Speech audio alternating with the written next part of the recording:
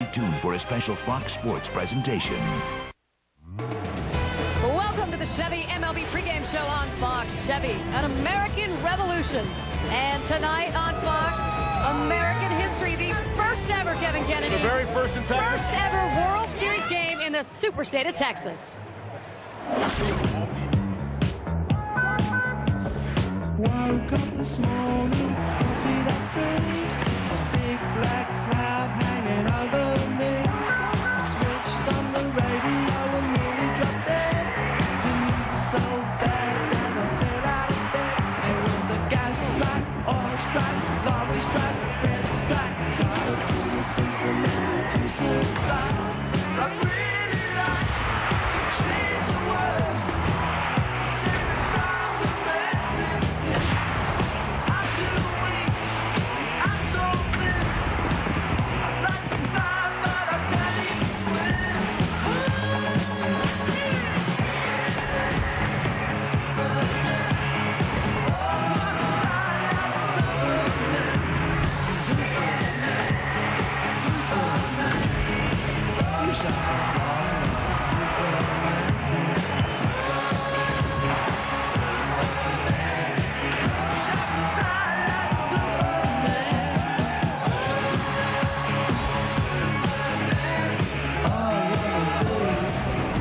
We have seen heroes the size of Texas in the 101st Fall Classic, but a change of venue could be just what the doctor ordered for the ailing Astros. The 6-year-old park has been a prescription for success. It is the main reason, trailing 0-2, the Astros are in search of anything but a retraction. Year, I want to say about 85% of the time. So I find it strange that somebody would say we have to open it now, but bottom line is I think that with its closed, it does generate a lot of noise and it's a lot of fun. And I think that we play for that. We play for that excitement and that noise. It helps us a little bit. Oh, the Astros and White Sox are both looking to put their playoff history into the past. All Houston wants is a little closure. And Kevin Kennedy, now they're trailing 2.5 because Houston lost that battle too. The roof will remain open. Everybody wants to know, is that fair to the Astros? Well, you know what? I got to agree with Phil Garner. I'm sorry. I mean, that's the beauty of Major League Baseball. Home field advantage. The fans have been into it since June the 1st when they've closed the roof for 4 months. Now in the postseason, you ask them to open it up because you feel the fans are going to be too loud and too noisy, voicing their pleasure for the Houston Astros. That's somebody going to put a noise meter in Fenway Park or in Yankee Stadium. That's the beauty of Major League Baseball, Jeannie. I have to agree with Phil Garner in this situation. All right, of course, this is a baseball decision. Chris Myers went right to the source. Commissioner Bud Selig. Chris, it is open. You try to be fair. And I know that the Astros, who obviously control the roof during the course of the year, had it closed a lot because in the midst of the summer, it's obviously very hot here, and they have every right to do that and should. All right, Astro fans would ask, shouldn't it be up to the home team? We always try to be as fair as we can. And the fact of the matter is we could come up with no reasons relative to weather to close the roof. Well, it is the most talked about roof in baseball. You can understand why. It's an open and shut case, Kevin. 36-17 with the roof closed. 4 games over 500 with it open. 800 ball, of course, in the postseason. And again, like I said, June the 1st, they've closed the roof for 4 months. Why change it now? And that's really how I feel about it. And of course, you know, you've got the ambiance of this ballpark. You've got the Towels Hill in center field. You've got different, entities here at this ballpark, and it's home field advantage for that reason. It's not symmetrical, and closing the roof is part of it as far as I'm concerned. And, of course, we should point out that Major League Baseball stepped in 2001. They had the Diamondbacks close the roof as well. Diamondbacks went on to win the championship. I remember, but what about the field being wet? Mariano Rivera throwing that ball wide. Who knows, Jeannie? You're remembering a lot of stuff, aren't you? All right, pitchers with bats. Who knows? Power can come from the most unlikely sources because we don't have the DH tonight. How about Scott Podsednik? Exactly 0 home runs in the regular season. Standing out in left field Sunday night, wondering what Paul Konerko must have felt like after hitting the grand slam. We can live through both their eyes in our sharp Aquas Mortis moment. 7th inning, Qualls against Konerko. Bases loaded, grand slam home run puts the White Sox ahead by 2. The Astros were tied at the 9th, but the game winner in the bottom of the 9th, Scott Podsednik, second postseason home run, hitting under the regular season. Jeannie, and of course, there's always more to see in the World Series with these game-winning home runs. We've seen a lot of them over the years. 14. 14 in all, going back to counted. 1960. I've been counting along with you, Jeannie. Mazeroski, Carlton Fisk was famous, Gibby, Joe Carter, Derek Jeter, of course. October 31st, 2001, and of course the one the other night, Scott Podsednik. And we got to see really, a focal point should be how do you beat the White Sox tonight, and what does Roy Oswalt do on the mound? All right, still ahead, more on Game 3 in a moment, but first, we remember Wellington Mara, who passed, one of the National Football League's most influential owners for more than half a century, and the last of the league's founding generation. The Giants collected 6 championships during his association with the team. Wellington Mara was 89.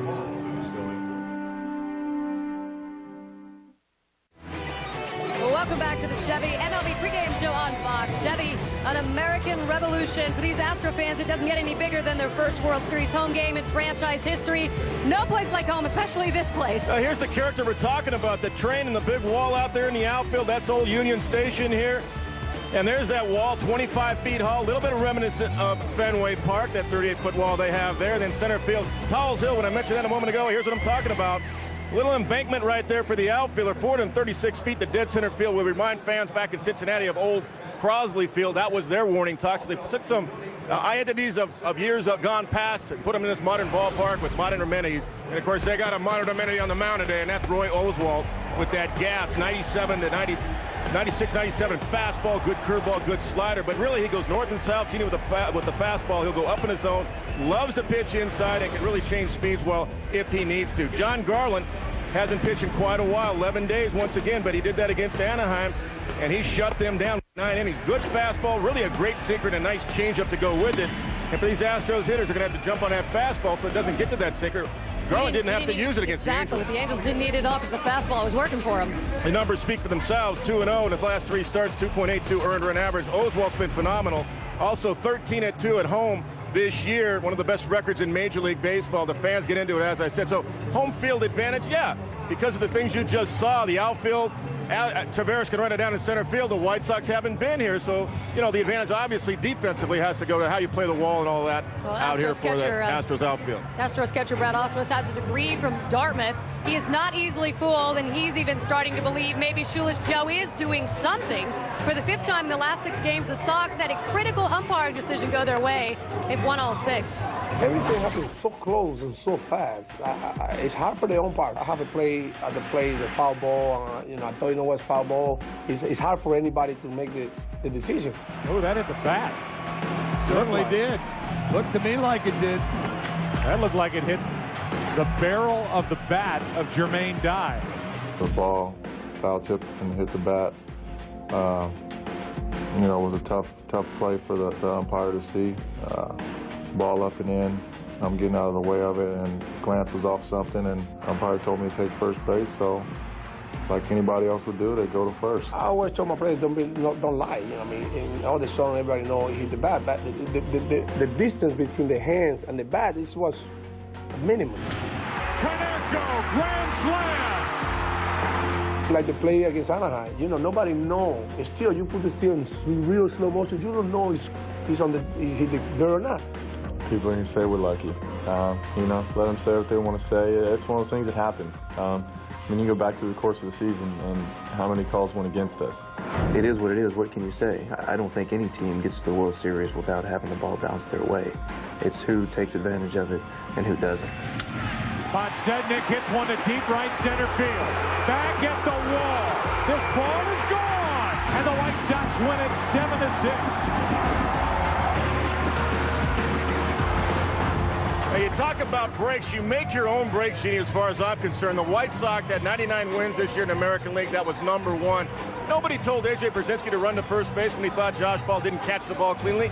He did that. Yes, he got the call, but aggressive base running, aggressive style of managing by Ozzie Guillen, the players that fed into this, and they're doing it on the field. So, yeah, umpires make mistakes. That's a human element of our sport. Well, Guillen happy to say, you know, it's better to be lucky than good, but you do make your own luck. You pointing that out. It is, of course, one thing to give up a home run to Albert Pujols. Scott Podsednik, oh, of course, 7 of his 22 career home runs. 1/3 of those have come against the Astros. So Brad Litch shouldn't feel too bad. His manager made sure of that.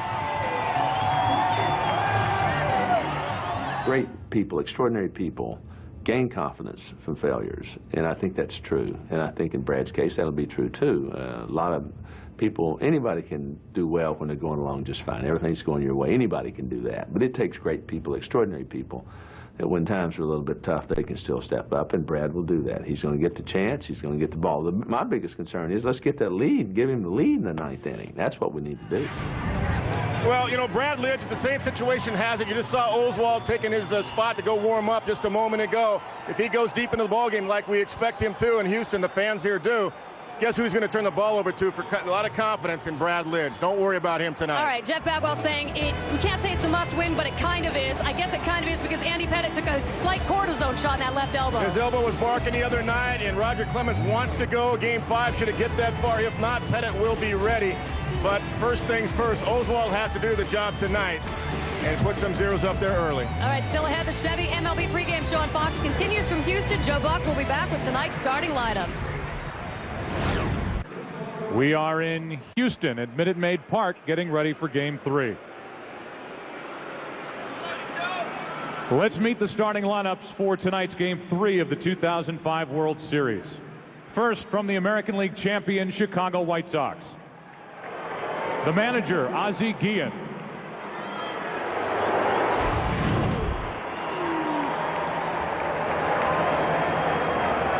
Leading off, the left fielder, Scott Podsednik.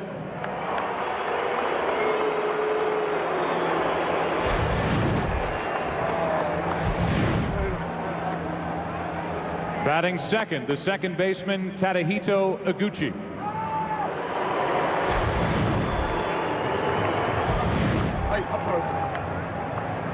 Batting third, the right fielder, Jermaine Dye.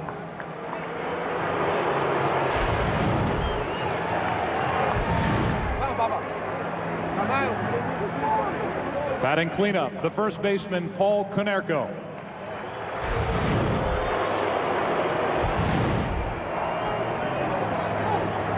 Batting fifth, down in the bullpen, catcher A.J. Pierzynski.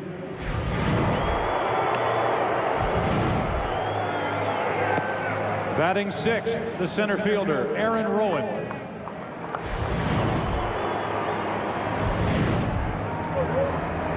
Batting seventh, the third baseman, Joe Creedy.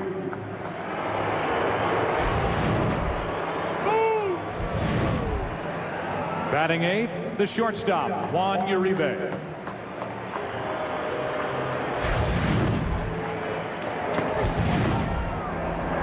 Batting ninth and pitching, warming up in the bullpen, John Garland.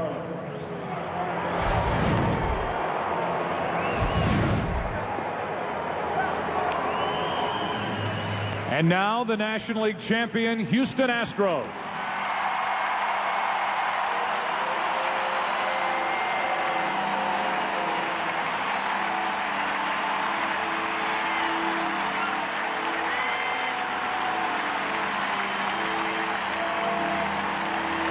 The manager, Phil Garner.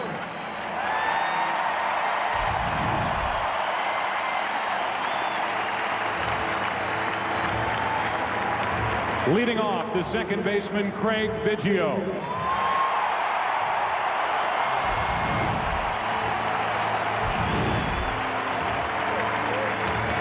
Batting second, the center fielder, Willie Taveras.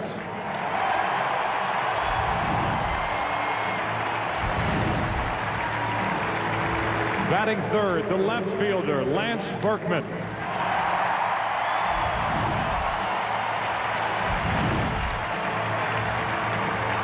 Batting cleanup, the third baseman, Morgan Ensberg.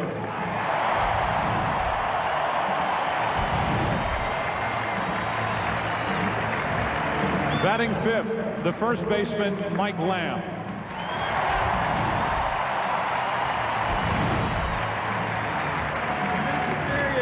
Batting sixth, the right fielder, Jason Lane.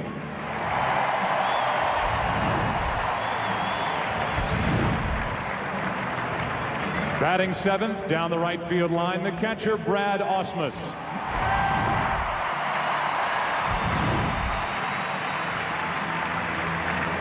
Batting eighth, the shortstop, Adam Everett.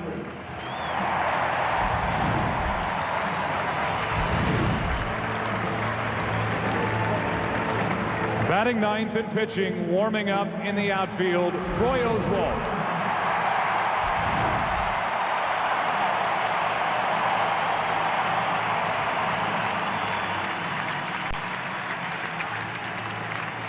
Fans, on December 31st, 1972, Roberto Clemente was on a mission to deliver food and supplies to earthquake victims in Nicaragua when his plane crashed into the Atlantic Ocean, killing all on board.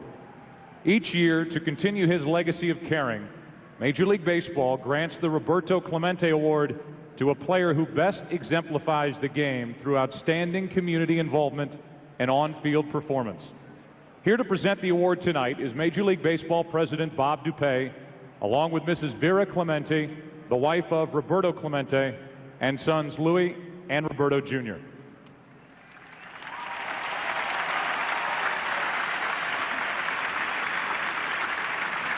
This year's award winner has demonstrated outstanding commitment to serving others through support of many charitable endeavors, including the Atlanta Community Food Bank, Children's Health Care of Atlanta, and the Atlanta Baseball Academy. Please join us in congratulating the 2005 recipient of the Roberto Clemente Award from the Atlanta Braves, Mr. John Smoltz.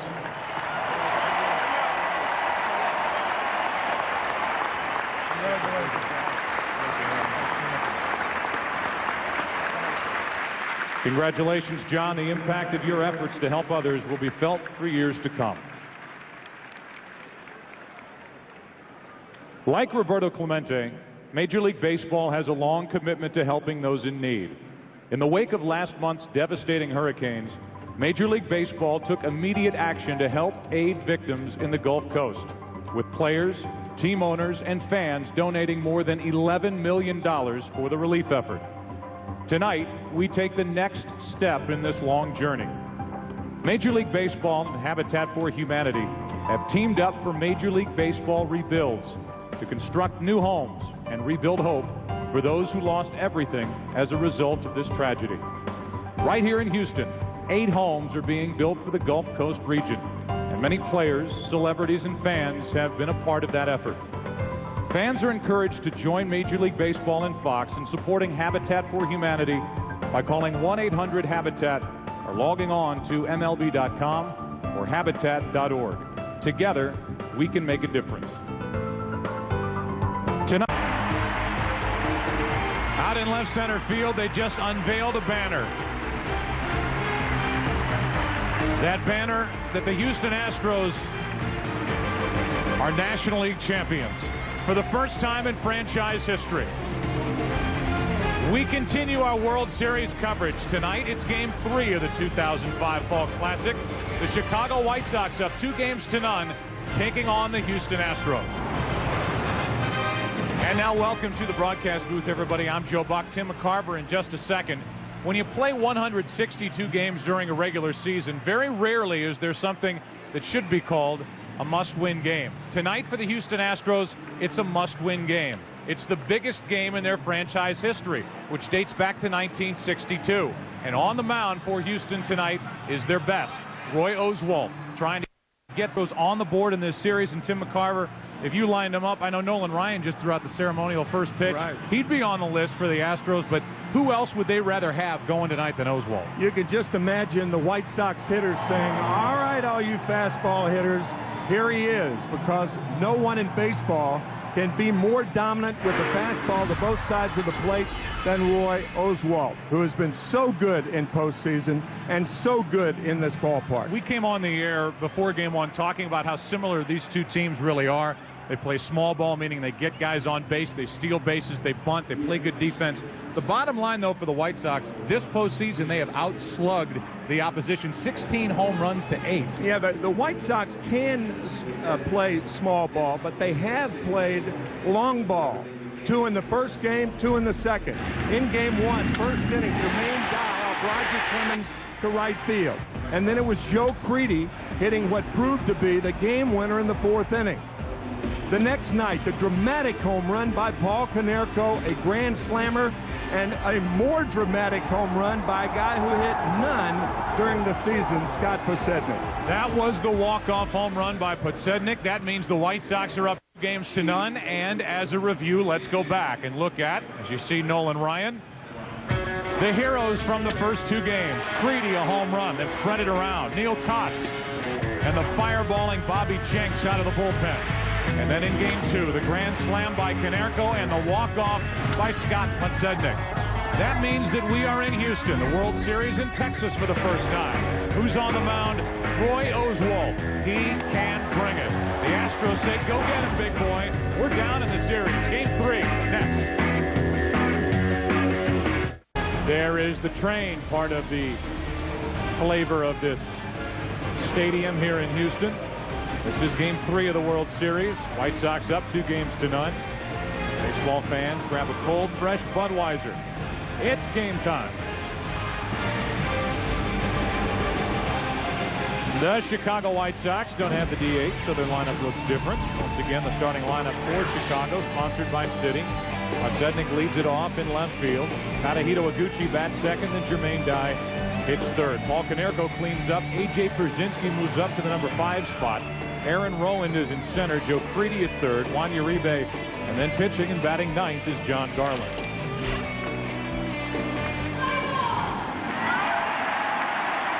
They're ready to play ball. And here is Roy Oswalt, who was electric in the National League Championship Series. Wearing number 44, normally reserved for power hitters, a power pitcher. Another huge game, just like last Wednesday when the Astros clinched the National League Championship Series. All right, all you fastball hitters, get ready at home. Here he is. And with a flashbulb popping, 96 from Roy Oswalt, who is only 185 pounds, a 6-footer, and he gets everything he's got going toward the plate when he brings it. 1-1.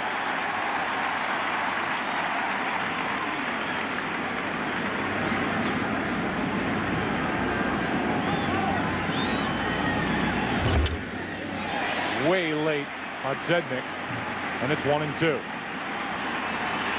Player profile, hometown Weir, Mississippi. Childhood idol Nolan Ryan, who's here watching.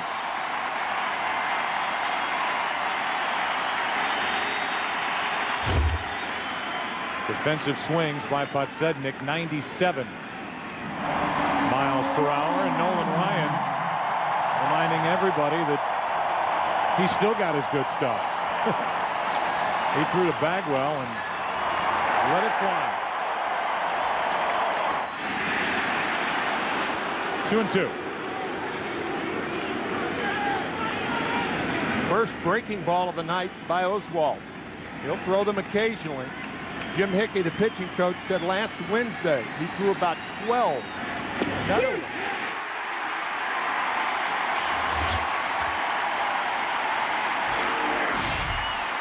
This got everybody.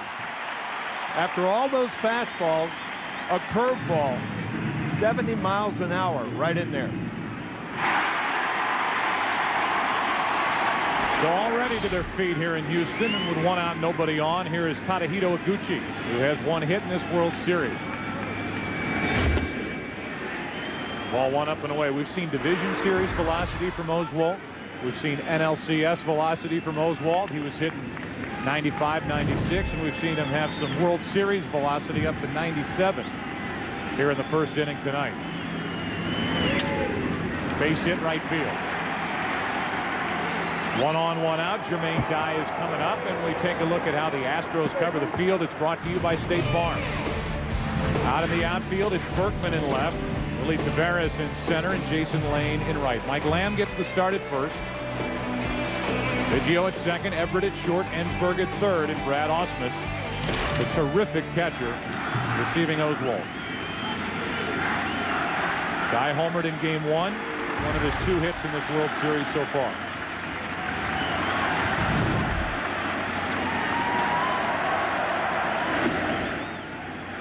Ball 1.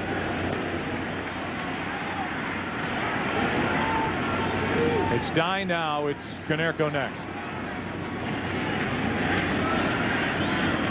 White Sox have outscored the opposition 13-2 in the first inning this postseason. And when they've done that, they've gone 7-0.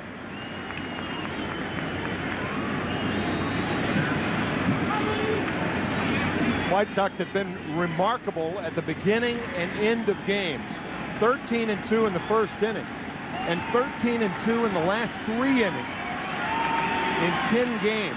They've scored 13, given up 2. High heat. 1 and 2 on Dye.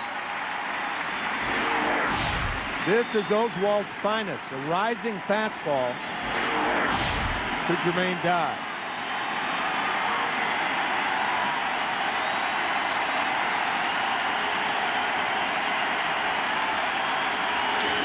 Might be.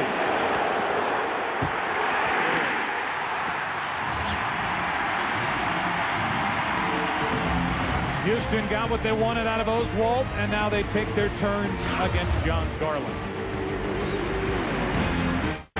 John Garland was fantastic in his lone postseason start. ALCS, Game 3, went all 9, 2 runs, 4 hits. Biggio tried to hold up, could not. Strike 1. Biggio, Taveras, and then Berkman. The top 3 in this lineup for Houston. Wouldn't the Astros love to jump out in front? Give Oswald a chance to settle in. That's low. This is what we have called Will the Layoff Hurt Part 2. He's had 1 start in the last 22 days. 1. 2-1.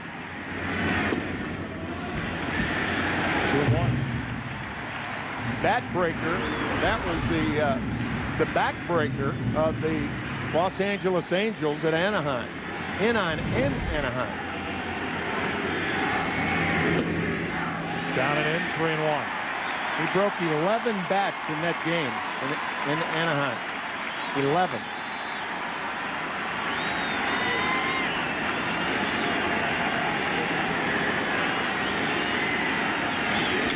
Biggio in the left center field. That ball is down and to the wall.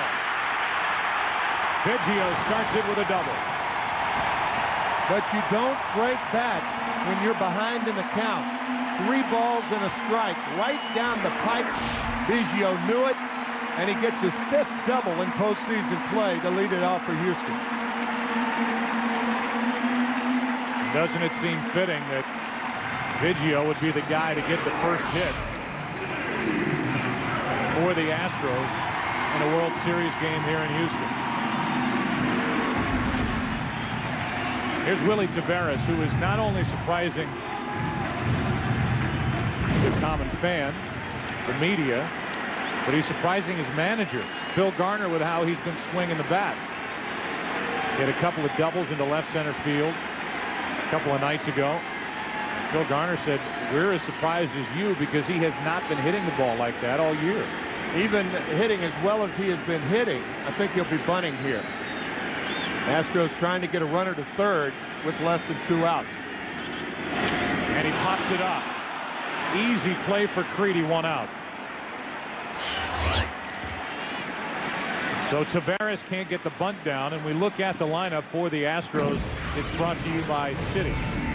Biggio first up, you know that. Taveras, now Berkman is coming up, the left fielder. Morgan Ensberg is the cleanup man. Mike Lamb, Jason Lane, Brad Ausmus, Adam Everett, and Roy Oswald, who swings the bat pretty well.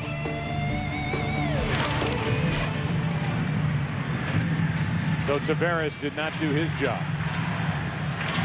And now Berkman steps in. The most dangerous hitter in the Houston lineup.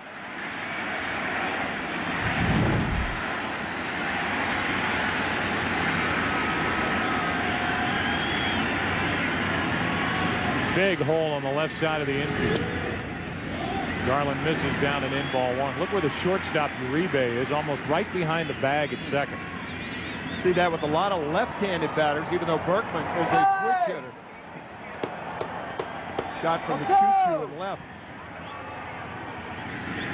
This defensive positioning is odd to me. Well, a lot of left-handed batters, most left-handed batters, have a very difficult time hitting a ground ball to the left side. When they hit it to the left, they elevate the ball. Berkman can hit the ball to left field. He's a better hitter when he hits the ball to left field, but most of the time, it's in the air. Biggio at second with 1 out. 2 balls and a strike. The last 2 pitches have been down and away. We'll see what Berkman can do trying to help out the Astros after Taveras couldn't get the bunt down. Garland won his first 8 starts. There's an all-star. Struggled a little down the stretch, was brilliant in the ALCS. There he is the other way. The Astros strike first. Berkman delivers 1-0 Houston.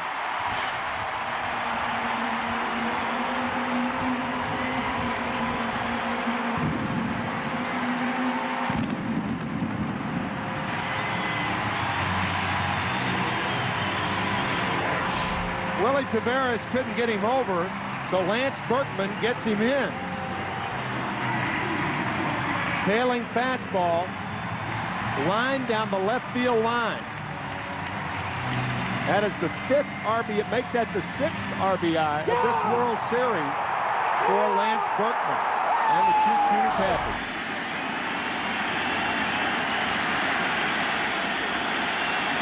One to nothing Astros, and Morgan Ensberg steps in.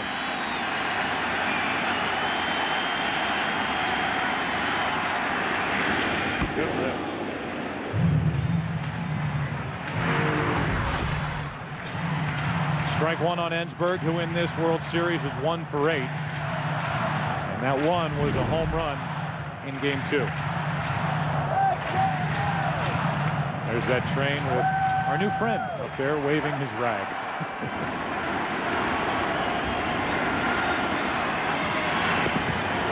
Not only is there a train atop the wall going from center down toward the left field line, but as they talked about in our pregame show, you've got that hill out in center field with a flagpole that's in play out there, which makes it hard for anybody, in this case Rowan, who's getting his first chance to try to maneuver around that hill. There have been plenty of examples of guys going up on that hill making catches. Biggio used to have to deal with it. Berkman for a while's made some catches on that hill, but it is odd to say the least.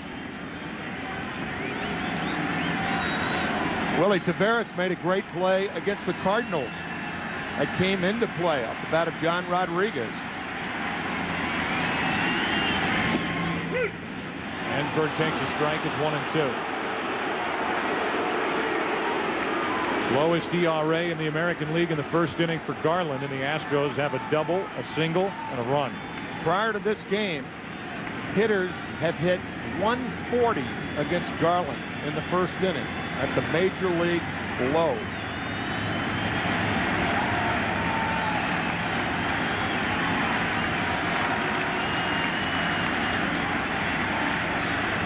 Ensberg with a double play ball to Uribe. Noguchi. Each side turns a double play in the first, but the Astros get a run. Double by Biggio. And a one-out single by Berkman. Green guys happy, 1-0. Houston on top after 1. Miss it. It's a 1-0 lead for Houston as we go to the second inning. Konerko, Pierzynski, and Rowan coming up against Oswalt. Right now, every hope that the Astros have in this World Series is riding on the right shoulder of Roy Oswalt. And Konerko greets him with a shot down the left field line. Konerko will cruise into second base as Berkman digs it out with a double. A leadoff double, and let's go down to Chris Myers. Joe, there hasn't been as much discussion about something being open or closed since Pandora's box, but the commissioner opened it, deciding, at least announcing about 4 hours before tonight's game, that the retractable roof here at Reliant would be open to take advantage of the October atmosphere and the great weather here in Houston, using the rule that the Astros used during the course of the year. At Minute Maid Park, not Reliant, of course, the Astros played much better with the roof closed. Morgan Ensberg said it was a terrible disadvantage to have the roof open. He said, let's give the team something to holler about. Same situation for tomorrow night, according to the commissioner, unless, of course, we have Chicago-type weather. Joe? All right, Chris, thanks. Here's Pierzynski.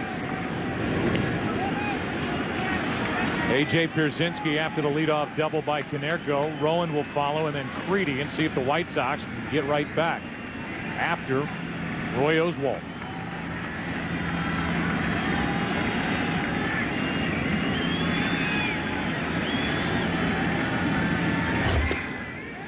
.97 miles per hour. It's 2-0. So that controversy was talked about so much before the game. It was a question that players had for us when we walked in the clubhouse for the Houston Astros. And it was something that, to a man, they were all talking about 3 hours prior to the first pitch tonight. Krasinski is late, fouls it off to the left. You and I are in agreement with each other that if it's been played this way in Houston, especially here in the postseason, you would think that they would be able to continue. Absolutely. And close this roof. Drayton McClain and taxpayer dollars built it, and they should be allowed to either open it or close it according to their whim. Here's a 2-1. 3 balls and a strike.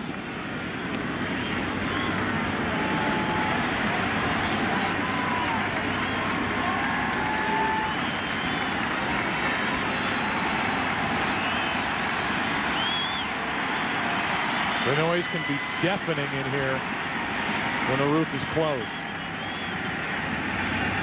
3-1. A double and a walk. A good start to this second for the White Sox. Roy Oswalt from Weir, Mississippi. Population 532. And tonight, capacity over 40,000. They came in here wondering the same thing about the roof. And if you talk to the Houston players, they said, look, we not only played the postseason that way, but down the stretch. They had their final series, a 4-game set against Chicago, where they were fighting to get in as a wild card. The roof was open the first 2 games they lost. They closed the roof the last 2 games they won and secured the spot in front of Philadelphia. It's a pitch up and into Rowan. So baseball players are as superstitious a lot as any you can come across, and the home field advantage is a little more distinct when the convertible top is closed. If you ask Ozzie Guillen about it, he said, I don't care. No. They can close it, and they can put another roof on top of the closed roof. It doesn't matter. I think you could say that about most of the White Sox players. They don't care. 1 ball, no strikes. 2 on, nobody out. And Oswald's getting wild. 2-0. Well, he's a drop and drive pitcher, and sometimes he drops too much on that right leg, and the ball elevates. The last one was low, but that first pitch to Aaron Rowan, a slider up in the strike zone. What a chance for Chicago. 2 on, nobody out, and a 2-0 count.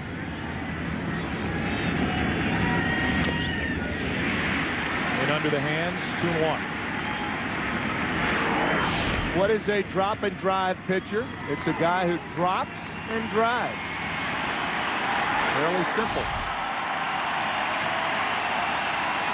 Drops on that back knee and then drives everything he's got toward the plate. He's not a big guy, but he generates a ton of power. Rowan up on the count, 2-1. Ripped, out, out.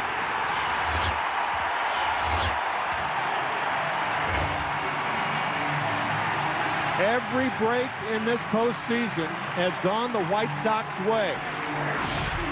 Not this time. Paul Konerko with a step and a half off of second base, and he's doubled up.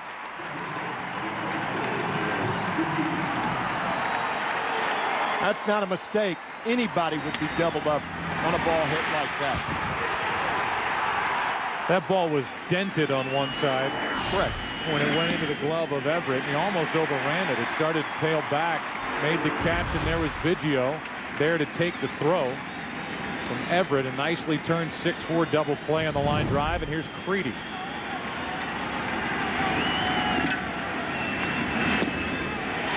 If you're the base runner, you're going to take that first step and a half toward third. Nothing Konerko could do.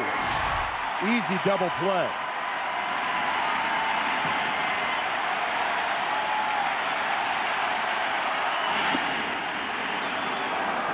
We've already seen more breaking balls and pitches other than the fastball than Oswalt tossed toward the St. Louis Cardinals in Game 6. Yeah, I've counted 5, Joe. And last Wednesday, as we said, he threw 12. So with greater frequency here at the start, the count stays 1 ball, 2 strikes. Creedy has had an October he'll never forget. Since coming off the disabled list on September 10th, he had a fracture his middle finger in his hand. Guy's hitting .337, and he's carried it on into the postseason. Pretty good pitch, but Ausmus didn't make the catch. This postseason, 10 RBIs in 10 games. 4 of the RBIs have put the White Sox out in front. You look at all of his offensive statistics, realize he has played a brilliant third base. Done as much with a glove as he has with a bat.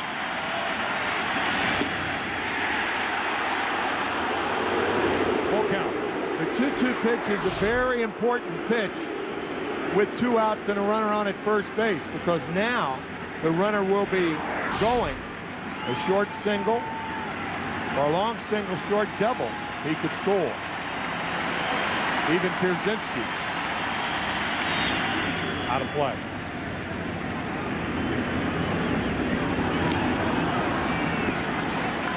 Be honest, when you saw it was Pierzynski down there at first base, you started to hedge a little bit on it. I said even Pierzynski. I mean, catchers not noted for their speed.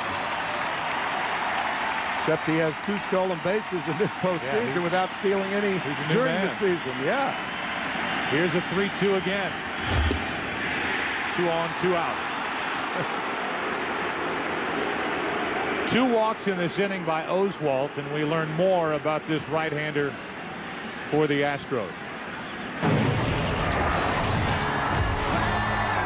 Favorite musician, Kenny Chesney. Favorite movie, Tombstone. Favorite actor, Nicolas Cage. The Weatherman. If he wasn't a pitcher, he'd be a NASCAR driver.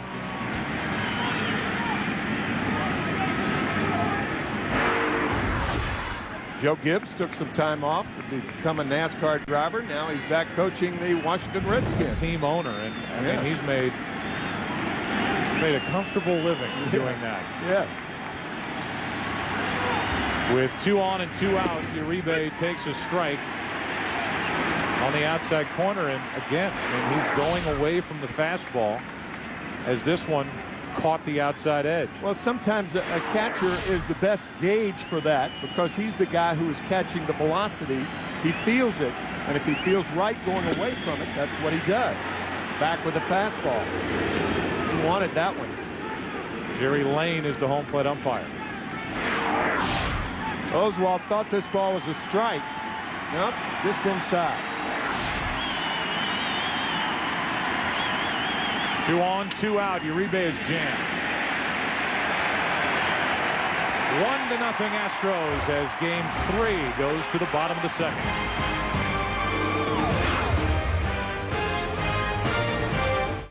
.com or habitat.org. Off we go into the bottom of the second, and a strike over the outside corner to Mike Lamb.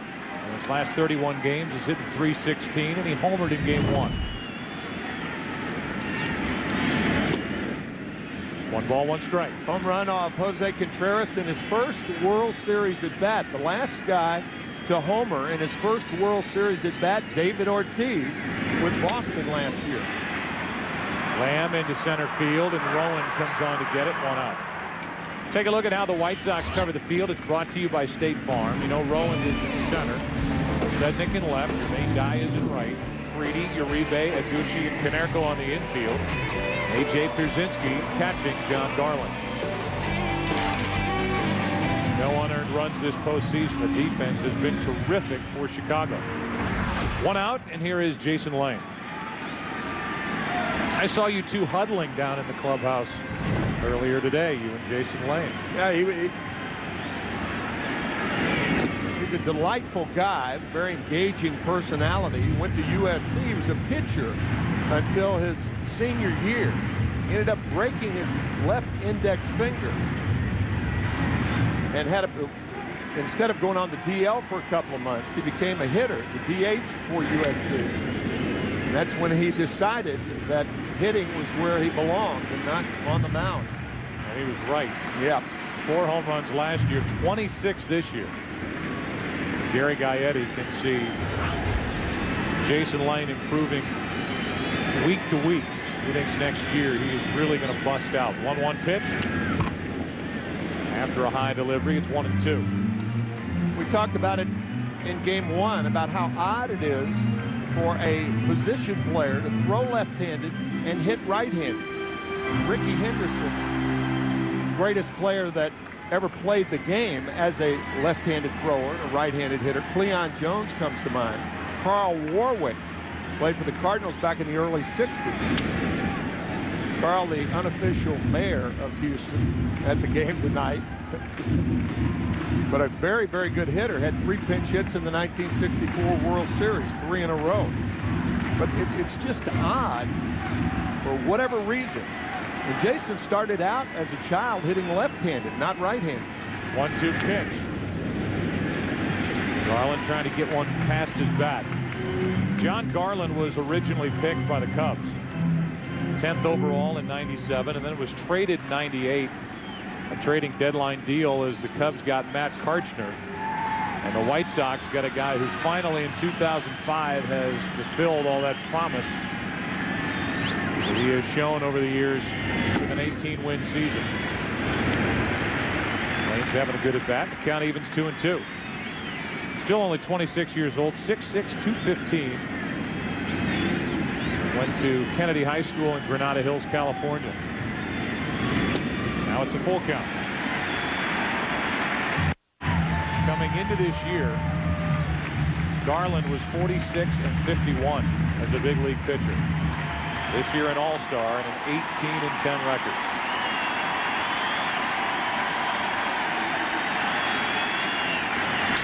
Ripped into left. That's down into the corner. And foul. Just foul off the bat of Lane.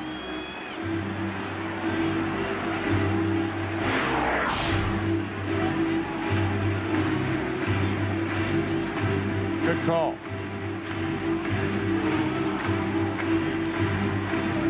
Still a good call.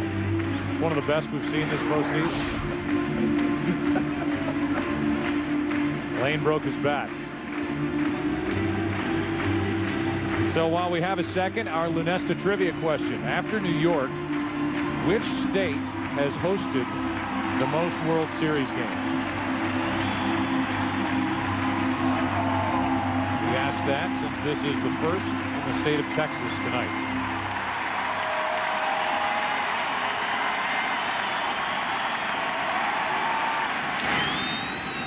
Jam popped up off to the right, and Canerco is out of room. It's a foul ball, no fan interference, as that was on the fan side of the Great Divide. Yeah, once a fielder, of course, reaches into the stands, that is the no man's land. And a fan has every right to the ball as Canerco reaches in with a big mitt and finds another glove there. And the guy who ends up giving Lane another swing gets a glove off his hat and into his face. That's wide and a one-out walk. You could see Garland looking at home plate umpire Jerry Lane, and he's questioning that call, saying, is that pitch outside? It was very, very close. All it has to do is nick part of the plate to be a strike. Well, you talk about hitters selling it to a home plate umpire, whether it was Pierzynski in Game 2 of the ALCS or even Dye to a certain degree in Game 2 of the World Series. Lane just threw the bat away and headed down to first. Now Ausmus up the middle. Uribe waits for it, and another double play. Each side has turned 2. And we go to the third. Game 3 of the World Series, and the Astros down 2 games, lead it 1-0. It's a 1-0 Astros lead. Third inning now, and Roy Oswalt heads back to the hill.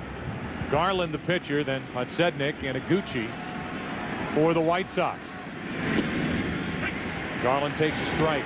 John in his career is 2 for 12 hitting. And this season was 1 for 2 with an RBI. 1 ball, 1 strike.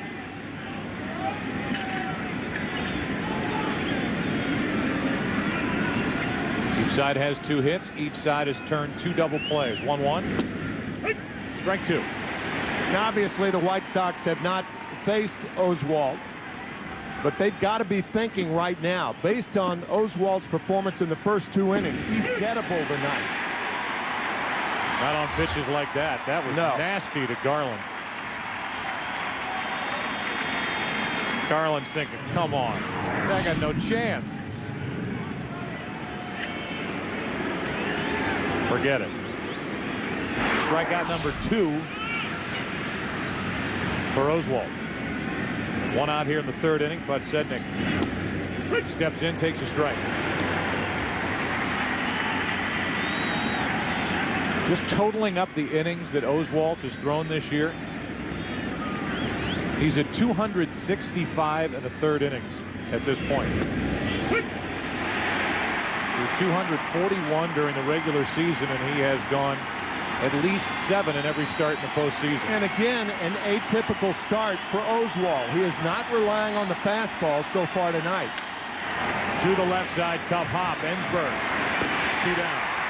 During the Jason Lane at bat, he fouled one down the right field line, and Brandon Backey, tomorrow night's starter, was wearing a mic and cheered on the fan. Get out! Get out! No, attaboy, good job, fan! Attaboy! Get in the way of that ball! He will take on Freddie Garcia tomorrow night, and there is that fan. Gucci grounds back to Oswalt, and he has a quick and easy 3rd. We go to the bottom half. Everett, Oswalt, Biggio coming up. 1-0 Houston. Plantains, and Our Lunesta trivia question: after New York, which state has hosted the most World Series games? Missouri with 59. Everett grounds one foul outside 3rd. You and I would have said California. Of course, we didn't say it on the air because we're not brave enough. Pennsylvania and California each have hosted 57. New York teams, the state has hosted 188. It's Missouri, number 2 with 59. Cardinals 49 games. The Browns 3 back in 1944, and Kansas City 7.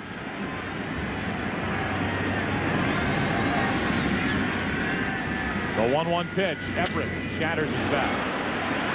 Uribe picked it up with a bare hand and can't get it to first in time. A backhanded pickup by Uribe, and he could not make the exchange and get it to first to get Everett. The ball had to fool him. It was a misdirection. You hear that in football often, but you rarely backhand a play like this. But Ozzie Guillen talking about the unorthodox style of play by Uribe. Even on routine grounders, he shows certainly an unorthodox style unless that ball went to his right. Broken bat, the first of the night. Garland gets a lot of them, as we said earlier. An infield hit for Everett and a bunt right now. So Everett gets his first World Series hit. And Oswalt, who has a hit this postseason, 1 for 6, waits for his first pitch from Garland.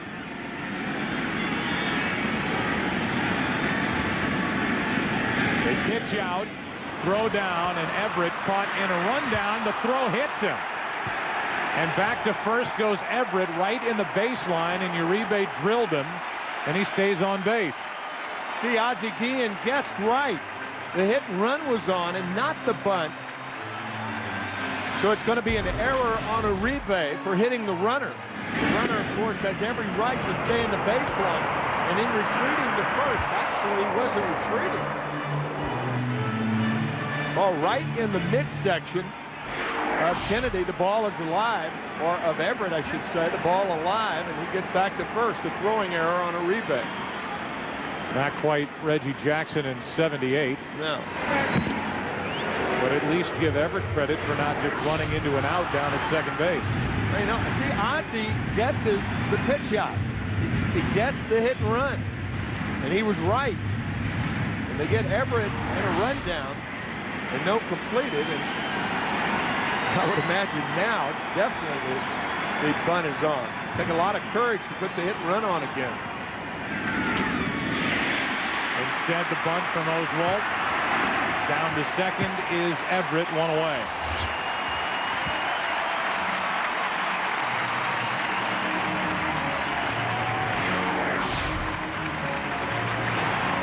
Good bunt by Oswalt. Krasinski's only play is to first base with the second baseman covering.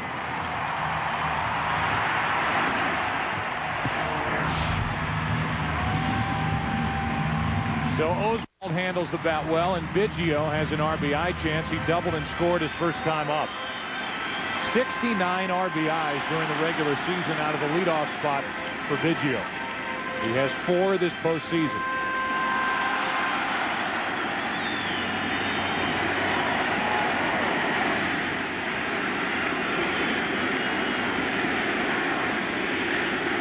Right side base hit.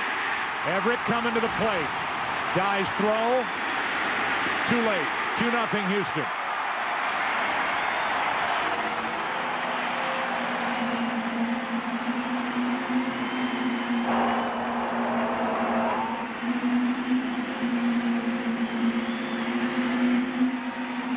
So because of the error on the throw in the rundown, Everett is able to stay on the bases. Oswalt moves him to second, and Biggio knocks him in. And the reason that Biggio couldn't go to second base, Dye's throw is close enough to the cutoff man for him to stay at first. Good play by Krasinski to keep it out in front of him. Biggio had an idea about running, and now he wanted to start again, but Krasinski jumps on top of it. But again, the break's not going the White Sox way in the early going. Big rip by Taveras, strike one. So Biggio, 39 years old, an 18-year career, 15 years a teammate of Jeff Bagwell. Played 2,564 regular season games. He's the Astros all-time leader in all these categories, and he finally gets to the World Series. And here in his first home World Series game, he's 2 for 2 with an RBI and a run scored. And if you folks are thinking back there, is that the only helmet that he's worn all year? Yes, is the answer. Very superstitious. Ball 1 to Taveras. Not only that, when the team breaks from spring training, they get 2 pair of pants. And even though this is the World Series, those pants are patched. You can see that patch on the right leg. He refuses to wear new pants.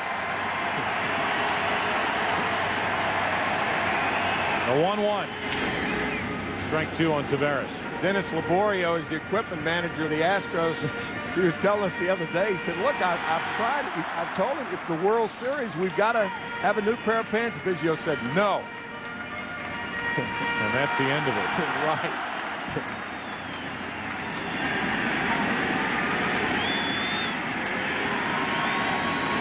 One ball, 2 strikes on Willie Taveras. 2 down in the first strikeout of the night for John Garland. Good sinking fastball to get Taveras. Bill Garner before the game said if you watch the tape of Garland pitching in Game 3 out in California against the Angels, he lived on the outside 2 or 3 inches and the inside 2 or 3 inches of the plate all night. There was nothing down the heart of the plate. Retiring the last 10 Angels to face him. Grew up in Southern California, and with 2 out, his pitch to Berkman is breaking ball in the dirt, ball 1. Lance an RBI single his first time up. White Sox will have Dye, Konerko, and Pierzynski in the 4th against Oswalt. The one thing they haven't done to Berkman yet is come inside to him. You keep staying away, and he'll do what he did the first time up. Or you come inside, and he singles into right. Biggio will go to third, and it's 1st and 3rd. 2 out on the second hit by Berkman. Yeah, they tried to come inside, did John Garland, but that ball stayed on the inside part of the plate.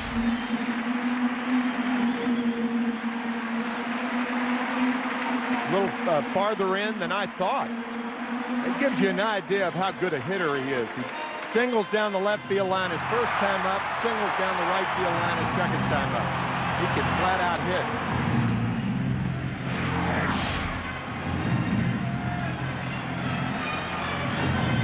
So Don Cooper, the pitching coach, will head out and talk to Garland. Here in the third inning. 3 hits, a run. And now Morgan Ensberg, the cleanup hitter for Houston, digs in. Not only was that error costly with the first run of this inning, but it prolonged the inning also. Ozzie Guillen not real happy right now, and that's unusual.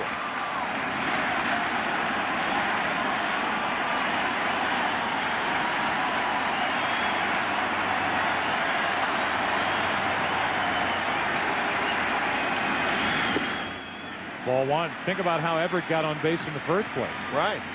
That roller to short that Uribe came in and backhanded.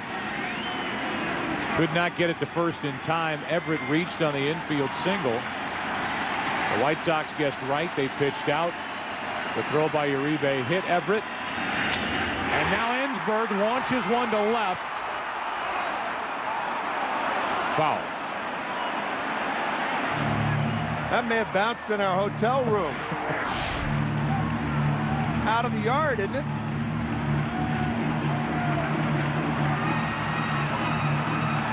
This ball is absolutely destroyed.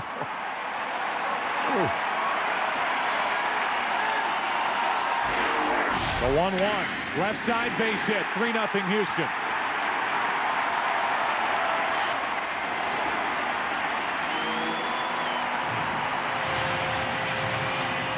Well, if this has been a postseason filled with opportunities for the White Sox, where they have taken advantage and made the most of those extra chances, the Astros are turning the tables on them with what's transpired here in the third.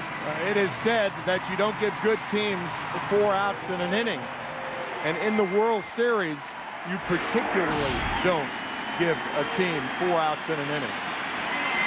These guys will burn you, and the Astros have. Now Lamb. Good pitch by Garland, down and away, strike 1. So it's a 3-run lead for Roy Oswalt. Lamb fly to center his first time up.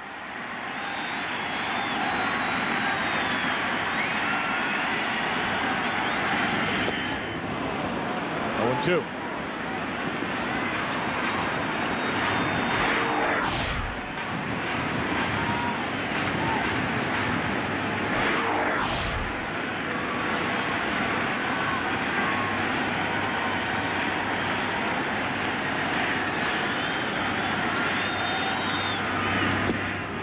Three pitches, Lamb is gone, but the Astros come up with 2 in the third, thanks to the legs of Adam Everett. Broken bat, infield hit by the throw, eventually scored. 3-0 Houston. The Astros out in front, top of the 4th inning, and a breaking ball is into Jermaine Dye. We're underway in the 4th, and this is a completely different Roy Oswalt from Game 6 of the NLCS. No question. Dye hits it in the air to left center field, and Taveras on the move for out number 1.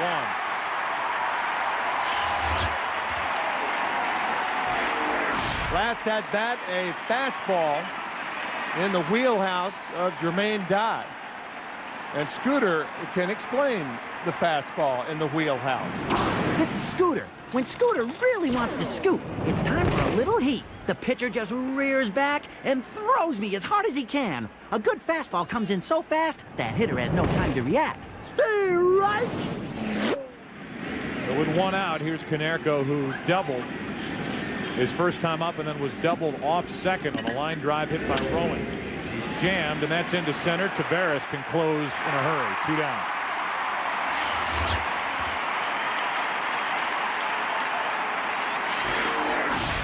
First fastball was out over the plate. Oswalt coming back inside to Konerko.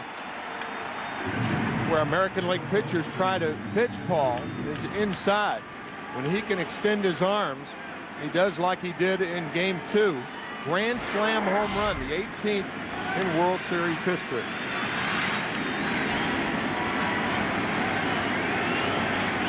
So with 2 down, here's A.J. Pierzynski. Walked his first time up. Breaking ball is in for a strike. It's almost like in the NFL when so many different offensive coordinators and defensive coordinators study tape and they look for tendency and they look for trends. Thinking the same thing. They try to put a game plan together. And you feel like Oswalt said, all right, I know they're going to watch what I did against St. Louis in Game 6 of the NLCS. I'm going to reverse it completely. And he has so far. 1 ball, 1 strike on Pierzynski. It really just proves how good Roy Oswalt is. That you can go into one game and just dominate with fastballs and just say, here, hit it if you can, and they couldn't. He had a great fastball and a pretty good curve. And then you come out in your next start and you start moving the ball around, breaking balls, changing speeds. And here's a guy, Roy Oswalt, who is number 4 in baseball with the most wins since 2001, one better than Curt Schilling. Pierzynski is up on the count here, 3-1.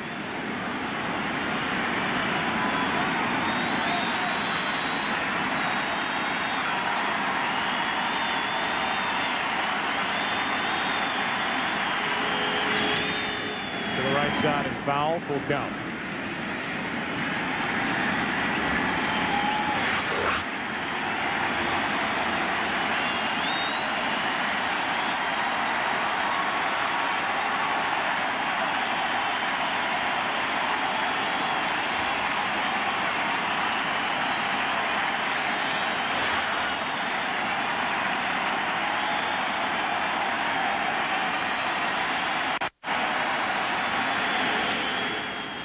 Slice down the left side, out of play. What you just said is absolutely true and a very good point, because what it says about Oswalt is that not only can he throw the fastball, but has the ability to adapt to different situations and be flexible enough to do it. No macho stuff here.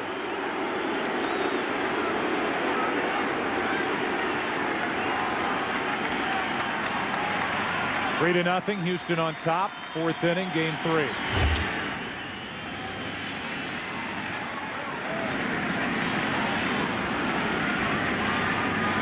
At home, Roy Oswalt dominated this year, including the postseason, 13-2. Back-to-back seasons with 20 victories. He's the first Astro to do that since Joe Niekro did it back in 79 and 80.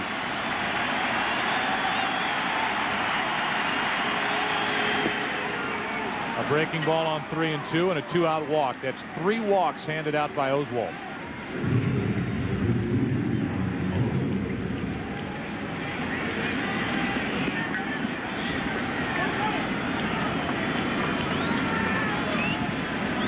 Here's Aaron Rowan. That's what the Astros have done so far this postseason. They got Atlanta, they got St. Louis, and they're trying to get the south side of Chicago. But down 2-0. Check on Pierzynski. Everybody fears the speed of A.J. Pierzynski. As Tim said, he has stolen 2 bases during this postseason.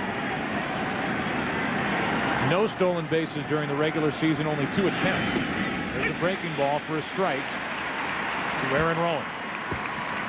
And there's his career. Came up with the Twins. Spent last year with San Francisco. Now in his first year with the White Sox. Shattered bat. Rowan grounds to Ensberg with a bare hand pickup, and the inning is over. The White Sox have stranded 3. Bottom of the 4th. Houston batting up 3-0. There's your pitching matchup for tomorrow night. Freddie Garcia on your left, Brandon Bakke on your right. Bakke, this postseason, the 27-year-old, no record. Garcia, outstanding, 2-0, ERA of 3.21. Venezuelan-born right-hander will take on Bakke. Jason Lane is first up. for the Astros here as they lead 3-0. Our coverage begins tomorrow night at 8 Eastern, 5 Pacific, 7 Central. That's well hit. Left center field. Back is Rowland at the wall. It is gone. Home run, 4-0 Houston.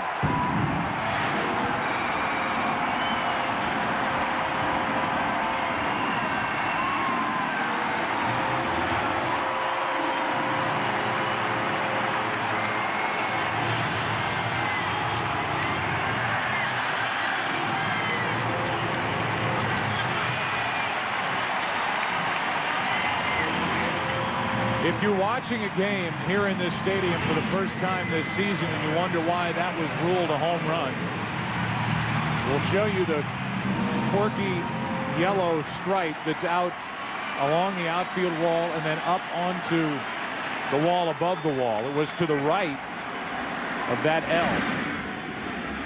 So it was over the yellow stripe below it. And that's why it's ruled a home run. Yeah, in the Wizard of Oz, it was follow the yellow brick road. Here, it's follow the yellow brick line. To the right of the line, and a home run for Jason Lane. Osmus grounds it back to Garland, 1 out. So you really have to watch, and in this case, second base umpire Gary Cederstrom had his eyes peeled. Lane following it the whole way. And even though the ball came back into play, Cederstrom and Angel Hernandez ruled home run. We'll give you a better look at that. With 1 out, nobody on, Everett will be the hitter. Adam, an infield hit his first time up. Caught in a rundown and then was hit by a thrown ball from Juan Uribe. Stayed on the bases, and after a bunt by Oswalt, scored on a hit by Biggio. 1 hop, Uribe. 2 down, and we go back to the home run and show you exactly where it hit off the bat of Jason Lane.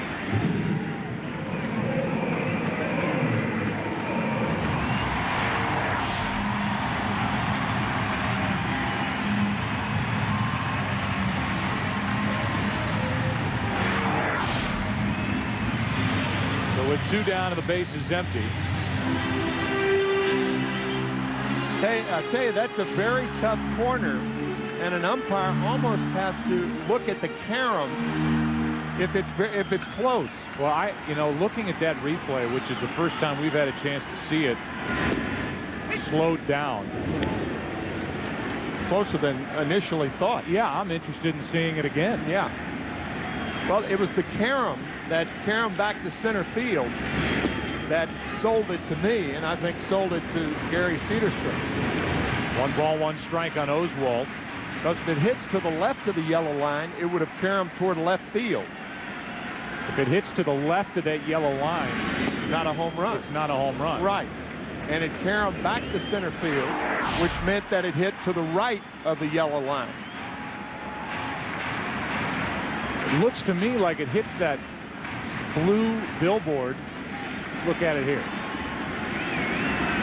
Boy, you lose it, at least I do, when it gets toward that billboard, but it looked like it was awfully close to being to the left of that yellow line. And we'll get another look at it as we continue on. This game goes to the 5th inning. It's game 3 of the World Series. Home run by Lane. 4-0 Houston. I'm ready.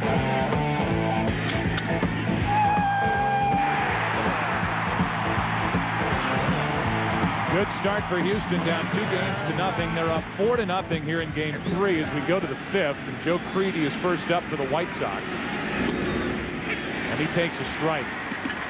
So much has been made of all the calls that have been controversial this postseason. And more times than not, the White Sox have benefited from some of those calls. And again, Creedy's been a part of it. He's made the most of it. Here's a shot into deep right, back at the wall. Another home run for Creedy. He puts the White Sox on the board, and it's 4-1 here in the 5th. No doubt about this home run to right.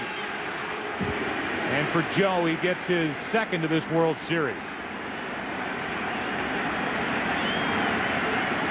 Clearly a home run for Creedy, but the one before, after looking at countless replays between innings, there is not only doubt, but almost evidence that it was to the left of the yellow line and in play. So a leadoff home run by Creedy makes it a 3-run game again. And here is Juan Uribe, who popped up his first time. Takes a strike from Oswalt. First Creedy to put the Sox on the board. Pitch is low to Uribe. 1 ball, 1 strike. You have to look closely at the ball that was hit by Lane to determine which side of the yellow line it hits. And I think our evidence shows on the replays that it hit to the left of that yellow line right there, and therefore should have still been in play. It was ruled a home run, and here's another look at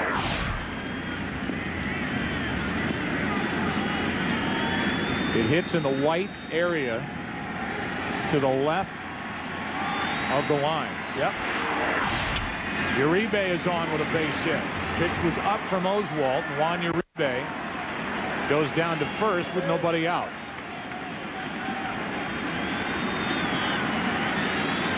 You might be thinking about a pinch hitter in this particular situation. There is no one warming in the White Sox bullpen. If it were the 6th inning or later, I think Ozzie Guillen would pinch hit. But now I think he'll leave Garland up there and try to bunt him over. Garland struck out his first time. Ball 1. We saw 97, I think as high as 98 in the first inning from Oswalt. But his fastball has consistently been at 94 since.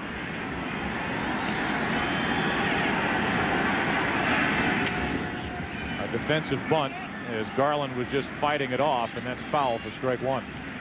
John trying to bunt the ball down the first baseline because the first baseman is holding the runner on.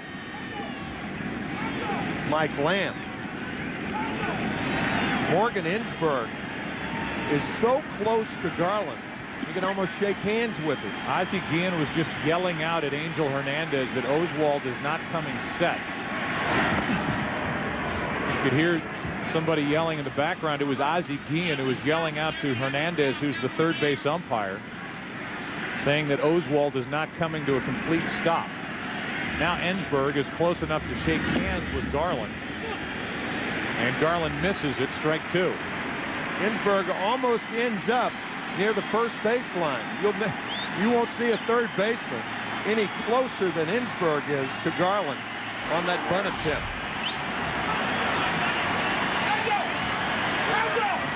There's Ozzie trying to alert Hernandez that Oswalt isn't stopping. He's got a point. Oswalt is coming awfully close to not giving it a full pause before he starts to the plate, which makes it harder on that runner at first to get a jump.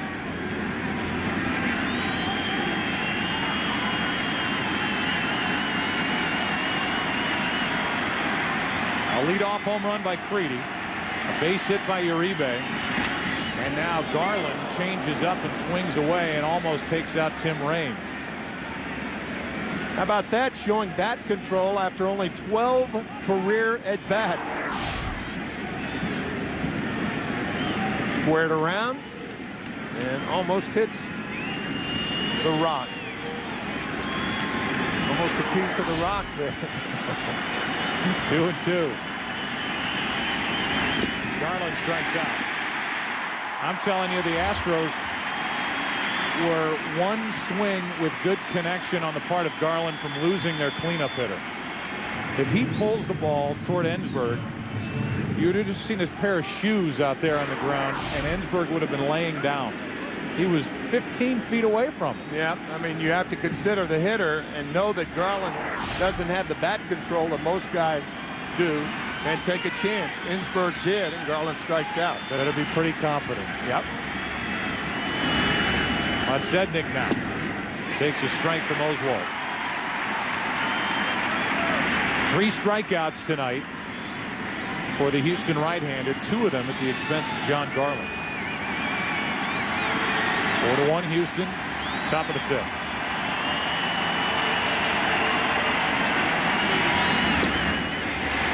Oswalt doesn't get it and bends down to fix the bottom of his pants out of frustration.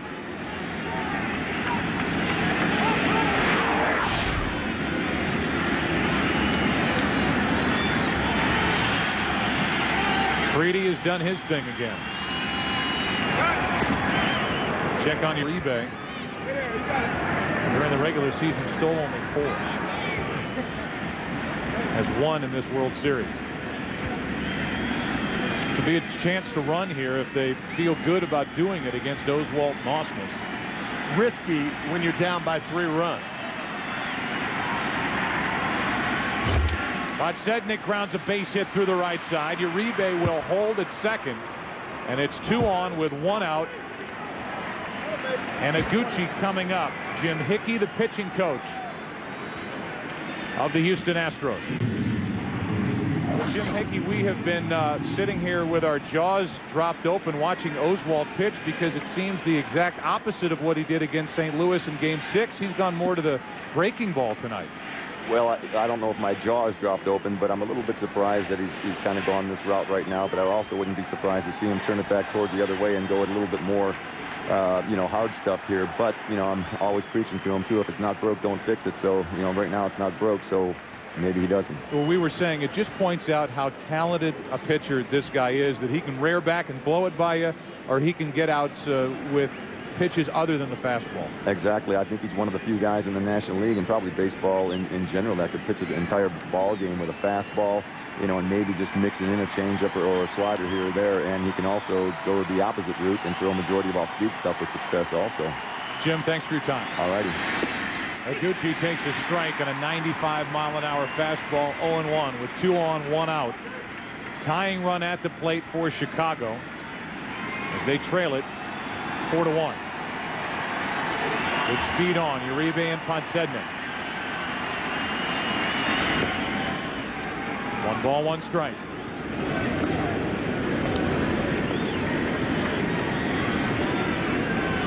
Up to 72 pitches on the night for Oswalt.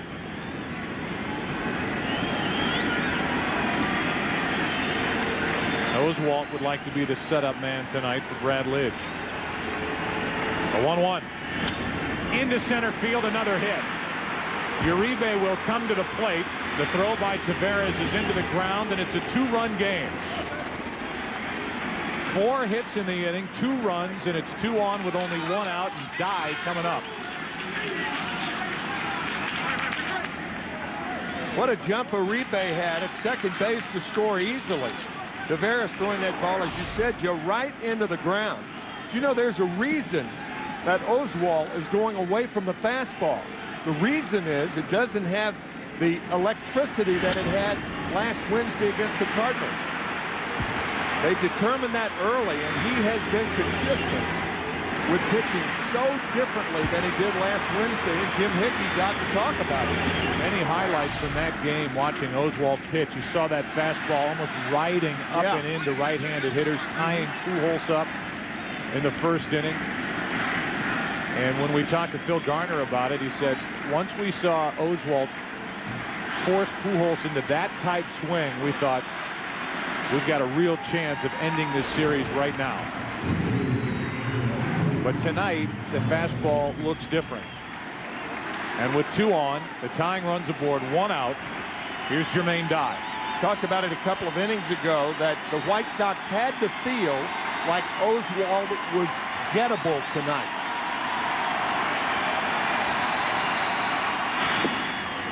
Strike 1 to Dye.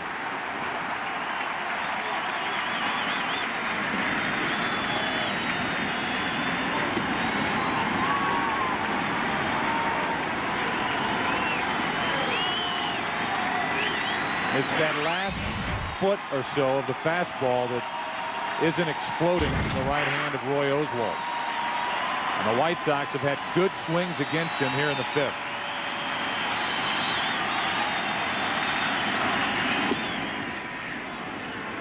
One ball, 1 strike.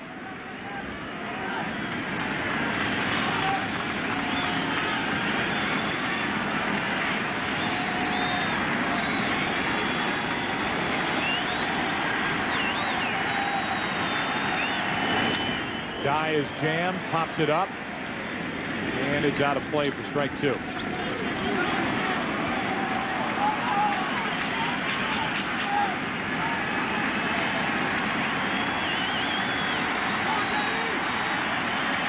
Think about this inning. Oswald has been hurt on pitches away in the strike zone. The home run by Creedy, the single by Uribe, the single by Podsednik, and then the single by Iguchi. All of them were away. So he tried to come back inside to Dye. Back in there, and it did not hit him. The count's 2-2. Wasn't trying to hit him, but was certainly trying to come in off the plate, and he succeeded. How Dye got out of the way of that ball, I don't know.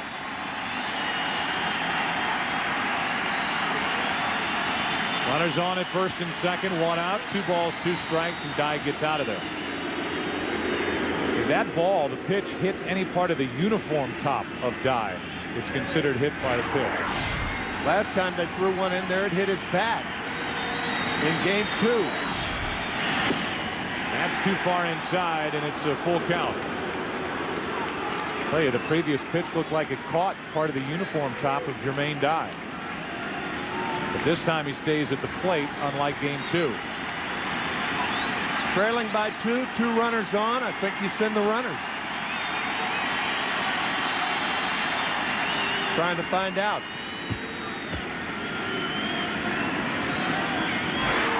Go back 2 pitches.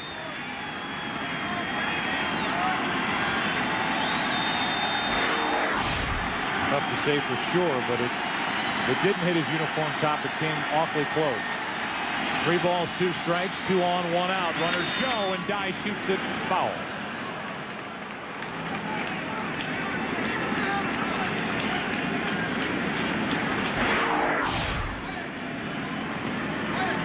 Osmus wanted it up. He got it up, and Dye got it up but foul. Speed on the bases with Podsednik and Iguchi.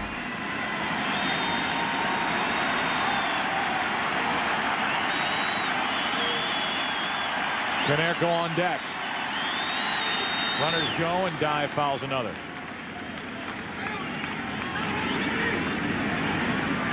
Tell you, Joe, at the expense of holding the runner on, I think Biggio's giving too much of the right side up. I mean, Dye can hit the ball the other way.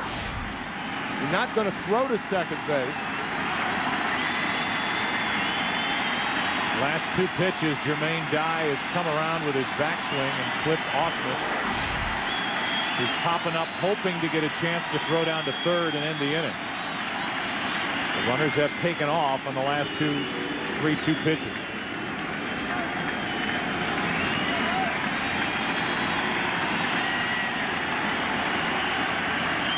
They go. Dye into center field. That ball is a hit. In to score is Podsednik, and it's a 1-run game.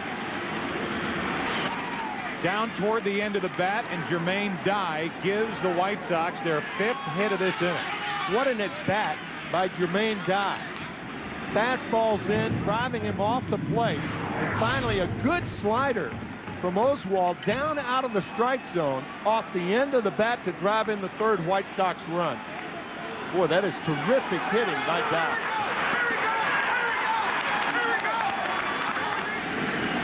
I think Frank Thomas cheering down in that dugout for the White Sox, and Jermaine Dye, who we saw as a 22-year-old rookie for the Braves in the World Series in '96, has made it a 1-run game. Now Konerko. Strike 1. An 8-pitch at bat, and Jermaine Dye ends it with a base hit to center. Konerko tonight has doubled and flied to center field.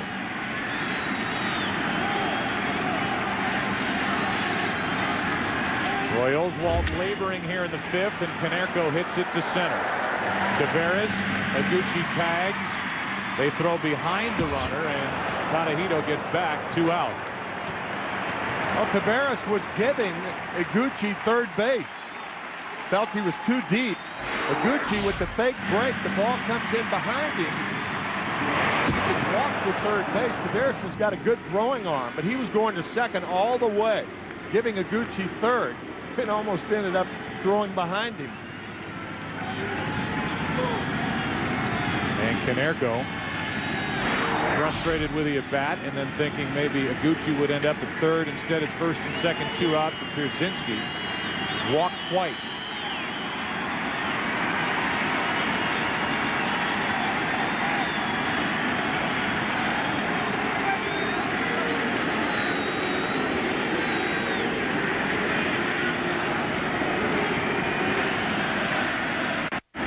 Feel the anxiety here in Houston, sensing vulnerability out of their best pitcher.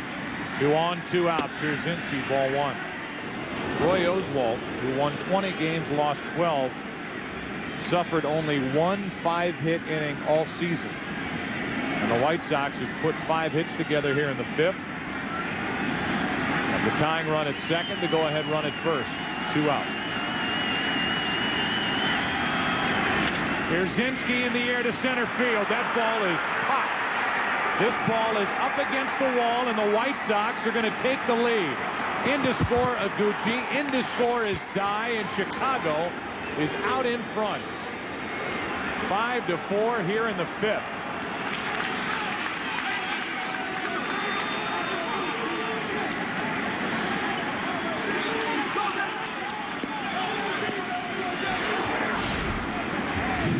To the area in center field. They call it Towles Hill.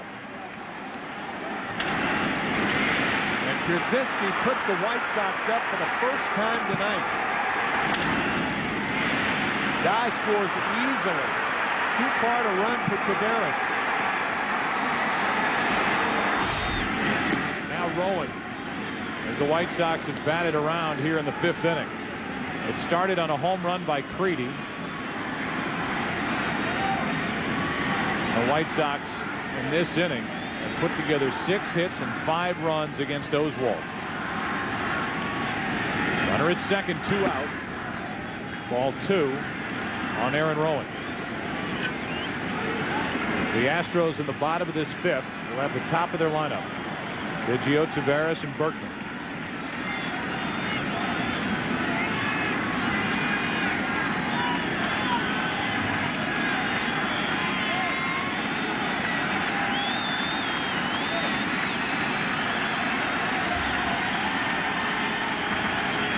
Rowan hits it foul down the first base line. Strike 1.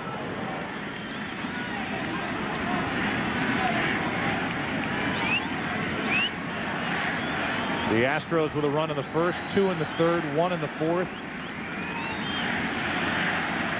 Came into this 5th inning leading 4-0 with Oswalt rolling. Now they trail 5-4. The 2-1. 2-2.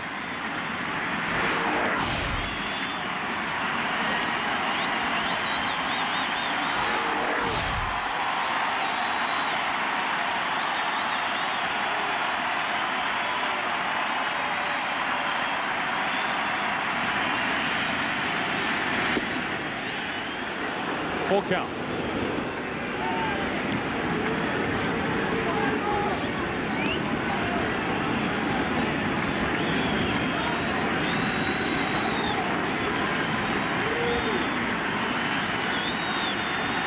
Rowan 3 for 9 in this series. 3-2 pitch. Another walk. That's 4 handed out by Roy Oswalt. 37 pitches this inning, and the Astros have to start thinking about getting action going in their bullpen. Not only 4 walks, but a lot of deep counts. And Jim Hickey on cue, calling the Astro bullpen. So now Oswalt will deal with Creedy, who started this inning with a home run to right. 2 on, 2 out. Strike 1. 4 3-2 counts in this inning alone. We heard Jim Hickey say that he's always told his pitchers, and Oswalt in particular, if it isn't broke, don't fix it. It broke here in the 5th. He's trying to figure out a way to put it back together. With 2 on, 2 out, the breaking ball is in for a strike. It's 0-2.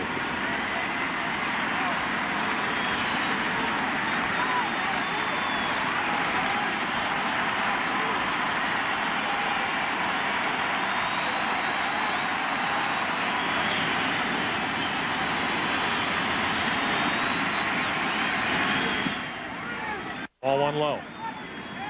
The lead runner here is Pierzynski. The trail runner is Rowan.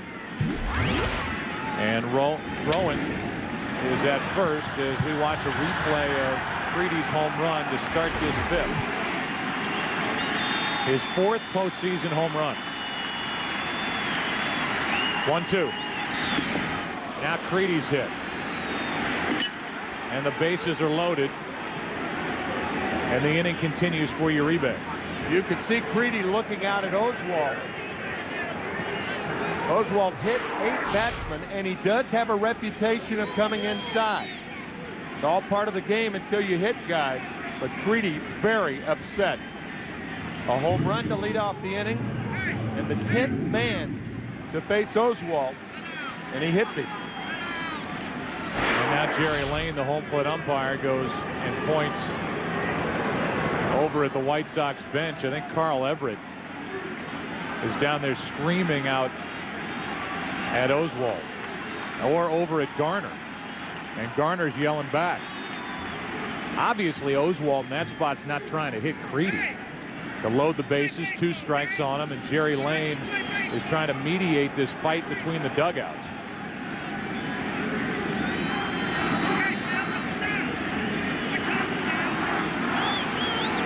So with that pitch, the series has taken a different turn.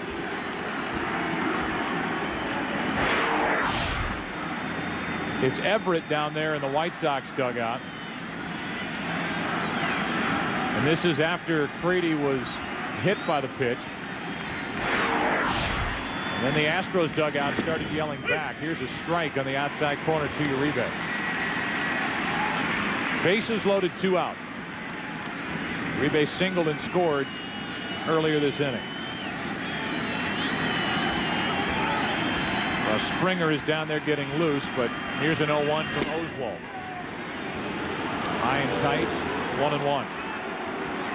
I know if you asked Oswalt right now, he would say he's been getting squeezed tonight by the home plate umpire.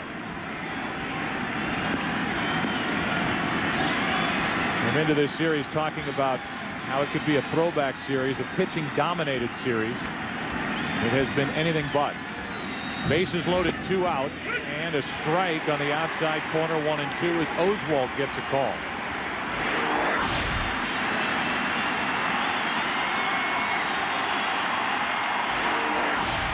Now the crowd tries to climb back into it.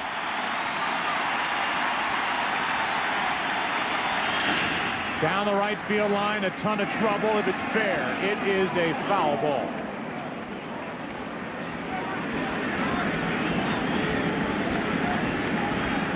Talk about a team adjusting to a pitcher. The White Sox in this inning, with a couple of at-bats against Oswalt earlier in the game, adjusting, and they have been hitting good pitches. That is a pitch right on the corner that Uribe hits very well. Oswalt staying with the breaking stuff, and the White Sox have adjusted to it. Bases loaded, 2 down, 1-2 pitch. Popped into right center field, and Lane is there. The White Sox came into this inning down 4 runs to Roy Oswalt. They come up with 5 in the 5th, have their first lead of the night. 5-4 Chicago after 4.5.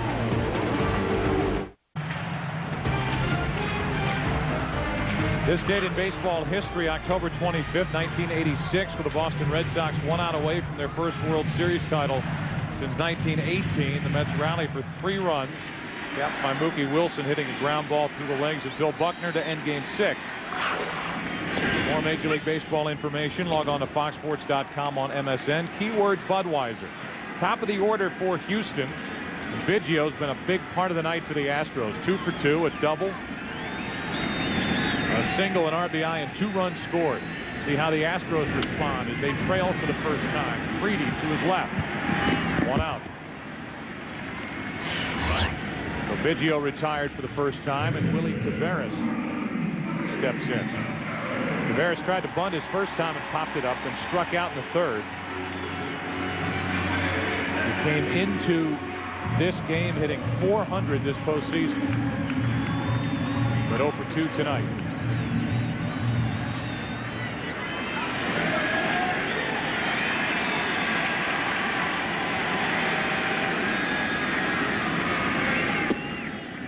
Strike 1 to Willie Taveras.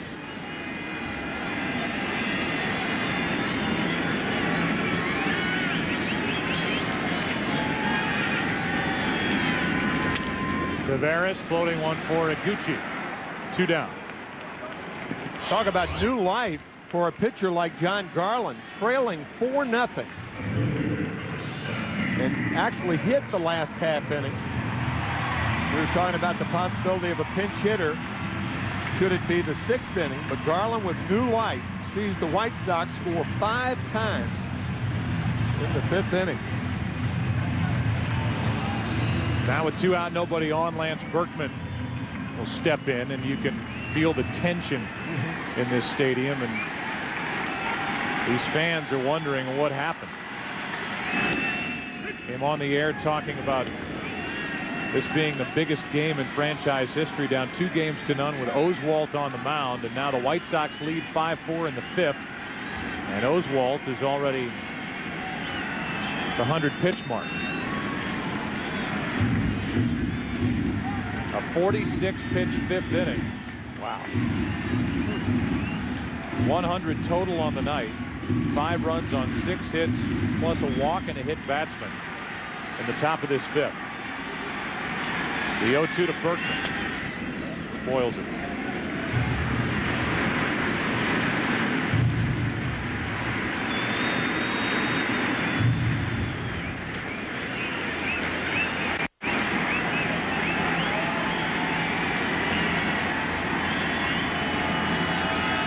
Base is empty, 2 down, 0-2 pitch.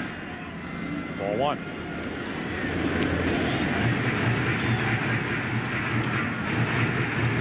Only .315 down the left field line. Berkman certainly with power. Homered over the left field fence in the NLCS. Wide again, 2-2.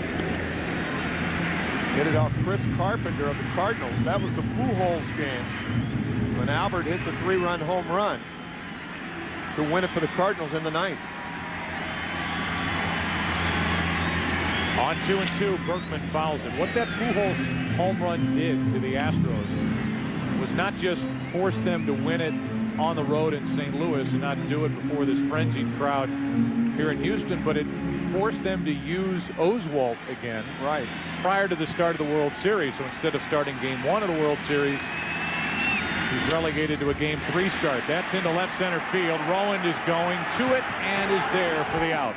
A 1-2-3 5th for Garland. 6th inning, Game 3, 5-4 Chicago. I believe that automobile goes to the MVP of this World Series. As Garland leads off and grounds it to Everett. 1 out. Moments ago, we had a chance to visit with Ozzie Guillen, the manager for the White Sox. Lane, what was going on in the top of the 5th inning? What was it yelling about? Well, you know, after Trudy got hit, I think Trudy don't like getting hit, and Garner went a little excited. I don't blame him. You know, you got to protect his players. So do I. But I think it's it's over. Ozzie, there was no warning issued to both benches, was there? No, not yet. I think the umpire's in the middle of the thing, and he got to do what he had to do. I think he did a great job to make those bench to be quiet, and I think he did a tremendous job doing that. Meanwhile, your team comes off the deck, gets 5 runs in the 5th inning. What a great rally you guys put together against Roy Oswalt, as it seemed you started to figure him out a little bit. Well, I think we did a good job just taking the pitch and making him throw strikes. Get the right pitch to hit, and we did it. I think the key to this kid is just make sure it's all over the plate, because this is good enough to beat you. Ozzie, thanks for your time. Thank you. Vaya Venezuela. Shout out to Venezuela from the 41-year-old manager of the White Sox, Ozzie Guillen. Meanwhile, 2 out, nobody on, and a strike into Iguchi. He's 2 for 3 tonight. Pair of singles, an RBI, a run scored. Oswalt trying to get it back together and give his team a quick top of the 6th. Let them go to work in the bottom half with Ensberg, Lamb, and Lane coming up. 2 out, nobody on, 1-1 pitch. Bad hop, and Iguchi will reach.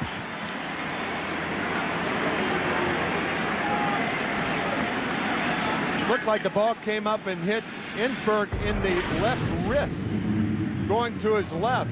Glove down. Watch the ball take that hop Joe was talking about. Hit him in the inside part of the left wrist. And they've given Ensberg an error. Tough error. Right here. It hits, goes up, and Ensberg couldn't make the play. So the inning continues, and Jermaine Dye fouls the first pitch away for strike 1. Dye had one of the more important swings of that 5-run 5th. A long at bat, and it ended with him hitting a slider down and away into center field for an RBI hit. He later came around to score on the 2-run double by Pierzynski. 0-2 on Dye.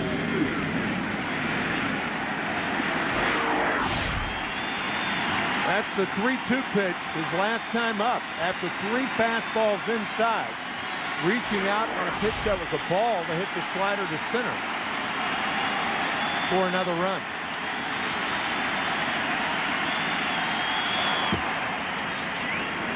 Crowd trying to get back in it. A check on Iguchi.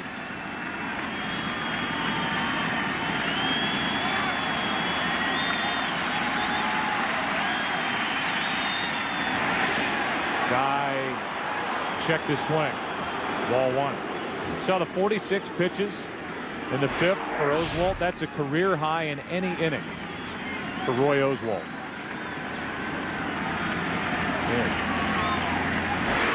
It happens here in the 3rd game of the World Series.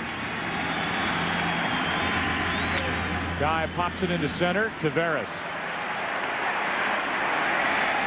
sends us into the bottom of the 6th. It will be Ensberg, Lamb, Lane for the Astros, who trail Chicago by 1. Bank of America game summary. Game 3, White Sox up 2-0. 5 in the 5th for Chicago. The pitching lines for each starter. Berkman, Biggio, Ensberg have all been involved. Lane is homered, so is Creedy for the White Sox. And leading it off is Ensberg here in the bottom of the 6th with Houston down by a run. Ensberg tonight 1 for 2. Part of our game summary, the RBI single he had in the 3rd. Garland with a 1-run lead. 0-2 on Ensberg. And came back and got Jerry Lane. It is so hard to hit with the stance of Morgan Ensberg. Players see the ball better because they're looking at it with both eyes, but there's so much to do with the front part of the body to get in the proper hitting position. You can see a wide open stance, and hitters have to hit close, so you have to bring that left leg around. Andres Galarraga, Tim, went to that late in his career, and it gave him another 6-7 years. Being able to look at the pitch with both eyes. And 0-2. Ball 1. This crowd wants a reason to jump back into it. Ensberg with 2 hits in this series. Foul.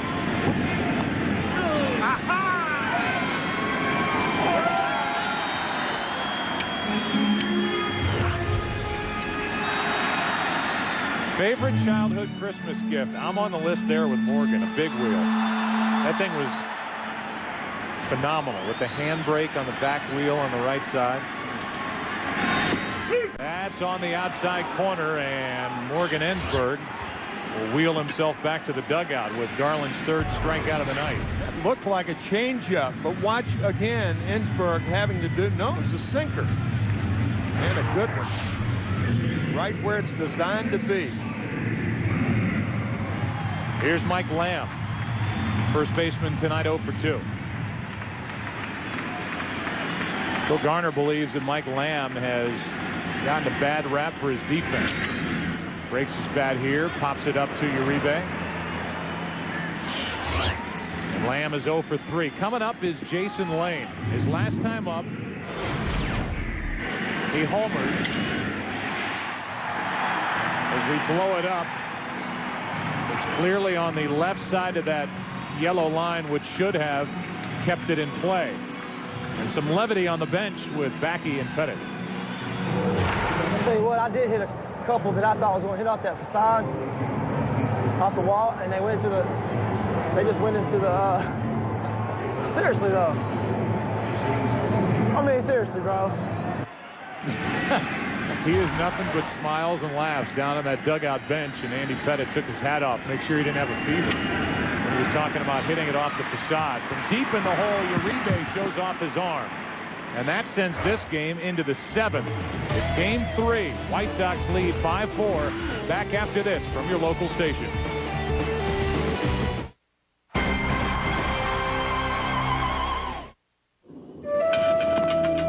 All design begins with a single line. A line that challenges. A line that creates power or control or size. At Infinity, a line has been drawn.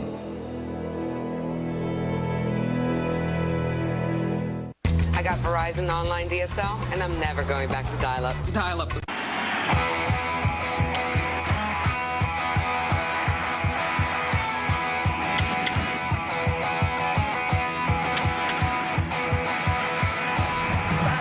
Well, how's this one going to end? 7th inning, game 3. The White Sox leading thanks to their 5-run 5th, 5-4. Oswalt deals high, ball 1. Konerko, Pierzynski, and Rowan, the hitters for Chicago. Feel pretty safe saying that this game is going to end without the starting pitchers in it. Yeah, that's really climbing out on a limb. Yeah, thank you. It's too far inside. It's 2-0. There's more action for the Astros in their bullpen as Springer gets up again. Right now, the White Sox pen is quiet. Wow, he's throwing 130 down there. On 2-0, Konerko takes ball 3. Ball has doubled and flied out twice.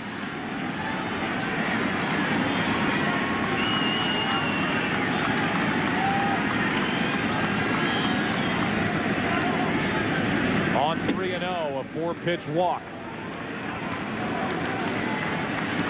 That is the 5th walk of the night handed out by Oswalt. And that's going to be it for the 28-year-old right-hander. So Springer is coming in. Oswalt is going to exit. And the right-hander who has been so good all year, a 20-game winner, 3-0 in the postseason, is knocked out in the 7th.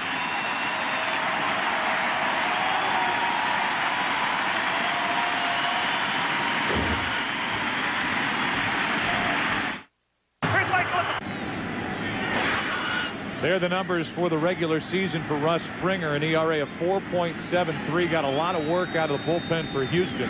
Pierzynski slaps at it foul down the left side. You could raise an eyebrow at Springer being in the game as opposed to Wheeler or Qualls. In this spot, down 2-0, already trailing with the likes of Pierzynski, Rowland, and Creedy coming up. The Astros can't afford to fall any further behind. Pitcher spot is due to bat 3rd in the bottom of the 7th.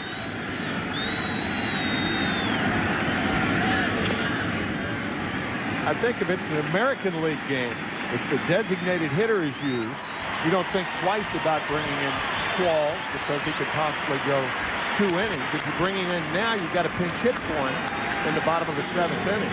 Or you double switch, and at this point, Garner doesn't want to take Lane, Lamb, or Ensberg out of his lineup. It's only the 7th inning. Because you're looking for offense, too. Brzezinski takes the ball down and in. It's 1-2. But defensively, you've got to try to slow down the White Sox, who put up 5 in the 5th and have a 1-run lead, already up 2-0 as we play here in the 7th. Springer was brought into the 8th inning of Game 1 and gave up a run. As Brzezinski is sawed off, and a pop-up is caught by Springer, 1 away. Won't matter if Springer does his job and gets through a scoreless inning. In that 8th, a 2-out RBI triple hit by Podsednik off Springer made it a 5-3 game and took a little bit of the edge off when Jenks went back out there for the 9th. But that night, it didn't look like he was going to give up anything. He had a 1-2-3 9th inning, and it was a 5-3 win for Chicago. Here's Rowan.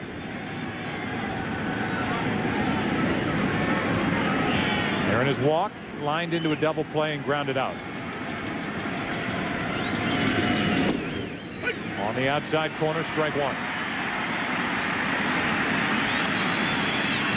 Ozzie giving the signs and shaking his head no, saying, don't even think about it with Konerko. Not even an attempt during the season to steal a base. 0-2.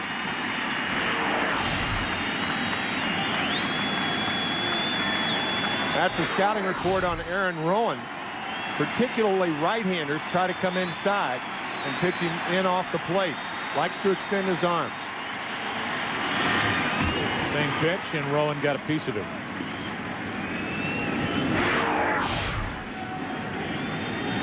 Crowded again. Joe Creedy is on deck, and it was Creedy who got the White Sox rolling with a leadoff home run in the 5th. 4 more runs after that and a 5-4 lead. Now we're in the 7th.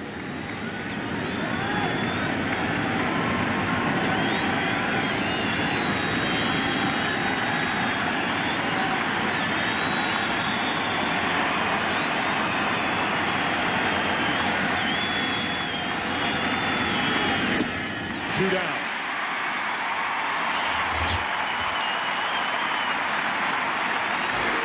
Good high fastball out of the strike zone to get Aaron Rowan.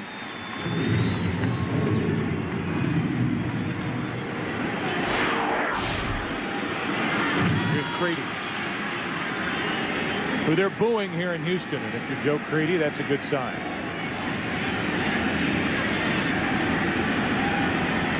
One on, 2 down, and a ground ball to Biggio. That does it for the top of the 7th. Good work by Springer in the end. He comes in with a man on, goes through Brzezinski, Rowan, and Creedy to send us to the 7th inning stretch. And now. Yesterday, our nation lost a true American hero. Her courageous stand in Montgomery, Alabama 50 years ago was an instrumental spark to the early civil rights movement. Now, tonight, prior to the performance of God Bless America, we kindly ask you to join us for a moment of silence in memory of Rosa Parks.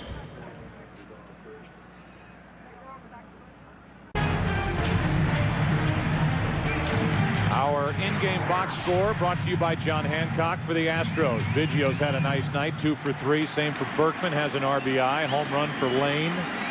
Ausmus is going to lead off here in the bottom of the 7th coming into this game.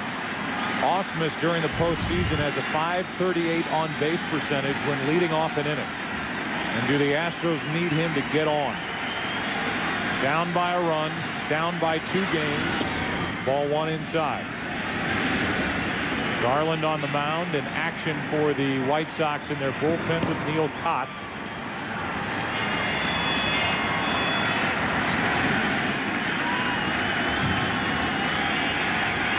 The 1-0. 2-0.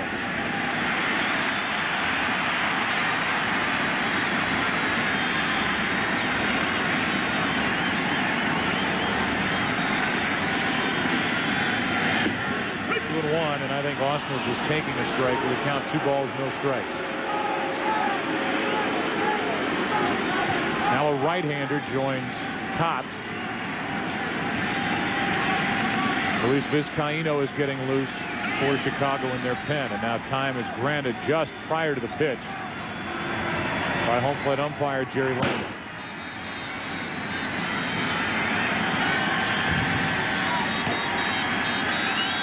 Here's a 2-1. 3 balls and a strike. Joe, the bullpen of the White Sox has been used so infrequently this postseason. Cliff Polite suggested installing an answering machine in the bullpen. 3-1.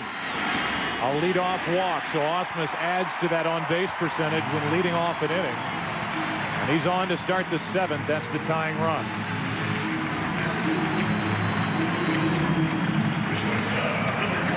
Now it's Everett. Well, it's proper to bunt to tie when you're at home. And I think Adam Everett will start out the at-bat bunting, and Phil Garner, if he falls ahead in the count, or if Garland falls behind in the count, perhaps change it then. Everett hitless. Make that 1 hit tonight, but hit 1 for 9 in the series. That's low ball 1, and Pierzynski wants to talk.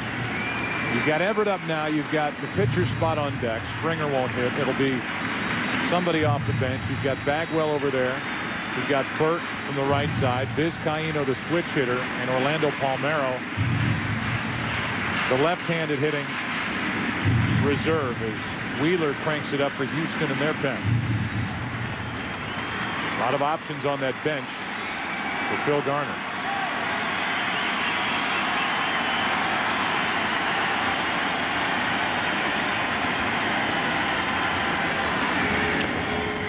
That's a fair ball, and the only play for Pierzynski down to first. Thing was 3 feet out in front of home plate, and Pierzynski was very close to firing down to second. That's an excellent jump on the part of Brad Ausmus, getting to second base, because as you said, Pierzynski had a shot, but elected to take the sure out. And so with the tying run at second and 1 out, it's one of the all-time favorites here in Houston, Jeff Bagwell, coming up. And this move is interesting because you think, okay, right-hander on the mound, you go to the switch hitter Vizcaíno or the lefty Palmeiro, but then you get Kotz most likely coming out of the bullpen. That's why you'd opt for the switch hitter instead of the left-hander, because if you bring in the switch hitter, obviously Vizcaíno could go around to the other side. But Phil Garner electing to go with Bagwell. And so Bagwell, it appears, will deal with Garland. 2 of a kind. Frank Thomas, Jeff Bagwell, born on the same day, both drafted in '89, both won the MVP award in '94, and they are 1 career home run apart. Bagwell with 1 more than Thomas. Ball 1 low. 1 scoreless inning for Springer with a strikeout. Good work by the veteran right-hander. Ozzie Guillen is electing to stay with his starter Garland, keeping Vizcaíno and Kotz out in the bullpen.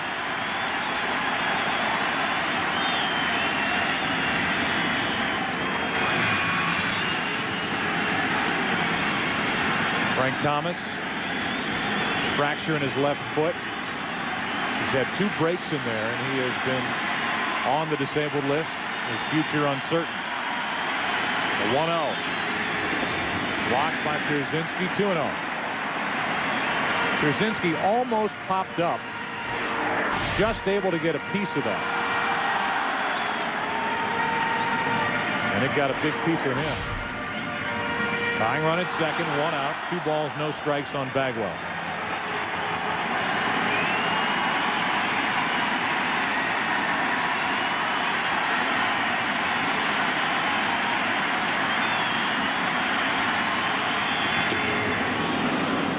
Two and 1.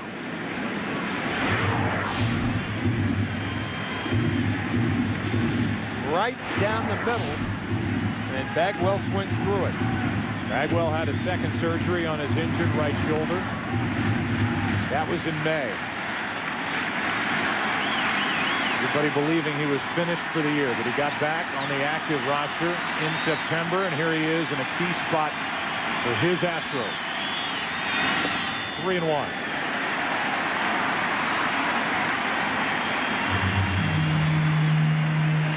Bagwell, 37 years old.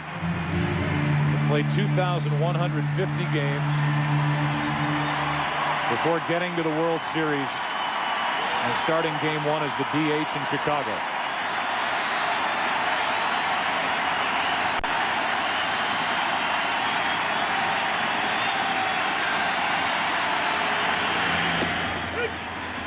$79-mile-an-hour pitch for strike 2. A 3-1 changeup to Jeff Bagwell. It was not a good pitch. It was a strike, but up in the zone. So a full count.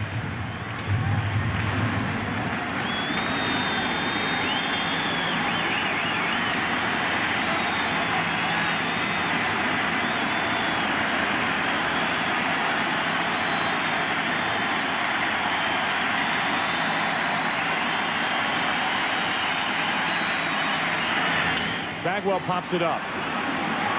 The same pitch on 3-2, and Konerko on the mound has it 2 down. So Bagwell is the second out of the inning, and he is our focus on the WebMD Health Update. Check out your own symptoms as well as learn more about common sports injuries at symptom.webmd.com. Focus on that right shoulder, which prevents Bagwell from playing defense. He can't throw the ball. Another changeup to Bagwell, and Jeff pops it up.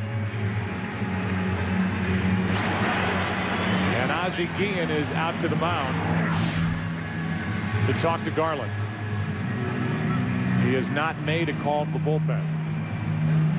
I think Ozzie's thinking here is he may not want to bring in Luis Vizcaíno for his first postseason appearance. I mean, that makes all the sense in the world. That's why he's sticking with Garland, making sure that John's all right.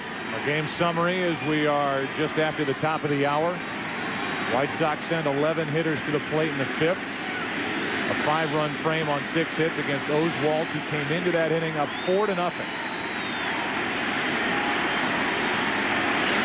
Undefeated are the White Sox this postseason when leading after 6. And here we are in the bottom of the 7th, game 3. Astros down 2 games to none, looking for a hit from Craig Biggio. Strike 1. Biggio tonight, 2 out of 3. It's another changeup. Talked about Maddox earlier in this series, and when he's in a tight spot, he throws it softer, and that's what Garland has done to the combo of Bagwell and now Biggio. The only blemish, the leadoff walk. And that man Ausmus is at second, the tying run, 2 out.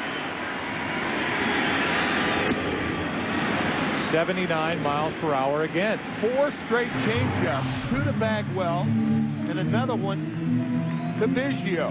Talk about a surprise. If you're a right-handed batter, you'd be surprised too.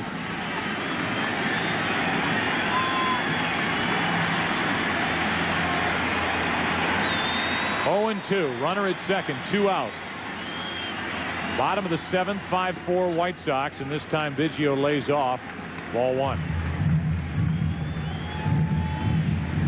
Talking about a guy who throws a 93-mile-an-hour sinker.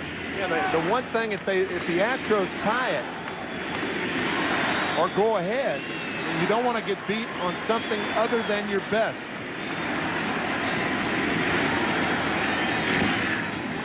Another one. 2-2.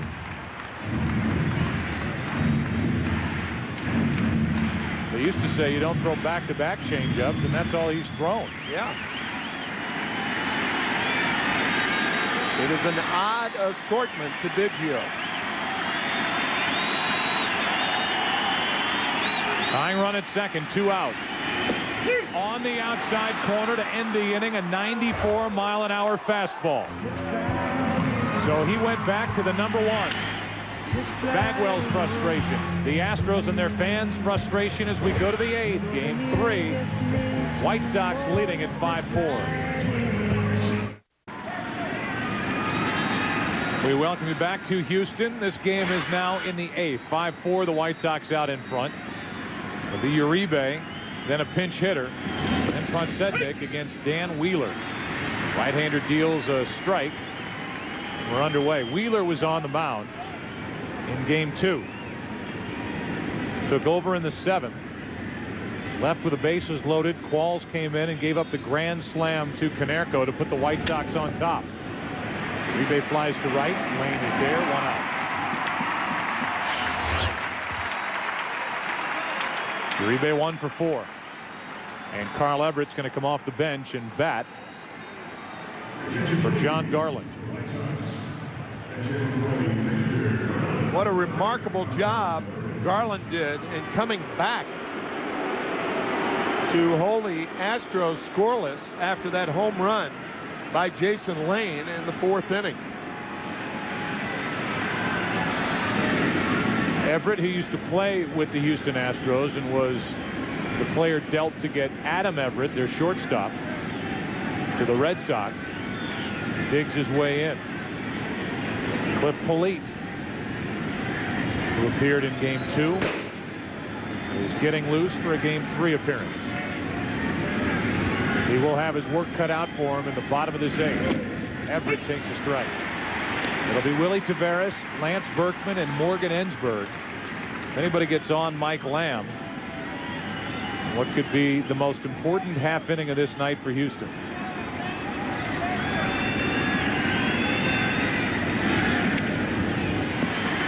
Oh, 2 on Everett. The DH for the White Sox sitting tonight as we play under National League rules here in Houston.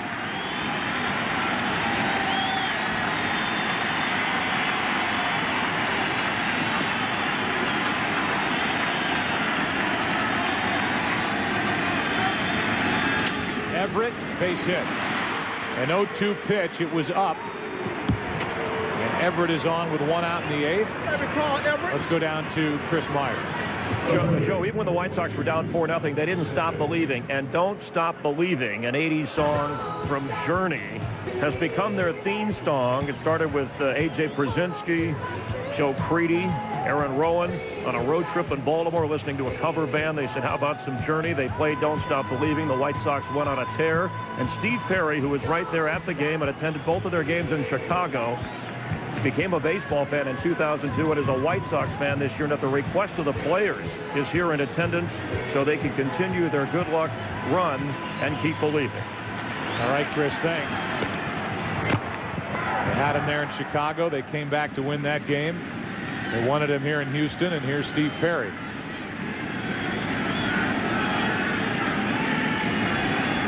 Here is Podsednik. A pinch runner, Willie Harris, is on at first, running for Everett, who reached on a hit.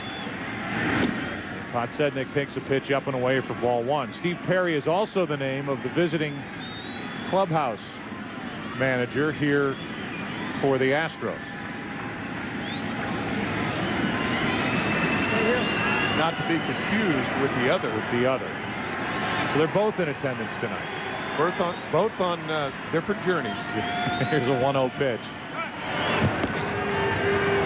Check on the runner, Willie Harris. Podsednik tonight is 1 for 4. He singled and scored in that long 5th inning. Yeah, Joe, it's a desperate journey for the Astros right now. It's hard in this situation not to get ahead of yourself. They've got to prevent the White Sox from scoring. Harris takes off, got a good jump, throw down, too late. Stolen base for Willie Harris. Just like Pablo Ozuna in Game 2 of the ALCS, Harris in there to run. Osmus did not have control of that ball. A lot of times when you try to make the transfer too quickly, that ball starts rolling around in your fingers. That's what happened to Brad on that throw to second.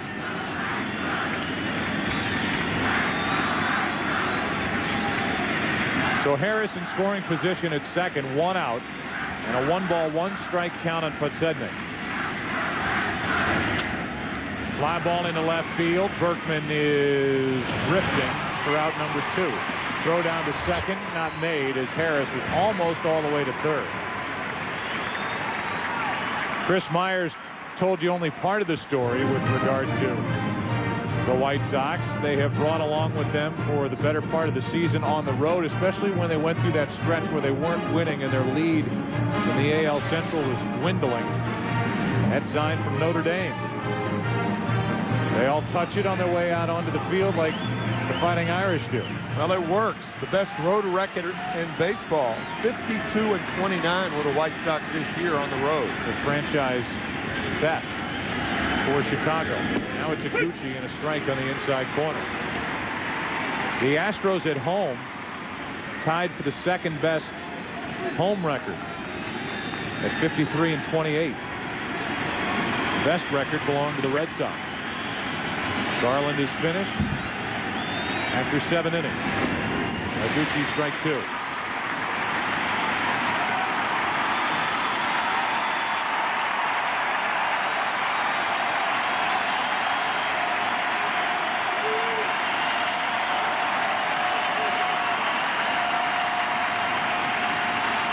Wheeler gets the call tonight again over Qualls.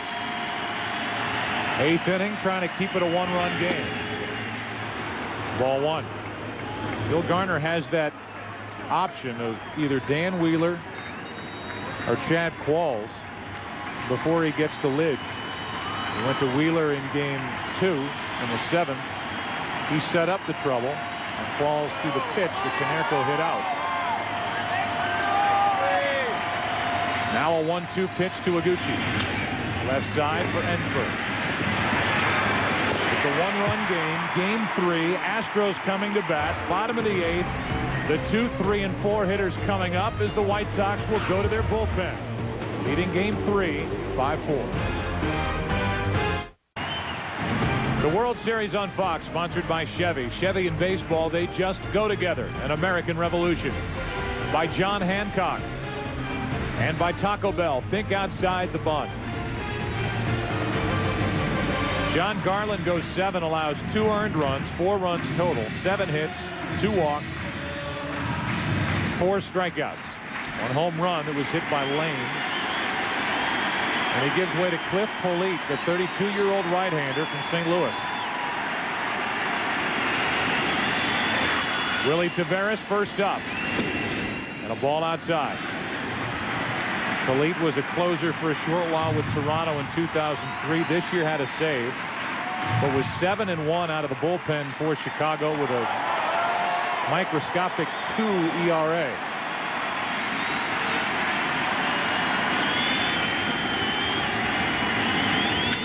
Taveras pops it up. Left field for Podsednik. 1 down in the 8th, and Berkman is coming up. This November, television's best drama just keeps getting better. For the most powerful episodes of the year. And the award winner, House, returns all new next Tuesday at 9 Eastern, 8 Central, only on Fox. Viewer discretion is advised. Critically acclaimed and popular House back on Tuesday. Now, Dustin Hermanson has joined Neil Kotz. But for the moment, the White Sox will stick with Polite against Berkman.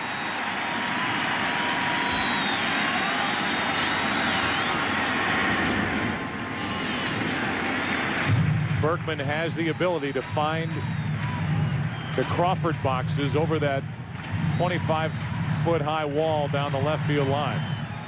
Check Paul Canerco down at first base guarding the line. It's about a step from the right field line to protect against the extra base hit. Here's a 1-0. Ripped foul.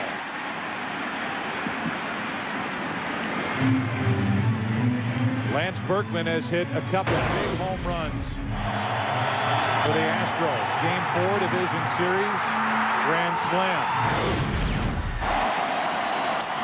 Game 5 of the NLCS. Off Carpenter, took that pitch down and away and flipped it over the wall and left.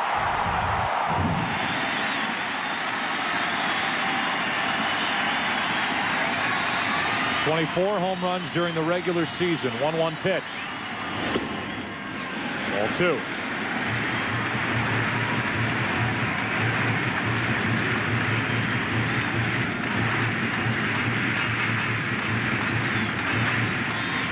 Berkman with 26 postseason RBIs and 103 at-bats.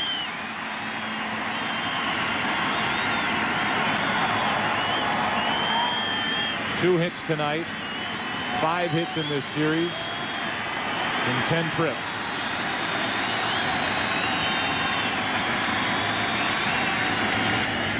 That's foul. It's 2-2. This postseason, 14 RBIs in 13 games. 6 of the RBIs have put his team ahead. 7 for 14 with runners in scoring position, and he has 6 driven in this World Series. Every pitch from Polite has been inside to Berkman. 4 in a row.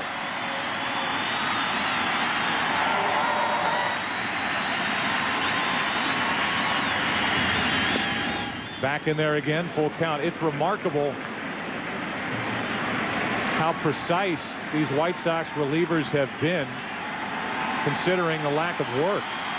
Absolutely. And Kotz and Jenks in game 1. Polite pitched in game 2, and here he is in game 3. Full count on Berkman.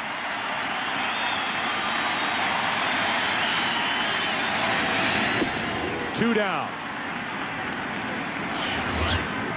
So Ozzie Guillen leaves Polite in there, lets Berkman hit left-handed, and Polite rewards the White Sox with a strikeout. After going inside, the changeup gets Lance Berkman.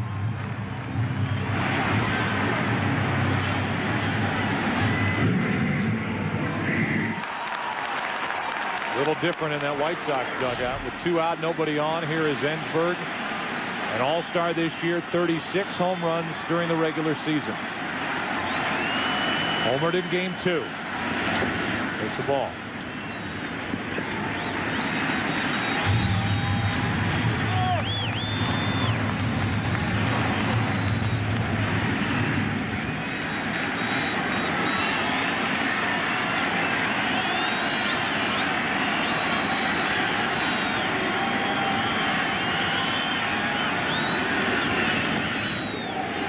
Ensberg went, and it's 1-1.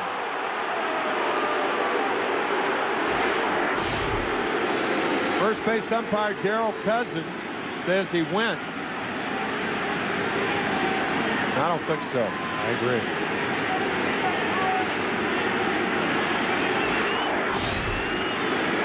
Instead of 2-0, it's 1-1. 2 out, nobody on. 8th inning.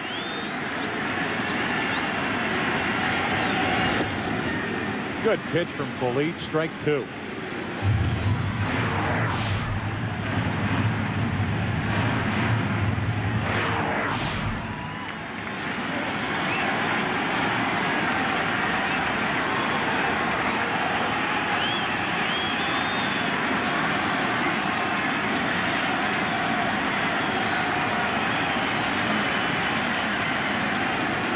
With the bases empty, Ensberg takes just outside, and Polite put that pitch right where he wanted.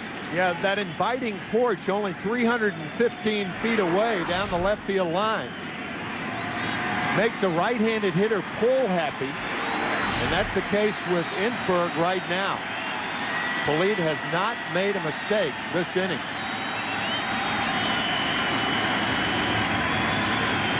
On 2-2. Low. On deck is Lamb, and in the bullpen is Kotz, the lefty.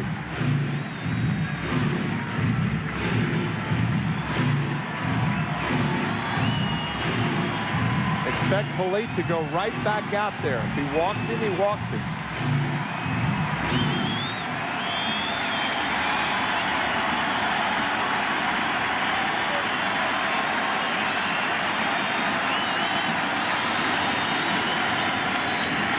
A 3-2. There's the walk. The tying run is aboard for Houston. And now with Lamb coming up, we may see Kotz come out of the bullpen.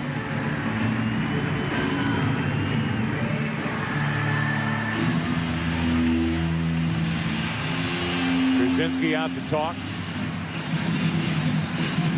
And Guillen makes sure that Kotz is ready to come in.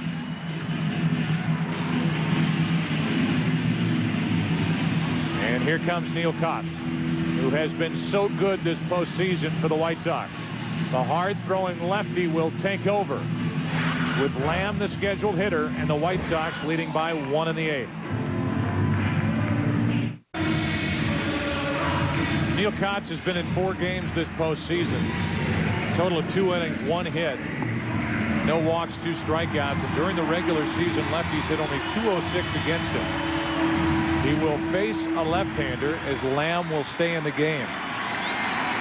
No Burke. He could come off the bench and hit. Lefty on lefty. Ball 1 high. Hermanson and Jenks are now up for the White Sox in their bullpen with 2 out here in the bottom of the 8th.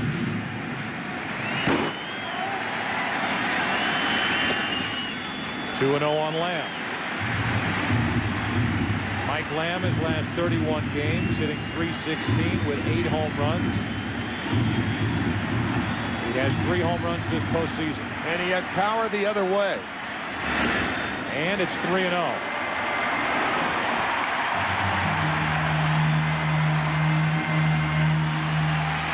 Jason Lane on deck.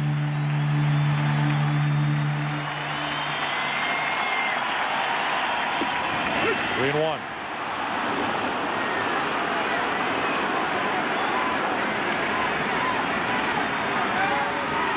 Jenks just started to get loose. Hermanson, the right-hander, alongside him as Lamb takes ball 4, and it's 2 on with 2 out. Back-to-back walks. And now Lane is coming up. He's already homered tonight.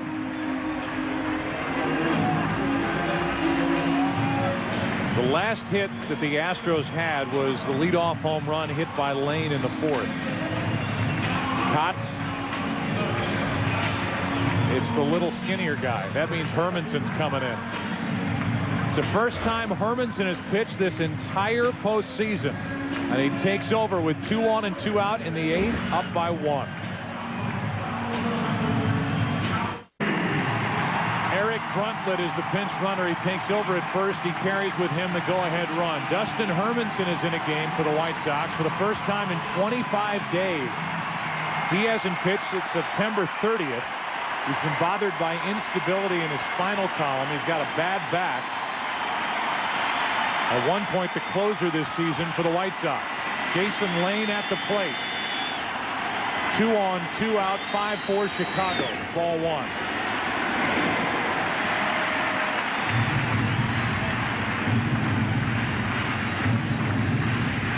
Lane is walked, homered, and grounded out.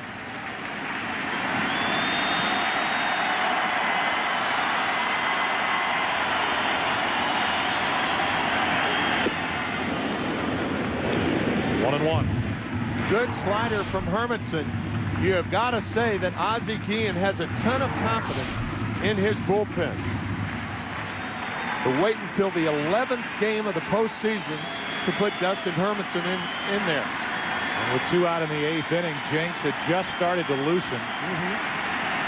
So it's Hermanson getting the call. 2 on, 2 out. And Lane went. He's in the hole 1 and 2. 3 straight sliders from Hermanson. One of those situations where you're not even thinking about setting a hitter up. On a check swing, you go right back out there. You pitch Lane the same way Polite pitched in Innsbruck. 2 on, 2 out, 1-2 pitch is ripped fair. It hits the billboard. 1 run scores. Bruntlett is to third. Lane delivers, and it's a 5-5 game.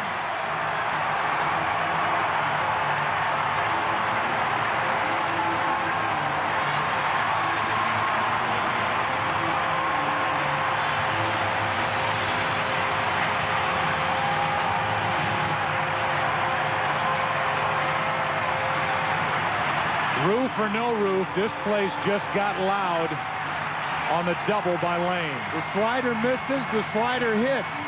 The check swing on the slider. And then the slider hangs right in the middle of the plate. And Jason Lane with the biggest hit of his life. 5-5 in the 8th. And Don Cooper, the pitching coach, goes out to talk. Just fair. And then it hit that edge. And it allowed Uribe to go out and pick it up. And that ball traveled all the way down into the corner, and it came close to doing so. Brundtland may have had a shot of scoring all the way from first. That's right. So the Astros get the hit, but catch a bad break when it hits the edge of that electronic board down the left field line. Now second and third, 2 down. Ausmus takes a strike, and he looks back at Jerry Lane.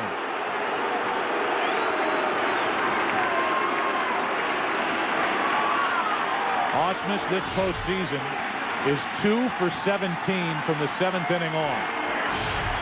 He bats here in the 8th with a chance to put his team back on top. It's 0-2.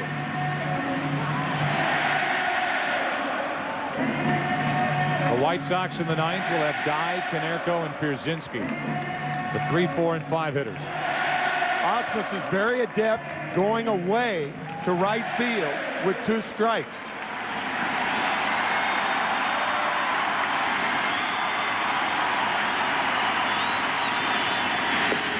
Inside, ball 1. If you talk to Hermanson about his bad bat, he says what it is not allowing him to do is finish his pitches. He's trying to get used to pitching with a bad back, but that little extra whip at the end of his pitch is gone. It's what happened on the slider to Lane. Got him on the inside corner. Ausmus argues again. And the Astros tie it. Leave runners at second and third. We go to the 9th inning. Here in game 3. Tied at 5. Lance Berkman moves in from left field to take over at first base. And Eric Brundtland, who came in as the pinch runner, is in the game in left field. Dan Wheeler is still on the mound for Houston. Heart of the order for the White Sox, and a ball up and into Jermaine Dye. Brad Lidge had been getting loose. Now it's the left-hander Gallo out in the Houston bullpen. And against the heart of this Chicago White Sox lineup, you could make the case that this is the time for Brad Lidge. Wheeler snaps off a breaking ball, and the count 1-1. Normally, you don't go to your closer in a tie ball game. But this is as we said in the 8th inning, a desperate situation. Houston badly needed this game. The last time Dye faced Wheeler was when Wheeler on a 3-2 pitch ran one up and in, and it was ruled that Dye was hit by the pitch. Those last 2 pitches to Dye, nasty. 2 sliders, diving low and away. Here comes a 1-2 pitch. 2-2, and the crowd wants to know where that missed.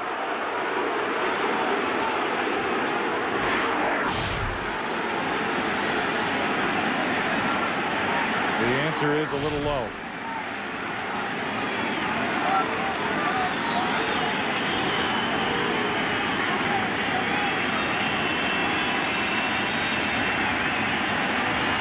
Wheeler's 2-2 delivery to Jermaine Dye, down and away. The other side of it is, though, you're at home.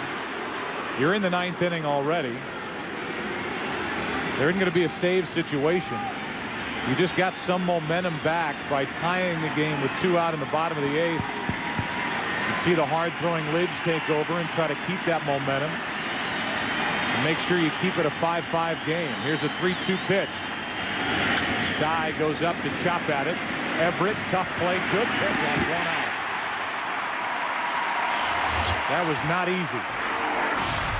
Fine play by Adam Everett. That last hop, kind of an in-between hop, nicely done.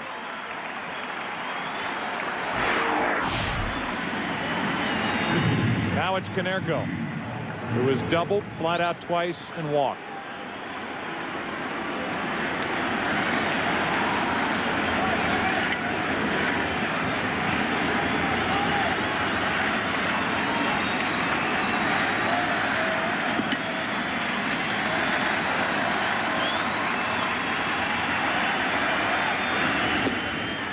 Down and away, ball one.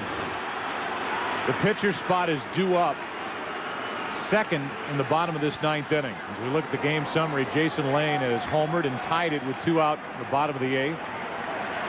The Astros and what they've done with runners in scoring position and 2 out in the World Series. And the White Sox have that big 5-run 5th. That's high. 2-0 on Konerko. With a pitcher spot coming up second in the bottom of this ninth inning, Phil Garner evidently was not interested in using a double switch to insert another bat in the 9 spot and take somebody like Lane or Bruntlett out. Here's a 2-0. And down to first goes Konerko, hit by the pitch.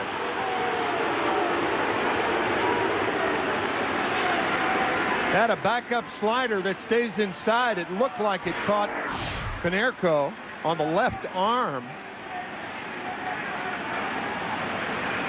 And a pitching change. With Pierzynski, the lefty, coming up. Young Mike Gallo is going to take over for Houston. He has made the call. Gallo is coming in. Wheeler is coming out. Mike Gallo, the 28-year-old left-hander, takes over. He's 4-2 at Round Rock this season, where the Astros got into 36 games, 0-1, 2.5 ERA, and he will deal with Pierzynski. AJ tonight with a huge swing back in that 5-run 5th when he hit a 2-out, 2-run double to put the White Sox out in front. Ball one outside. The double switch possibility that Phil Garner had available to him was to insert Burke in the number 9 spot, put the pitcher in Bruntlett's spot, and he may have to do that anyway. Yeah, he can still do that, right? If Pierzynski doesn't hit into a double play, Lidge is getting loose. Good swing by Pierzynski, and it's 1-1. On deck is Rowan, getting ready for Aaron Rowand is Brad Lidge. And the reason they would make a double switch, not try to get ahead of ourselves, but the reason they'd make it is to keep Lidge in for more than 1 inning. Should it go into extra innings? Here's a 1-1 to Pierzynski. Down and away, 2 balls and a strike. And this crowd has been on home plate umpire Jerry Lane. Gallo in there to pitch to one hitter, A.J. Pierzynski.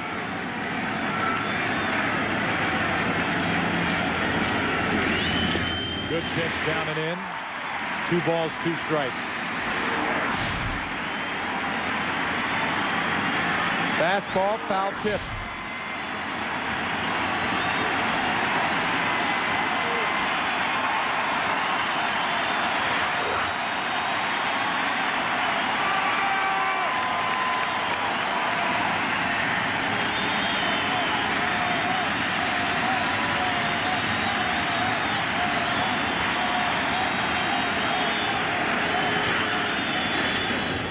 Slow roller. Biggio gets the out at first.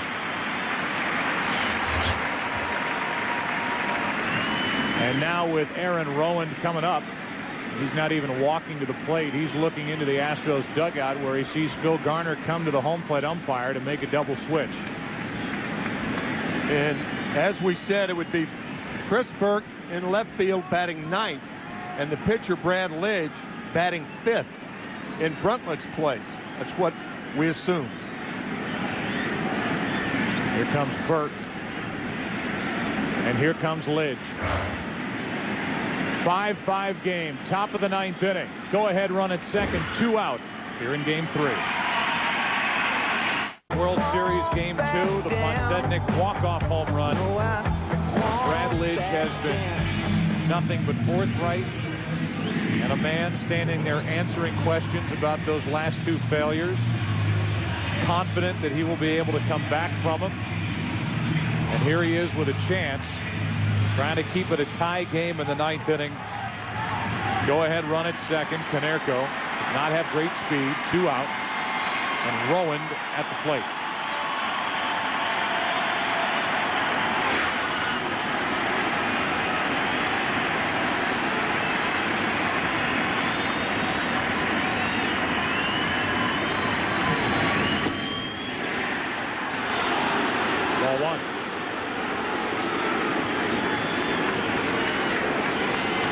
Brad Lidge during the regular season allowed 5 home runs in over 70 innings, and in 9 1/3 in the postseason, he has given up 2. Right now, the White Sox just looking for a little old hit.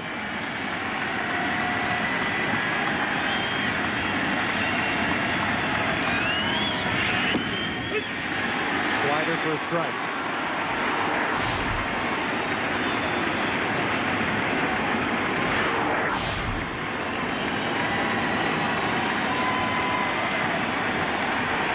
Jenks and El Duque. Orlando Hernandez getting loose for the White Sox in their pen.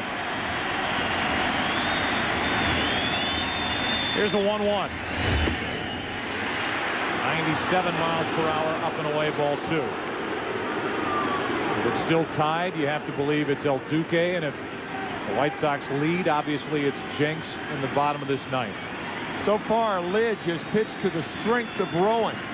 He likes to extend his arms. Anything away, risky. Down and away, another slider. It's 2-2. It was the slider that he hung to Pujols, and there have been times where the Astros have believed that he will fall in love with his slider despite a 97-mile-an-hour fastball. Nobody's going to hit that last pitch, however. 2-2.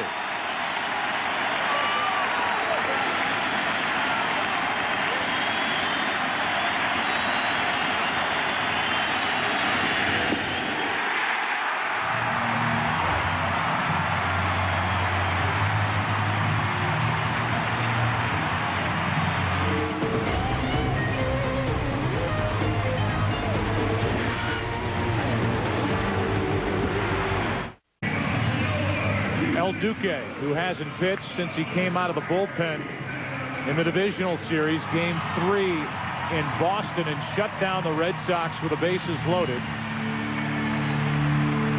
will take over in the bottom of the ninth. He went through Veritek,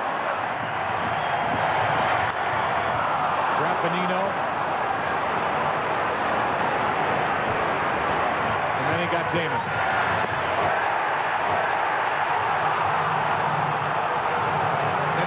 Has employed the double switch.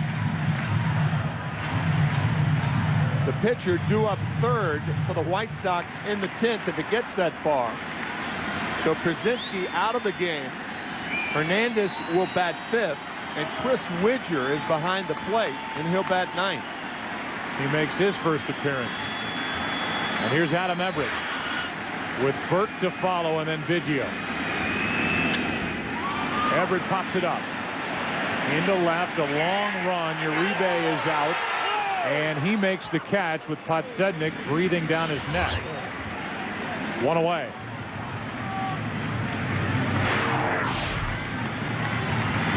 Oh, had a lot of hang time. Uribe in foul territory, and he makes the play. Podsednik seeing it just at the last minute.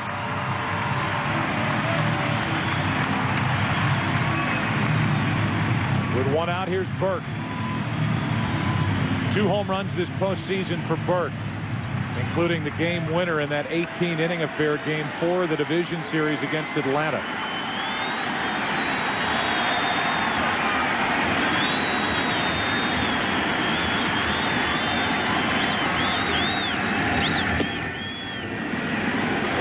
In the history of the World Series, in case you're wondering, it has never happened where back-to-back games have been won with a walk-off home run. Down and away, 2-0 on Burke. Game 2 ended with Podsednik going deep with 1 out in the 9th.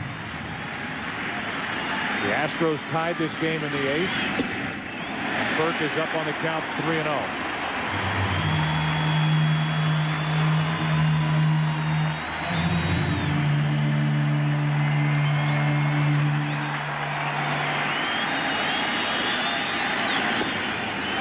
A 4-pitch walk to Burke, and the potential winning run is on.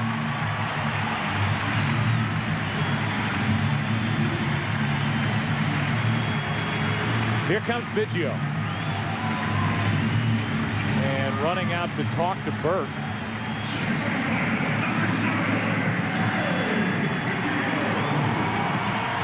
one of the coaches or Garner. Garner just ran out there himself to say something to Burke. Right when he got to first, he turned around and his manager was there to tell him something. Biggio now, who has 2 hits, has scored twice and driven in a run. Burke was almost picked off. Had the throw been there, he would have been. He was going to second. Watch the right foot. Had that throw been a little to the right, he would have been picked off. So he has his heart restart, and he waits with 1 out. Now the White Sox pitch out. After the walk, Burke got down to first, and Garner didn't want to have to relay any messages to his coaches and Jose Cruz. He went out there and just told it whatever he wanted into Burke's ear.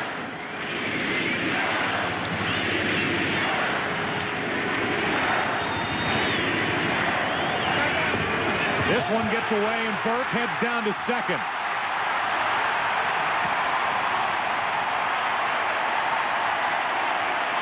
And what Phil Garner did was definitely call more attention to first base and Chris Burke than perhaps normally would have been called. I don't think Orlando Hernandez throws over there a couple of times, and in the process, the ball skips off the body of Burke, squirts between the legs of Konerko, and a throwing error on Hernandez.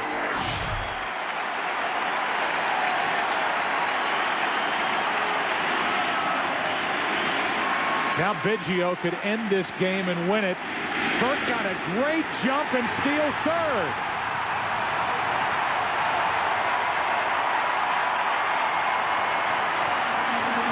Now you've got to walk Biggio.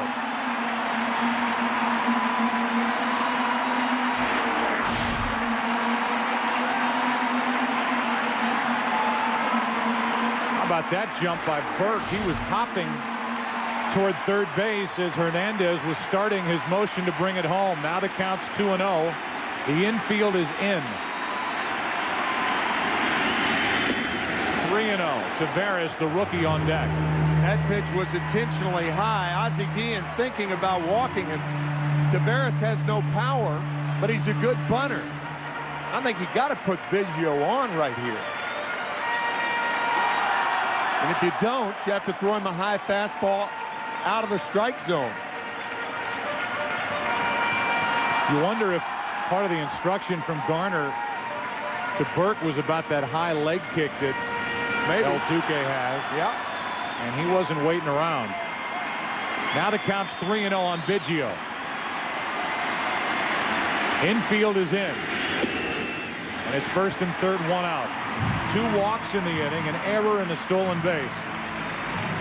When there are less than 2 outs of a tie game in the bottom of the 9th inning, you not only bring the infield in, but you bring the outfield in also. Sacrifice fly that's deep enough, you win the game. Taveras, an excellent bunter, so the squeeze is certainly an option for Phil Garner. El Duque with a ton of postseason experience while with the Yankees. 9-3 in postseason games. The infield is still in. First and third, 1 out, tie game, bottom of the 9th, and Taveras strike 1.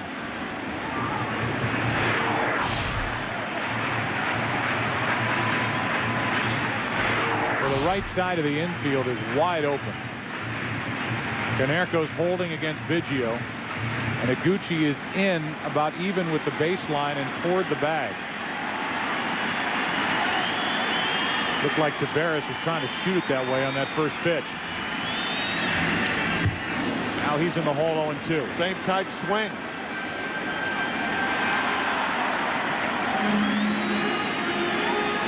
Everett popped up. Burke walked. Went to second on an errant pickoff throw. Stole third. A walk to Biggio, and now an 0-2 count with 1 out to Taveras.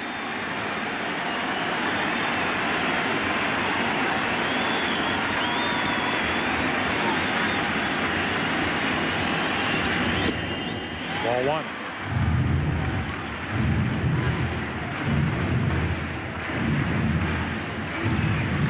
The rookie Willie Taveras, 0 for 4 tonight, but 4 of 11 in this World Series.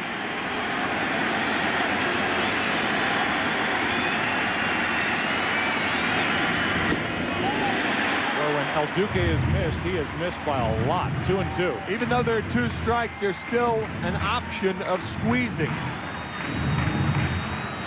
If he's thrown out at home, Biggio moves to second base. If it goes to 3-2, there's even more of an option of the squeeze.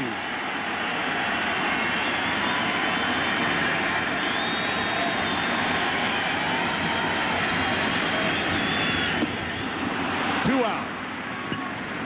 An off-speed breaking ball, and swinging over the top of it was Taveras, and it's up to Berkman, who's walking to the plate. First and third, 2 down. So the breaking ball gets him. And here comes Ozzie Guillen.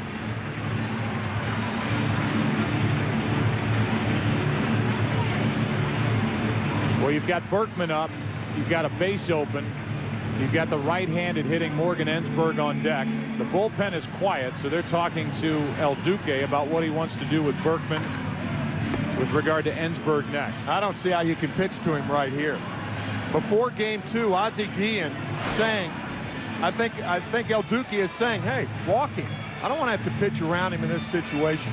You try to pitch around him, you throw a wild pitch, the game's over. Ozzie Guillen telling us that the one guy in the lineup they don't want to beat them is Berkman. With that in mind,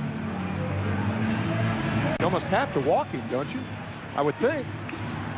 Well, El Duque has been sitting since game 3 of the division series. He's been a little erratic here in the 9th inning. He's been off for 20 days.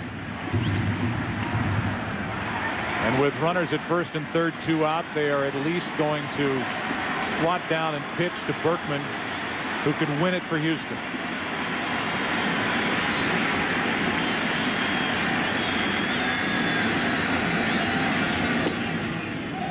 Ball one, just up and in.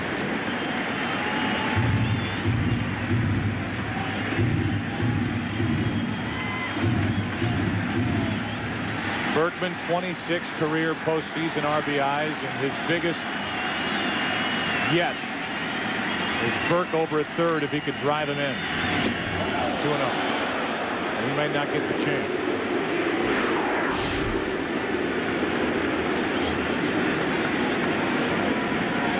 One of the problems, you're trying to pitch around a hitter.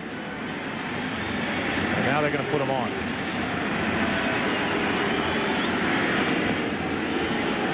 So it's going to be up to Morgan Ensberg with the bases loaded, 2 out. This will be the 3rd walk of the inning.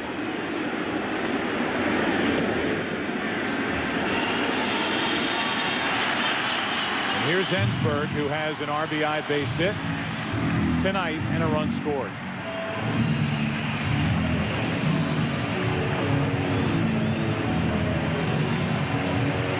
Here is Houston's chance to get back into this World Series, down 2-0. They had first and third, 1 out. The rookie Taveras struck out. Now it's bases loaded, 2 out. And Ensberg, who drove home over 100 runs during the regular season, is up for the Astros.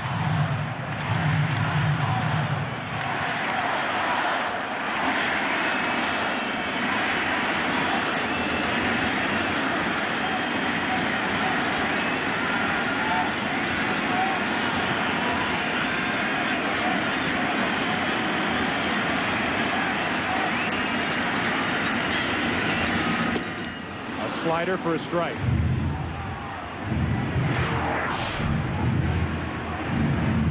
That is why El Duque is much tougher on right-handers than left-handers, because of that pitch, the slider. Typically, a stadium would be going nuts. It is so tense in here. The fans making hardly any noise at all. There was a pitch to hammer, and Ensberg fouled it straight back. It's 0-2.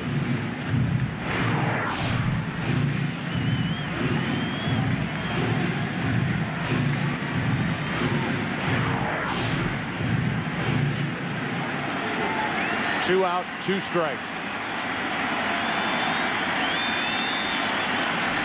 Bases loaded for the Astros.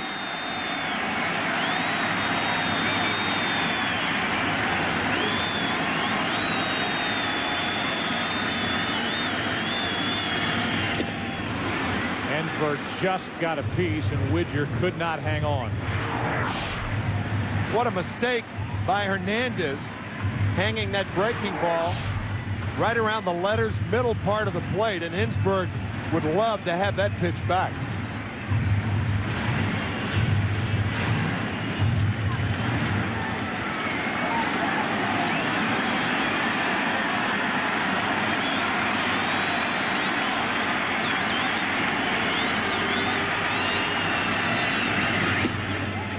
Ball 1.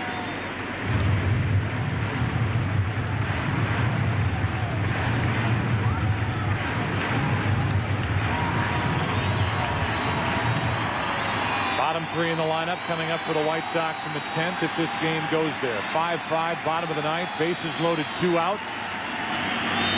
2-2.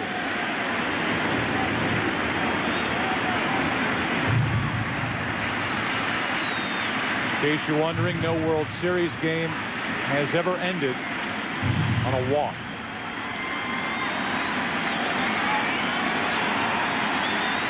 Two balls, 2 strikes. Bases loaded, 2 out.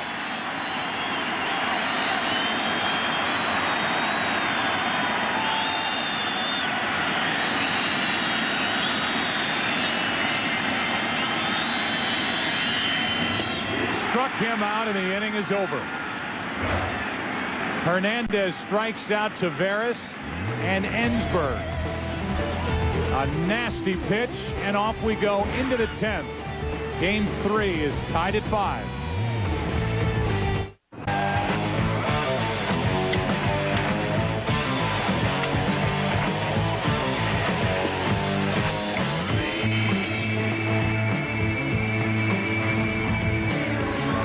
Inning of Game 3, tied 5-5. First up, Joe Creedy off the end of the bat. Biggio charges it. And pitch, 1 out. How about this World Series fact? This is the 55th extra inning game in World Series history, and the last 6 have been won by the home team. Phil Garner and the Astros had a big chance in the bottom of the 9th. Now we're in the 10th, and Lidge, who's on the mound, is due to lead off. His spot comes up first in the bottom of this 10th for Houston. Uribe now. Ball 1. Perhaps the most famous win by the home team, the Bill Mazeroski home run back in 1960 against the Yankees. 1 ball, 1 strike on Uribe. Joe Carter with a 3-run shot off Mitch Williams back in 1993 to beat the Phillies. Fouled back for strike 2 on Uribe. Widger, the catcher, is on deck. Unless the White Sox take the lead here in the 10th, Alduque will go back to work. 2-2. And Brad Lidge's spot, the 5-hole, is scheduled to lead off in the bottom of the 9th, or bottom of the 10th, beg your pardon.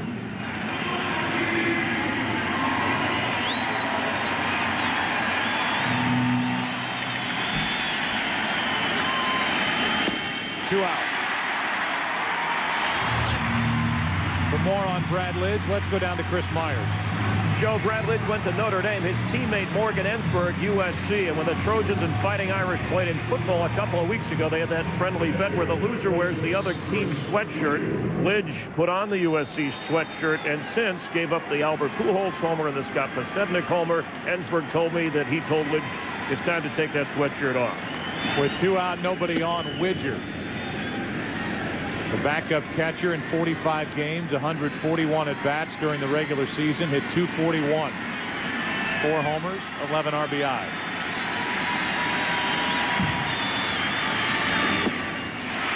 1-1.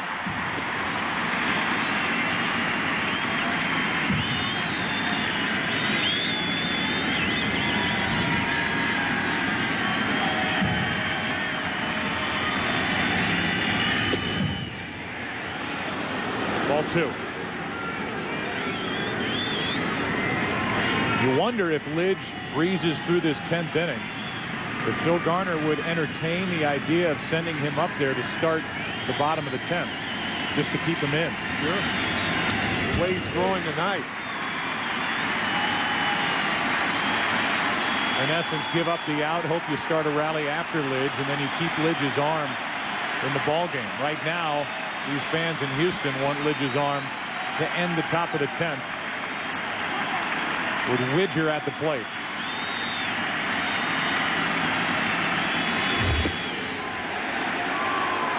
Full count with Podsednik on deck.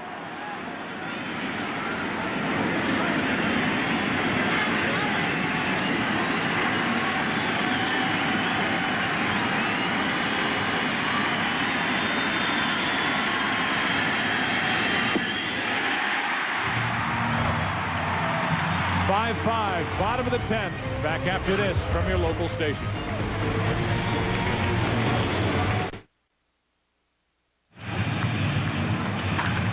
As we play in the bottom of the 10th, we look ahead to tomorrow night, Game 4 of this World Series. What will the tally be? Right now, the White Sox are up 2-0.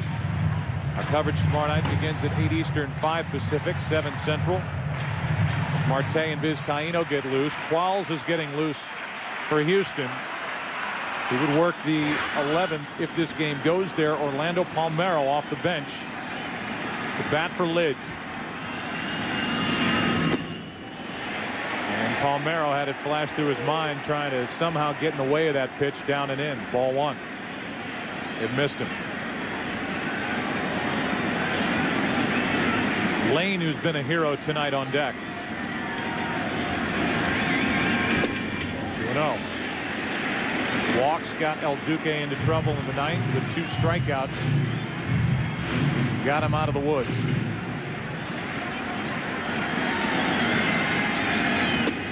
Up and in, 3-0.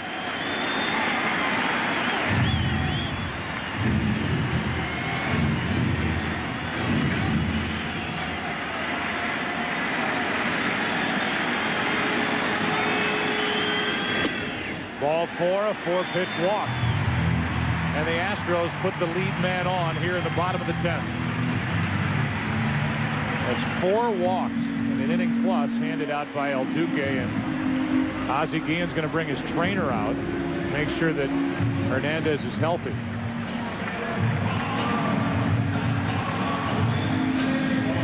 The right shoulder. Brandon McCarthy was going to be the right-hander, and the White Sox thought about that, about replacing Hernandez with McCarthy. And now, of course, you can't, but obviously something wrong with him. A 4-pitch walk to open up the bottom of the 10th inning. Vizcaino has been getting loose, and Luis Vizcaino is going to come in for the White Sox. First appearance of this series as El Duque will lead. Herm Schneider, the trainer, went out to talk to El Duque to check on his health, and we saw him grab at that shoulder a couple of times. And he is gone after issuing his 4th walk to start this 10th inning to Orlando Palmeiro. And now Luis Vizcaino, who's been a workhorse, he was with the Brewers, then part of the deal that sent Podsednik as well to Chicago. For Carlos Lee is in this game, Game 3 of the World Series. Winning run at first, nobody out, bottom of the 10th, and Jason Lane, who has homered and tied the game with a 2-out double in the 8th, steps in. And with Lance Berkman, he is the hottest Astro hitter. He has no sacrifices this year, so I don't look for him to bunt. Brady is even with a bag at 3rd. And he pops it up. On the infield, it's in foul territory, and Widger has it for out number 1. So no bunt from Lane, and the batter will be Ausmus.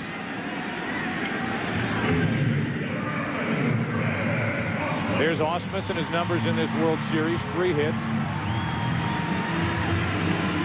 He drew a walk leading off in the 7th, but was stranded. He's 0 for 3 tonight.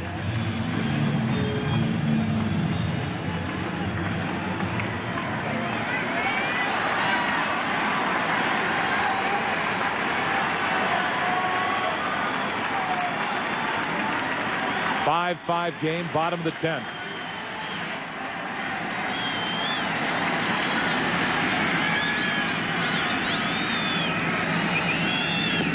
Ball 1.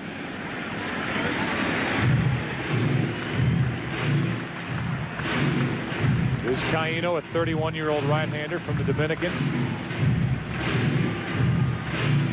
That deal on December 13th, 2004 really changed the look of this White Sox team when they added Podsednik and got rid of a big slugger in Carlos Lee. He had a big year in Milwaukee. He'll throw to first, and Palmeiro gets back. Certainly the hit and run is an option here to push the runner to third with less than 2 outs. If Ausmus can find a hole.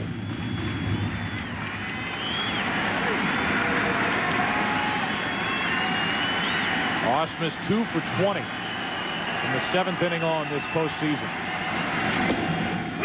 And he takes a strike over the outside corner. It's 1-1.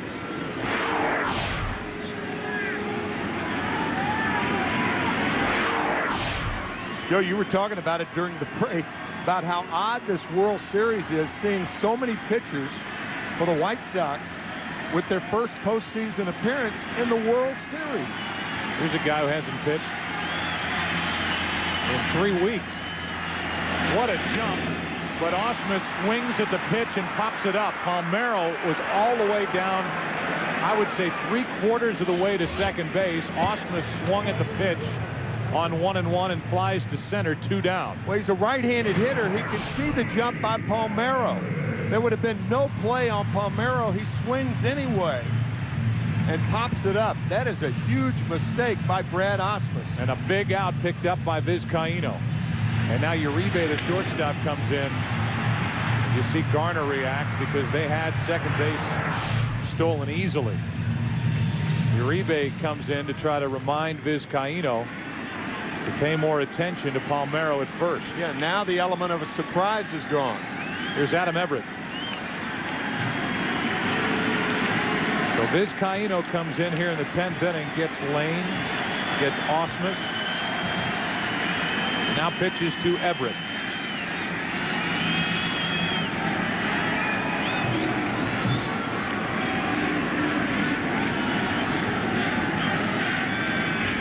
One for 10 in this World Series is Adam Everett. That hit was an infield hit back in the 3rd tonight. Ball 1. Palmeiro got a jump but decided to come back as the ball squirted away from Widger.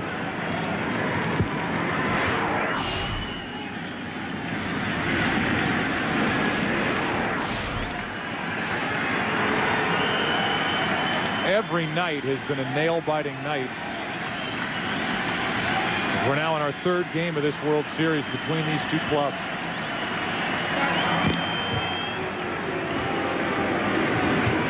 White Sox won Game 1, a final of 5-3. They won on a walk-off home run by Podsednik in Game 2, 7-6. After the Astros came back in the top of the 9th to tie it on a 2-out, 2-run hit by Vizcaíno. Now tonight the Astros tying it in the 8th. Here we are in the 10th. Ball 2, 2-0.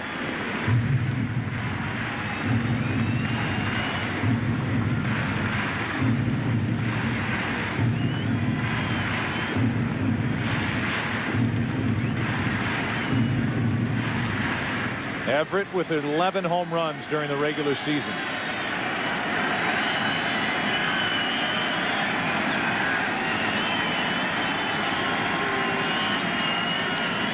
A 2-0. Good pitch from Vizcaíno, 2-1.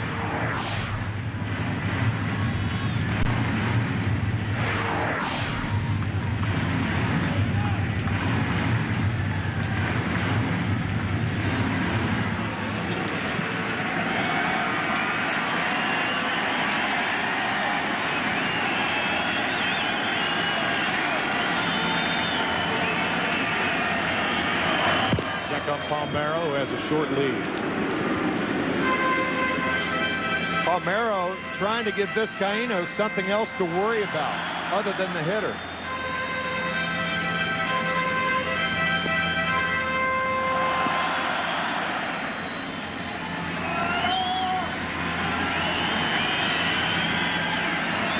Here's a 2-1. 3 balls and a strike. On deck is Burke. Burke almost stole the show in the 9th when he reached on a walk, went to second on an errant pickoff throw, stole third on the next pitch, but he was left standing there. And the 9th inning ended with the bases loaded.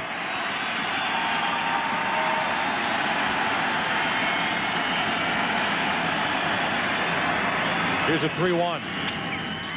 Fly ball, foul, out of play. Full count. And that will give Palmeiro a head start at first.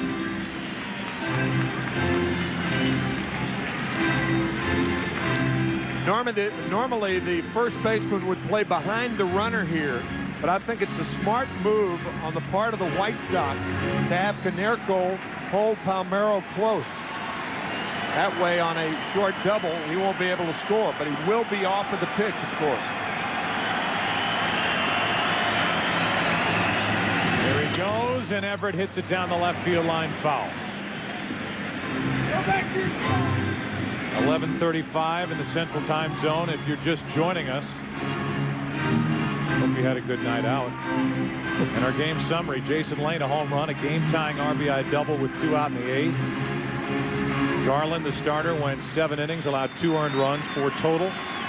11 pitchers used, and 327 pitches have been thrown. Number 328 is another 3-2 pitch to Everett. And it's 2 on with 2 out. Good at bat by Adam Everett.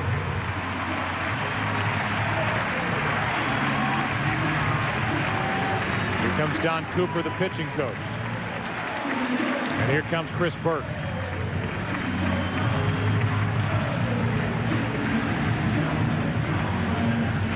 Burke was an instant hero when he went deep in the 18th inning to win it for Houston, the Division Series Game 4.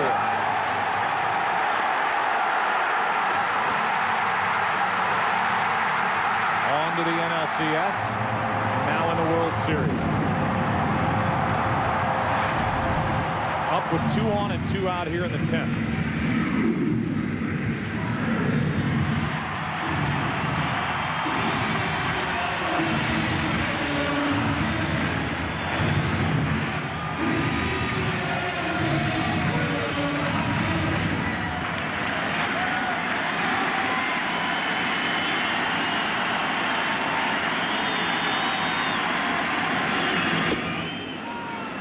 Strike 1 to Burke. Middle infielders are playing back. There is no thought of holding Palmeiro on at second base. They are giving him third. You play back and deep in this situation. If you can't make a play, you try to knock it down.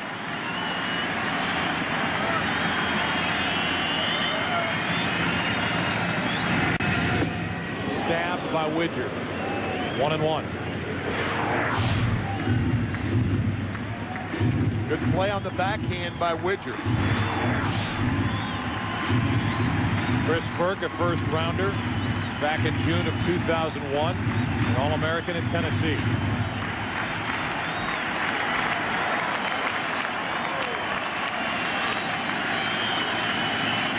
The 1-1.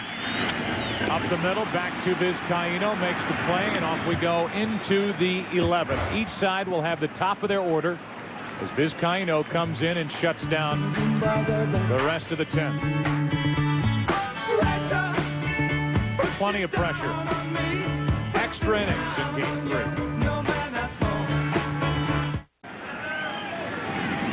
Now it's Chad Qualls into the game for the Astros. 11th inning, top of the order for the White Sox. Orlando Palmeiro stays in the game, plays left, so he'll remain in that number 5 spot. And Burke is out. Pitcher's back in the 9 position, and a strike is on the inside corner to Kosednik. Scott is 1 out of 5 with a single and a run scored in the 5-run 5th, the only inning in which the White Sox done any scoring. A 5-run fifth.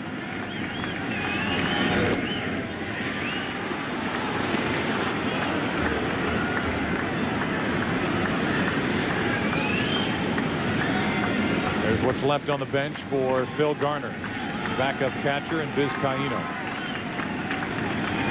3 left for Ozzie Guillen. That's in at the knees. It's 1-2.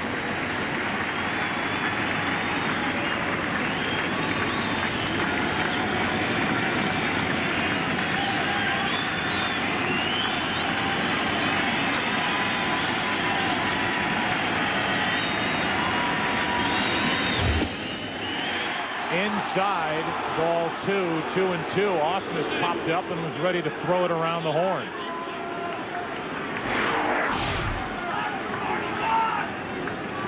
And you can see why.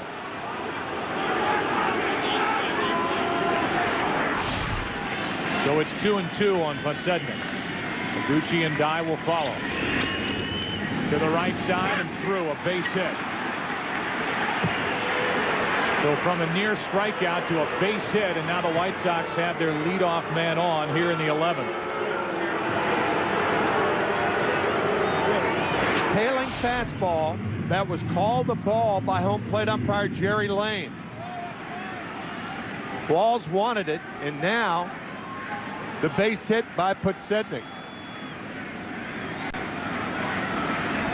59 stolen bases on the year.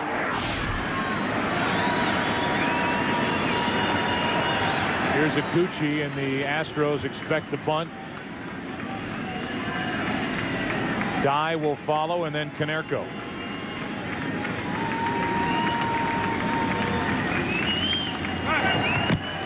Check on Podsednik, and here is that pitch that was called ball 2. Tailing fastball from Chad Qualls. Just missed inside, says home plate umpire Jerry Lane. Very close.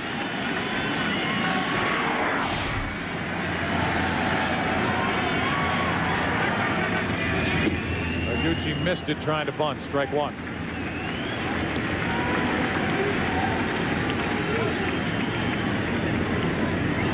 Tadahito has 2 hits tonight. 3 in this World Series.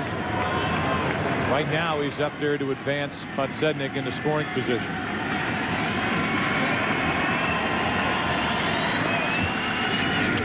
He bunts foul. Strike 2.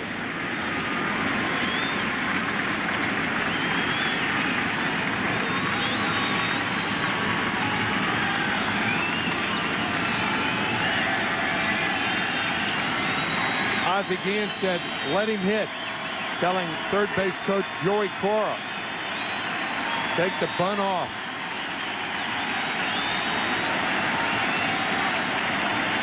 Ensberg backs up at third. No balls, 2 strikes.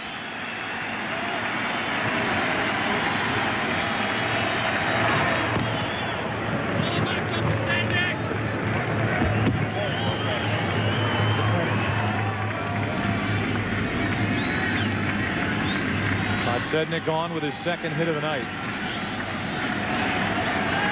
For the White Sox, their first hit since the 8th. Ball 1, almost a pitch out. It was. Ausmus out to talk to Chad Qualls.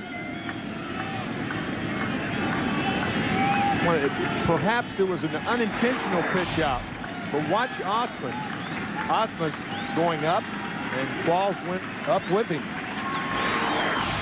Up, and away. 1 ball, 2 strikes on Higuchi. Go ahead run at first, nobody out.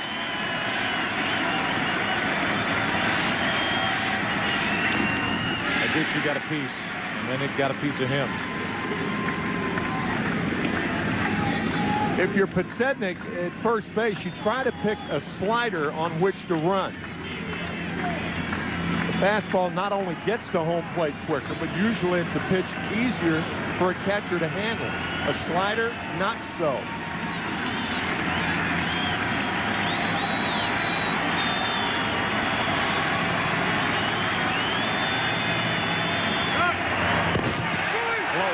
safe.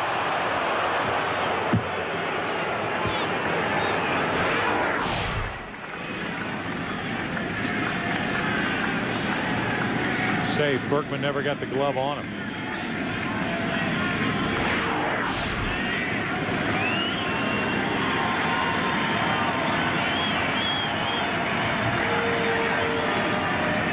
Qualls is really bothered by Podsednik over at first. Qualls is still a rookie, even though he pitched down the stretch for the Astros last year and in the postseason. His 1-2 pitch. They pitch out. Throw down by Ausmus. Too late.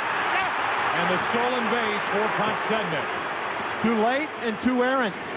On the third base side, Ausmus looked like he really took his time and was deliberate. Sometimes that'll do that to you. It'll surprise you because you were right.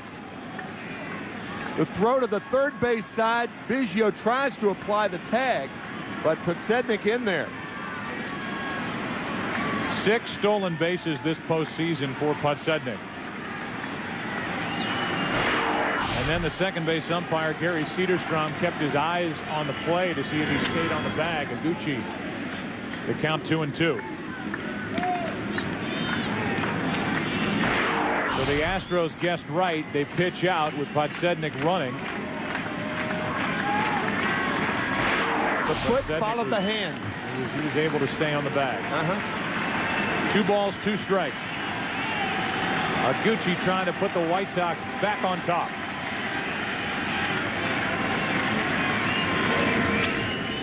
In the air to right. Podsednik will tag. Lane's throw is airmailed, but it stays in play. A break for the Astros as that ball hit up against the fencing and then kicked back toward third base. And had that ball been thrown in the stands, then Podsednik scores. It would have been 2 from the field, 2 bases. Airmailed, it hits the base of the wall. Karem's back. Everett alert. Podsednik back to tag. The fake break hurried the throw from Lane. And the Astros with a huge break. So now Jermaine Dye. Dye tonight, his only RBI came back in that big 5th inning.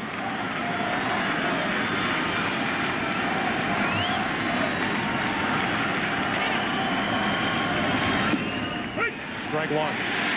Ausmus during the regular season threw out 25% of potential base stealers. In this postseason, Ausmus has caught 1 in 13 chances. I get your drift. Podsednik with 18 of 19 stolen bases, of 3rd this year. 94 miles per hour, 0-2 on Dye.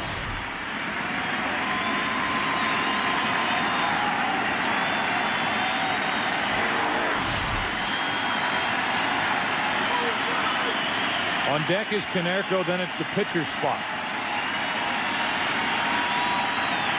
Whole right side of the infield is open for Dye. Ball 1.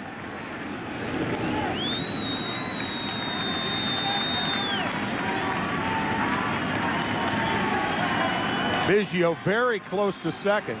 He has to be with the speed of Podsednik.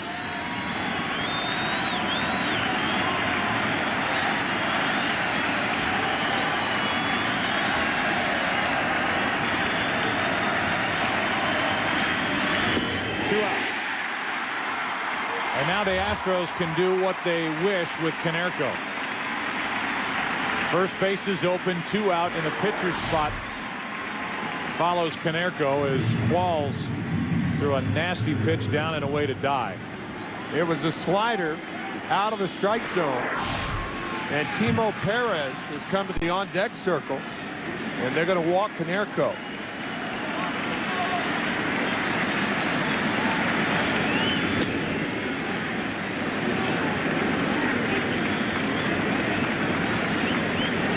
Bobby Jenks is getting loose for the White Sox in their pen.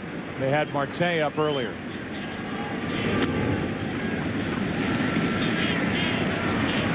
It'll be up to Timo Perez here in the 11th with 2 on and 2 out. Here's ball 3. Luis Vizcaíno will end up going 1 inning. He walked 1. No hits or runs.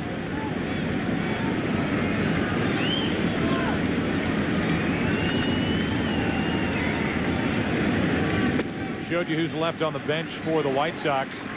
Only 2 arms left in the bullpen, Jenks and Marte. The Astros have Ezequiel Estacio and Wandy Rodriguez left in their pen. Vizcaíno is lifted for Timo Perez, and here comes Jim Hickey, the pitching coach, out to talk and maybe refresh Qualls on whatever their scouting report may be on Timo.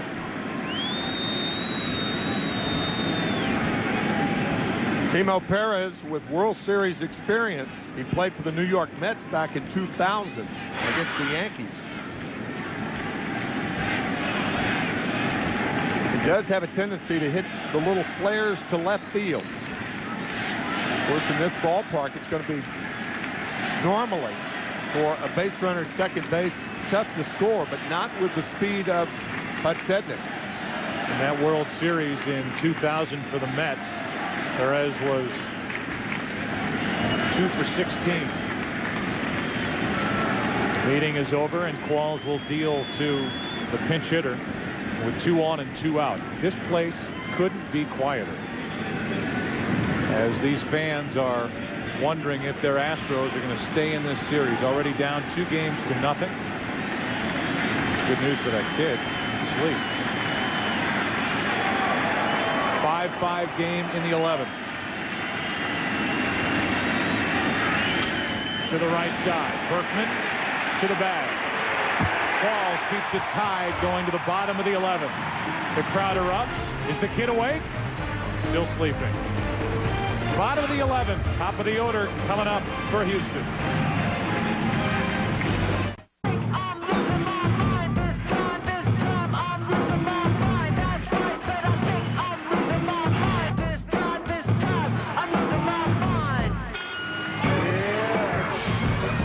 Bottom of inning number 11.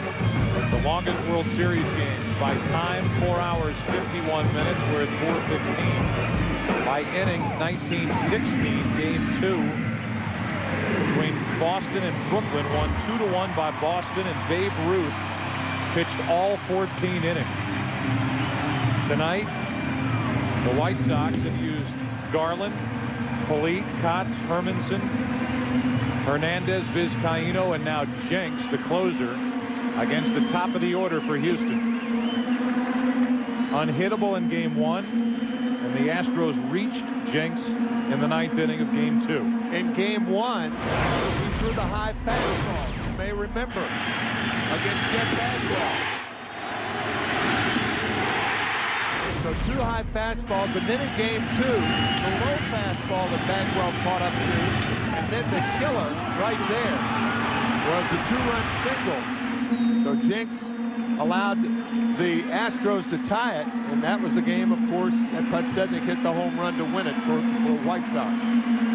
They should love Biggio around here. He's been a lifer in this organization, 18 years, and he will lead off the bottom of the 11th.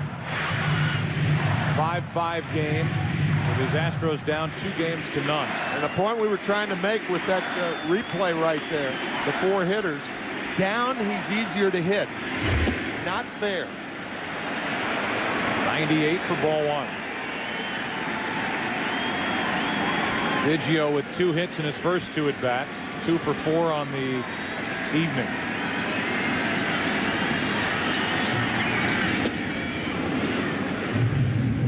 When the White Sox got the home run from Podsednik to win game 2, Ozzie Guillen said he fought his way through the crowd, and the only person he was looking for was Bobby Jenks to try to pump him up. Jenks was heartbroken and distraught after blowing the save in game 2. Guillen telling us before the game, I've seen him get knocked around a little bit, and then he's able to come back the next time out, put it behind him, and be unhittable again. He's getting his chance here tonight in game 3. 1-2 on Biggio. 2-2. Biggio a career high 26 home runs, and this is 18th season in the big leagues. He's not gone deep in the postseason.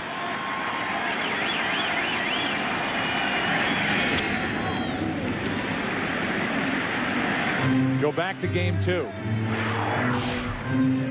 And Ozzie Guillen went right for Bobby Jenks, grabbed him by the face, gave him a hug, and everybody headed to Houston.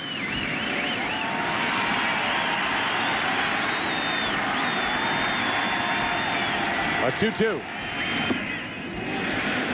First breaking ball, and it's low, full count. The heck of a time to do it with a 2-2 count. Pitchers have to be patient, just like hitters have to be patient. 1 away. Jenks delivering one down and away, and Biggio went after it. May have chased ball 4. Even when you know what's coming, however, and it was ball 4, even when you know it's coming, tough to lay off of.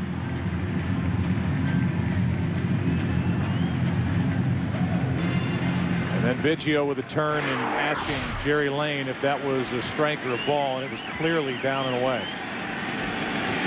The Astros have been handed 5 walks in the last 2 innings, but have not been able to take advantage of them. Here's Taveras. The rookie takes ball 1. I think the strategy here is to make Taveras take a strike. Hope that Jenks is wild out of the strike zone. Get his speed on at first base.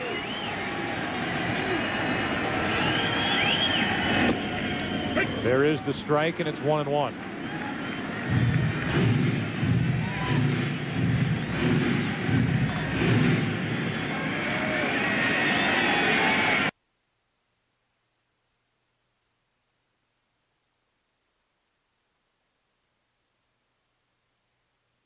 So the first World Series game in the state of Texas is going to start on Tuesday, October 25th, and end on Wednesday, October 26th.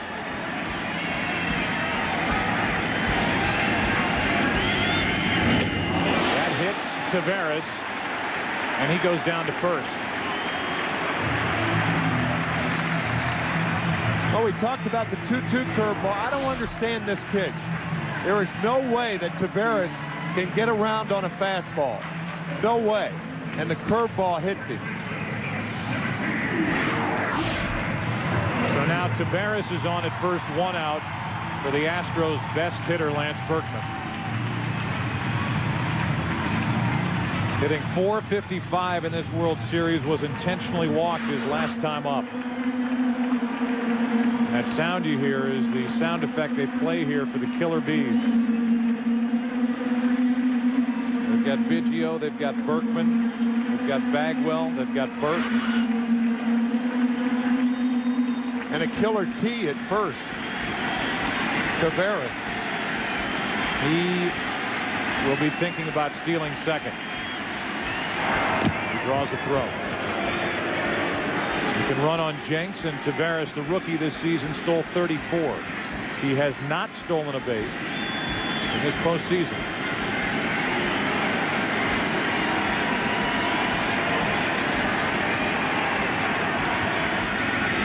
Pitch out, and the White Sox guessed wrong.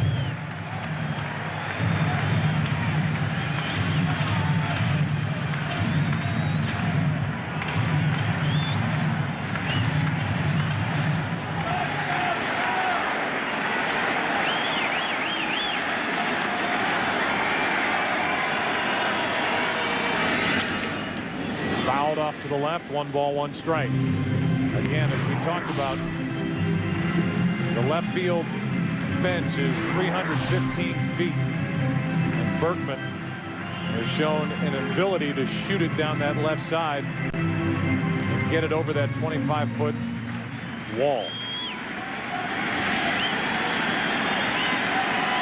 1 ball, 1 strike, 1 on, 1 out.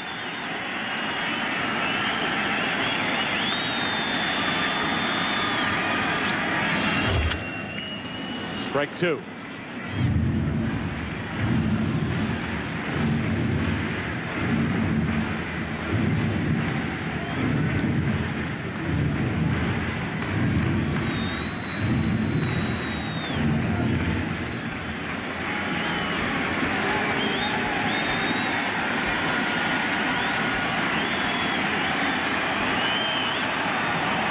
Berkman in the hole, 1-2.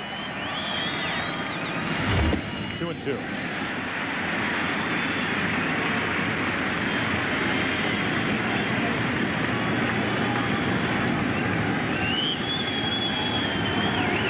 Biggio led off. He struck out. Taveras hit by a pitch. Has not taken off yet.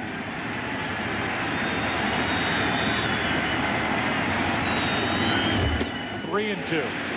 Now's the time to run.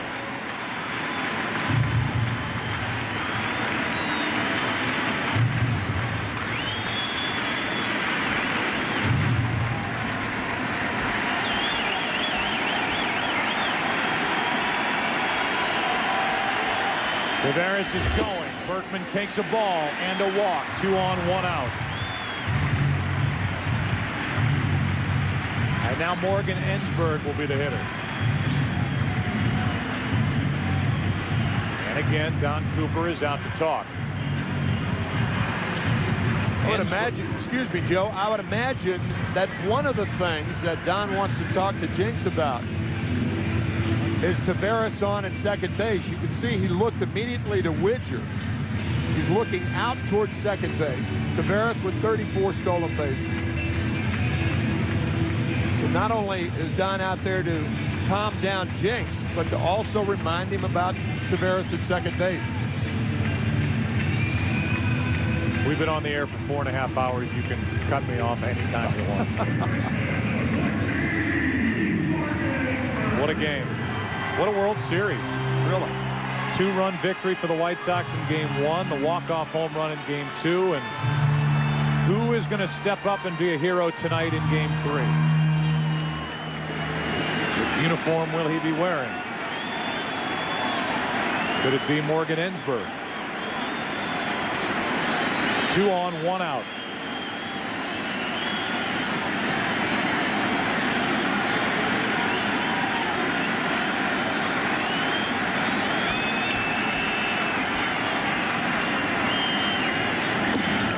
Ball 1 low.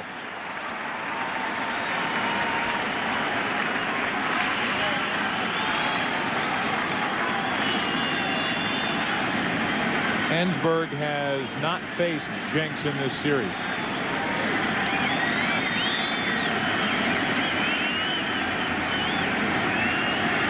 It was almost a balk. Almost. You can fake to second and to third, not to first or home. But you have to turn all the way around. Yeah, and left leg coming up. Clearly worried about Taveras. Ensberg takes a strike, 1-1.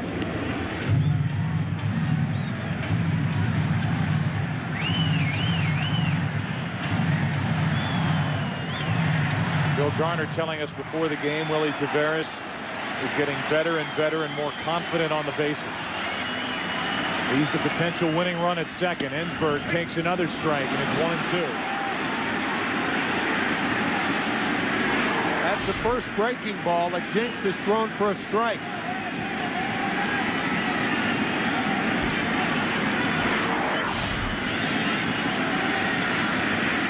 Orlando Palmeiro on deck. 1-2 pitch.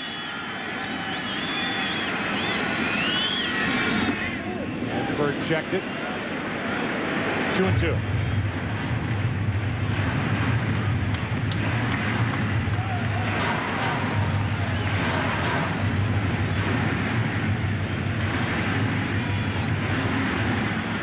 Astros have had runners all over the bases the last 3 innings, but don't have a hit since the 8th.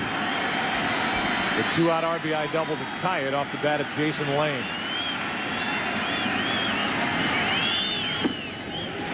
Full count.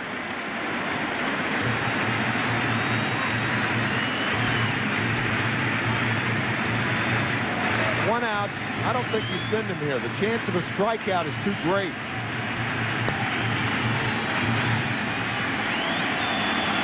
The 24-year-old Bobby Jenks brings home a 3-2. Ensberg pops it up. Down the left field line, and Uribe is out, the shortstop, for out number 2.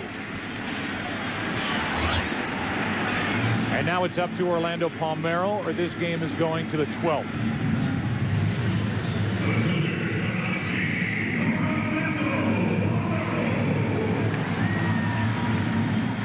Palmeiro pinch hit in the 10th, walked, stayed in the game, and he gets another at bat. If we go to the 12th, the White Sox will have Rowan, Creedy, and Uribe against Qualls. Ozzie Guillen pulling in the left fielder. Podsednik.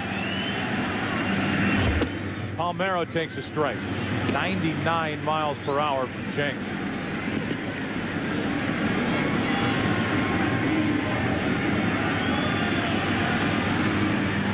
Rowan and Podsednik are trying to make heads or tails out of that motion from Ozzie Guillen. Pulling him in. Here's an 0-1. Strike two. And the White Sox are one strike away from getting this game to the 12th.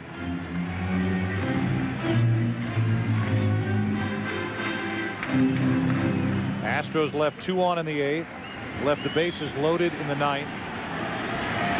Left 2 on in the 10th. And they have 2 on here in the 11th.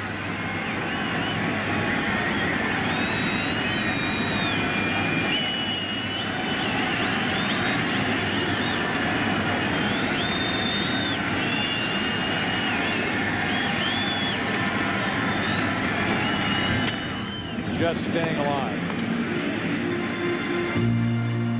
Go back to our conversation with Ozzie Guillen before the game. He said the other night when Jeff Bagwell got that hit off Jinks in center field, that Rowan was too deep. It was his fault. He accepted the blame, and he's trying to not let that happen again.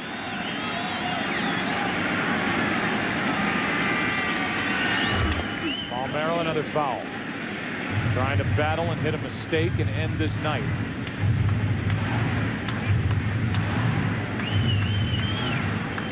We've seen 375 pitches, and Jenks trying to get around a hit batsman and a walk here in the 11th.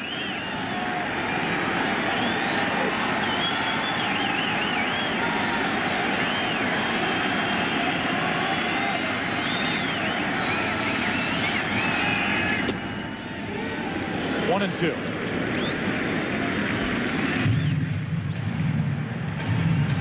Palmeiro, part of the championship with the Angels in 2002. He's been a good pinch hitter over the years. Went to St. Louis and now Houston.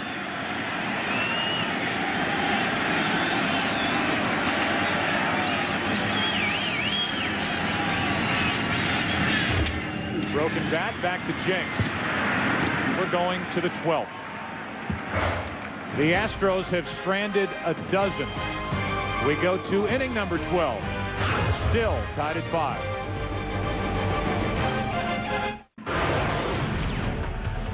It was a 4-0 lead in the 5th inning until the White Sox bats woke up and took it to Roy Oswalt.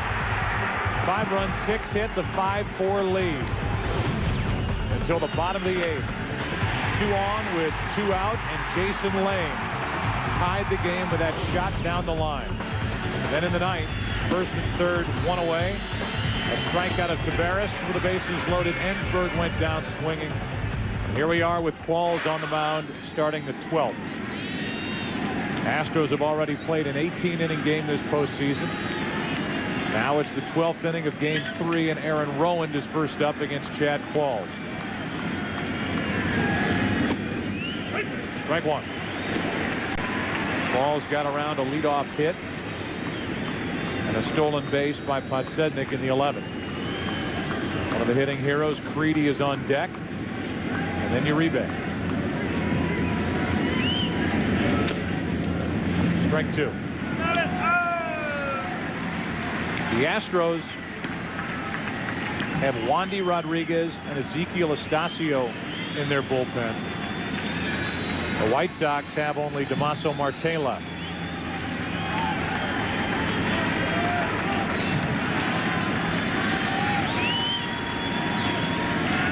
An 0-2 pitch. Rowan strikes out, one away.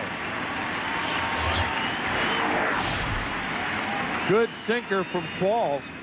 What you just saw there was Jim Hickey, the pitching coach, calling the bullpen to get either Hernandez or Astacio up. It's going to be not Hernandez, Rodriguez, I beg your pardon, because it takes him longer to get ready. That's why he's up and throwing with no intention, one wouldn't think, to come in this inning. But should it go to the 13th, he'll start the 13th. Big reason why is the pitcher's spot for Houston. Qualls is due up 4th in the bottom of this 12th. Wandy Rodriguez suffered the loss in Game 1 of this World Series after taking over for Clemens. To his left, Everett. 2 out. Freedy is gone.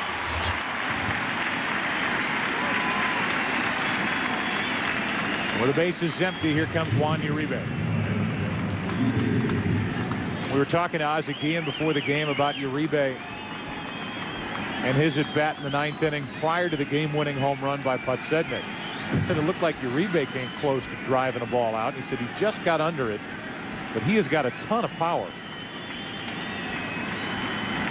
He hit 16 home runs during the regular season, and he takes a ball down and away. He has 1 postseason home run.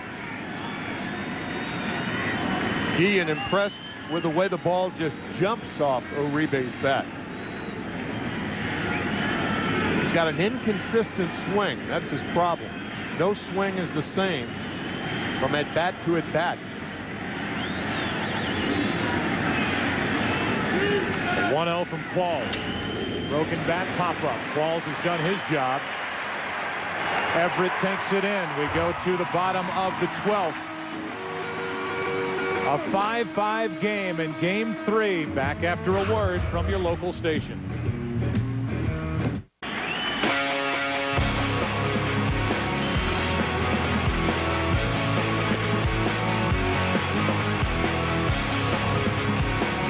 Bobby Jenks back to work in the 12th. Got around to hit batsman and a walk in the 11th. And here is Jason Lane, who has homered, walked, hit an RBI double, and that double in the 8th with 2 out tied it at 5, and we're still tied at 5.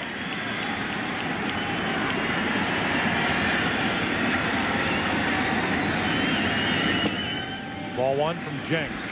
Once again, if you're a Houston hitter, down in the strike zone from Jenks is easier to hit than up in the strike zone.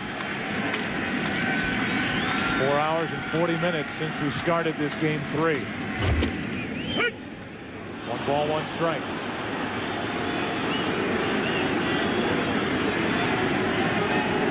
Jason Lane, a .300 hitter here at home, .267 overall during the regular season, 26 home runs, and he has 3 postseason home runs. 1-1. 1-2. It's Lane, Ausmus, and Everett. If anybody gets on, the pitcher spot, Chad Qualls' position comes up.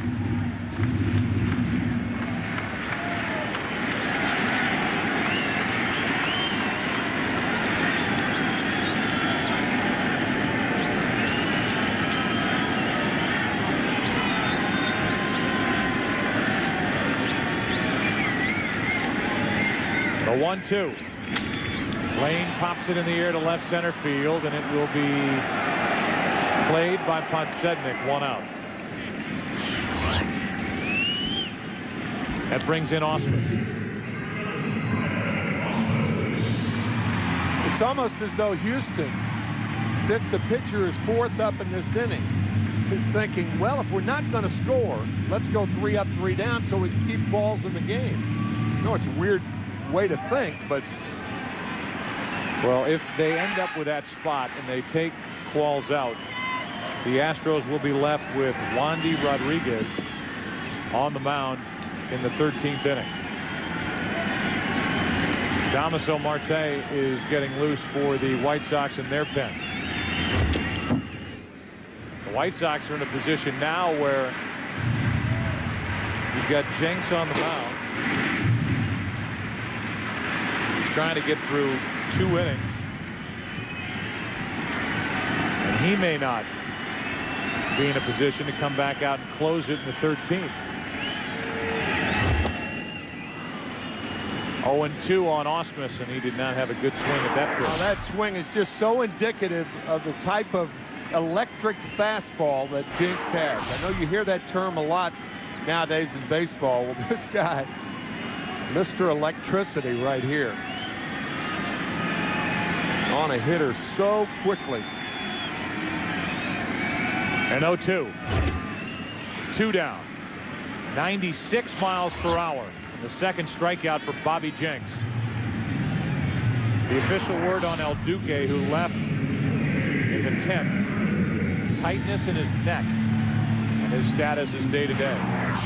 2 out here, and Adam Everett steps in with Vizcaíno in the on-deck circle.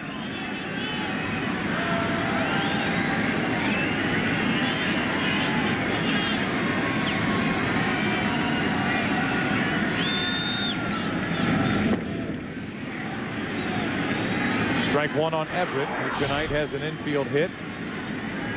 And that's it.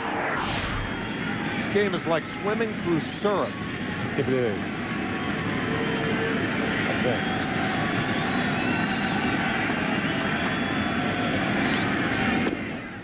Look at that swing.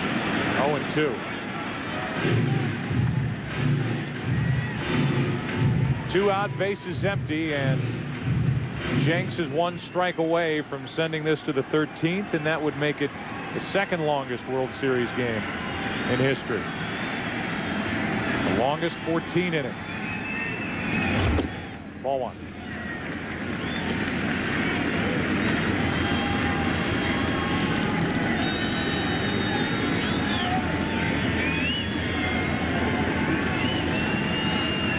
White Sox in the 13th.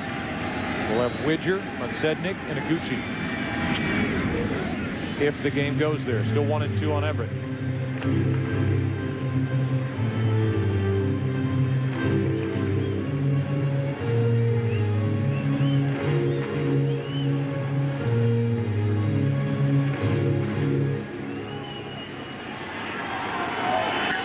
Everett with 11 home runs during the regular season. Waits for a 1-2 pitch from Jenks.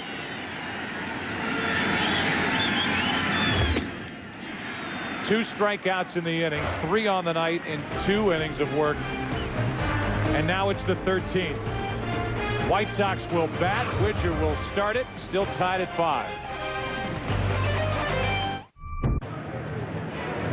Welcome back to Houston, and extra innings here between the Astros and the White Sox. The Houston team doing anything they can to change their luck after an 0-2 start in this World Series. They grew beards coming into the playoffs as a show of solidarity, but decided to go with the clean-shaven goatee for tonight's game to, as they put it, start clean and change their luck. But this game has gone on so long that some of their hair is growing back. In fact, Joe, I think we're getting a 12-27 shadow on some of these guys. Thank you, Chris. If they don't win tonight, I don't know what's next. Get rid of the goatee or the hair altogether. White Sox trying to take a 3-0 advantage in this World Series, batting in the 13th. 5-5 game, and Widger is first up. Qualls is back out there for a 3rd inning, and Widger takes a strike.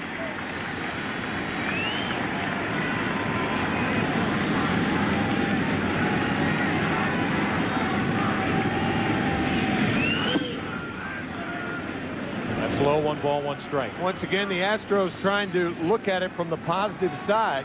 Since they didn't score, at least they went in order, and that kept Qualls out on the mound. Marte is still loosening for the White Sox, and now Astacio is getting loose for the Astros. Good pitch by Qualls. 1-2 on Widger. Big difference there, and looking ahead is Astacio is primarily a starting pitcher, and Marte isn't. 1-2. 2-2. Ezequiel Astacio started 14 games this year for Houston. Had 8 appearances out of the bullpen, was 3-6. And that's what the managers are trying to do right now, is think, well, we may have to have a guy who's another starter in there. big rip by Widger, and the count stays 2-2.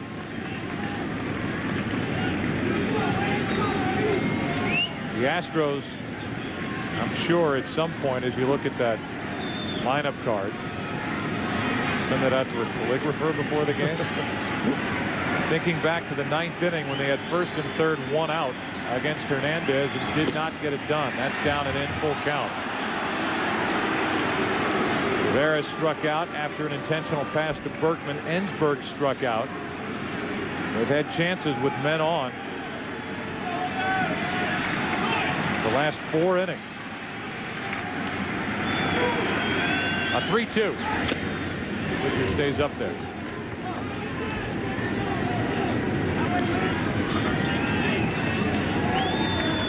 Widger struck out his first time. That was against Lidge. After Widger, Qualls will get into hitters that he's already faced tonight.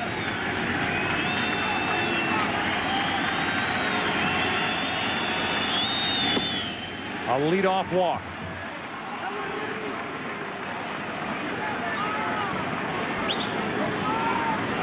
Our guys at Stats Inc. are working overtime tonight. First World Series game in Texas by the numbers. Bill Webb, our terrific director, has called for 1,605 camera cuts, and they're adding up as we speak. 428 replays, 24 Fox promos, and 10 game summaries. How many bunt attempts? We're going to see one here. I think so. But I don't have a figure for you.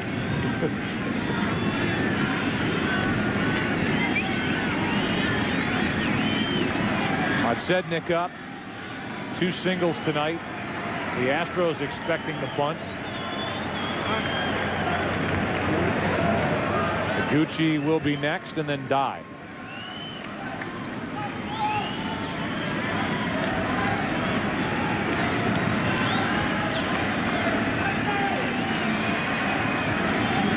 The bunt attempt and the ball down and away, ball 1. We squared around and took it. Now looking down at Joey Cora, the third base coach for the White Sox, to get the sign.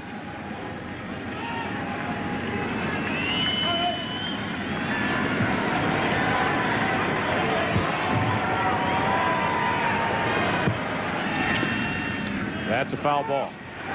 Foul ball, strike 1. Brad Osmus figuring I might as well complete the play and maybe get a call. You never know this postseason. That is correct. But not on that one. 1 ball, 1 strike on Podsednik. The kid's up.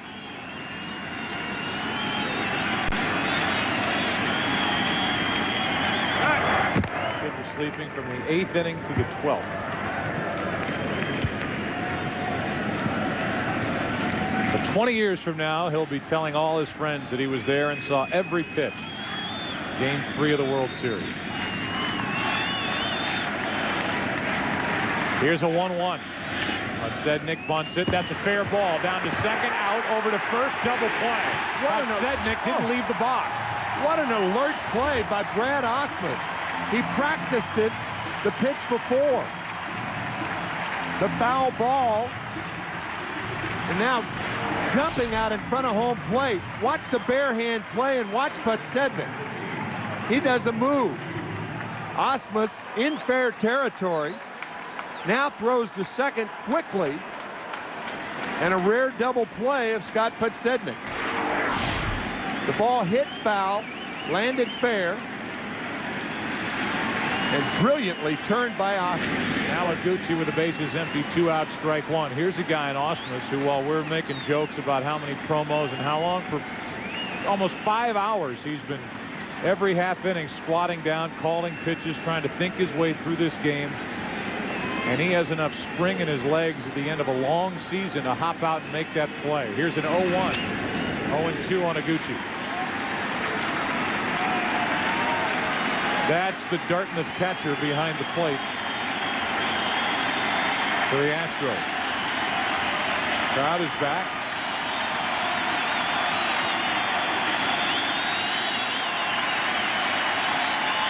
0-2. We go to the bottom of the 13th. 9-1-2 coming up for the Astros. Tied at 5.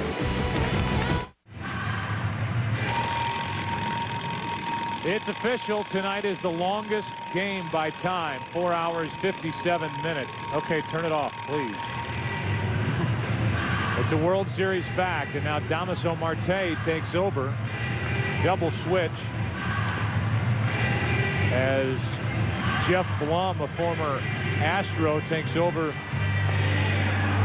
at second base. He'll bat in the 5 position. And Iguchi is out. Iguchi and the pitcher occupying the number 2 spot in the White Sox lineup. We're at the bottom of the 13th. Marte, who for a while was in the doghouse with the White Sox, and now is in for showing up late to the park. Has great stuff, but sometimes they wonder about the effort and the concentration. And here he is. If you can't concentrate in a game like this, Game 3 of the World Series, bottom of the 13th. The team fighting to take a 3-0 advantage. Vizcaíno is off the bench to bat for Qualls, who was terrific. Breaking ball misses, ball 1. 45 innings for Marte, 33 walks this year. Great stuff, but he can be wild. And he's 2-0 on Vizcaíno. For Qualls, 3 innings. No runs, 1 hit, 2 walks, one of them an intentional walk, and 3 strikeouts.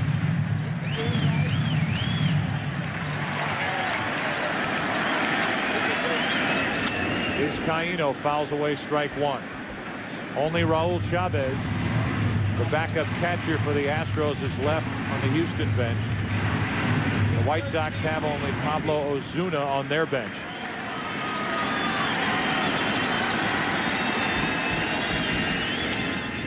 Two and 2 on Vizcaíno.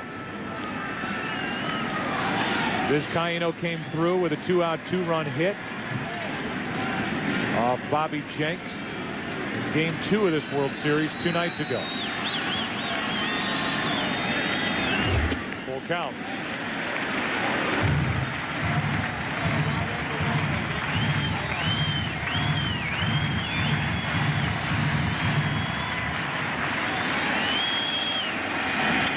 Vizcaíno hanging in there.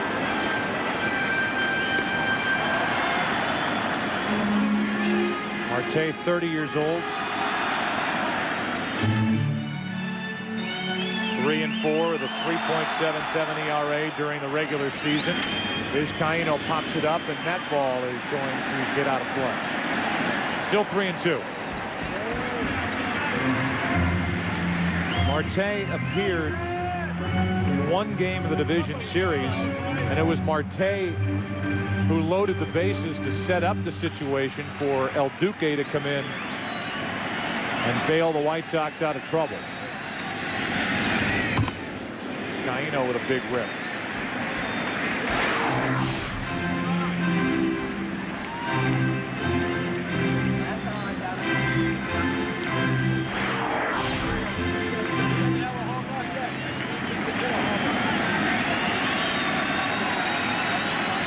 Another 3-2. A leadoff walk.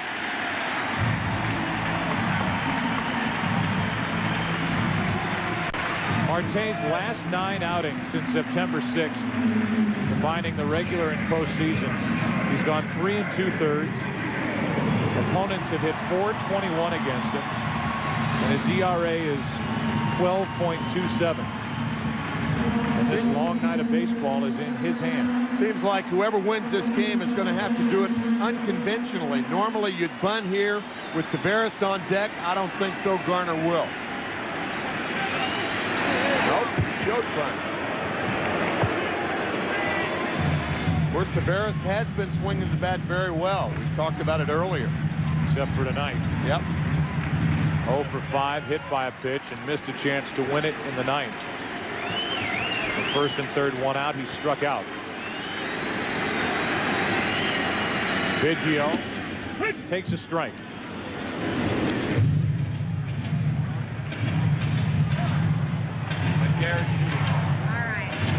Jenks 2 innings, 1 walk, 3 strikeouts, hit a batter.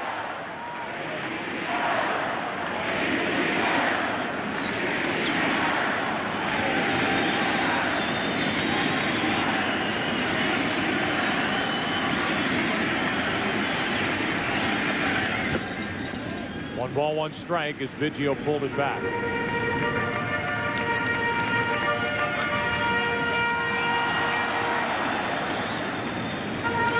What a fight for Game 3.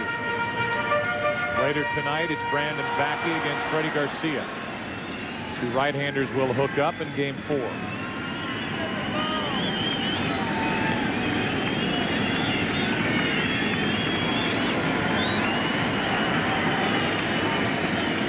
See if Phil Garner takes off the bunt and employs something other than that.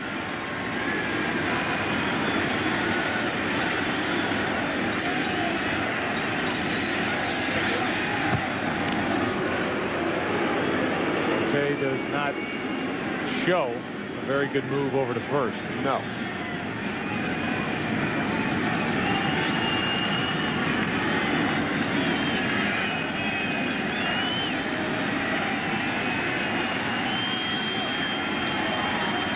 A 1-1. No bunt, swing and a foul back, and now Biggio in the hole 1-2. Turned him loose. He had a good pitch to hit, fouls it back.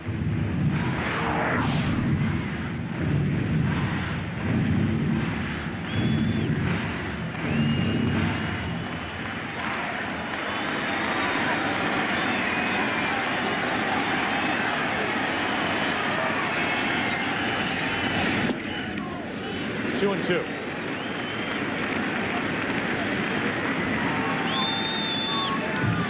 The Astros have been handed 9 walks since the 8th, including the 8th inning when there were 2 walks. 9 times the Astros have taken a free pass. It helped out in the 8th, but from the 9th inning when they were handed 3 walks, 2 more in the 10th, a walk and a hit batsman in the 11th, and now a leadoff walk in the 13th. They've done nothing with it.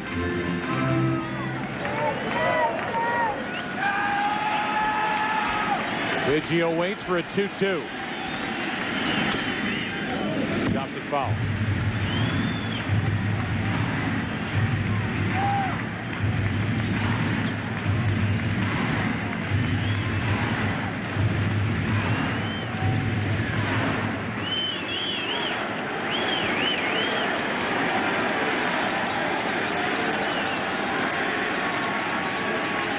The 2-2 pitch. Got him on the inside corner, 1 on, 1 out. Second time in a row that Biggio has struck out here in the extra innings. Good fastball from Marte. Right on the inside corner.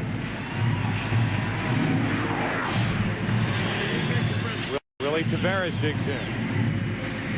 Willie does not have a hit tonight. Came in 4 out of 7 in the 2 games in Chicago. He struck out twice, hopped up twice, flied to left, and then was hit by a pitch. Strike 1.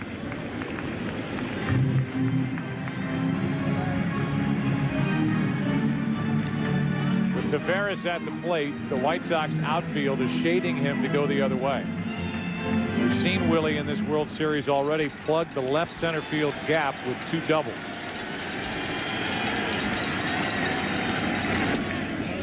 Shows bunt, takes the ball.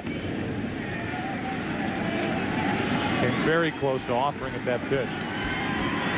On deck is Berkman.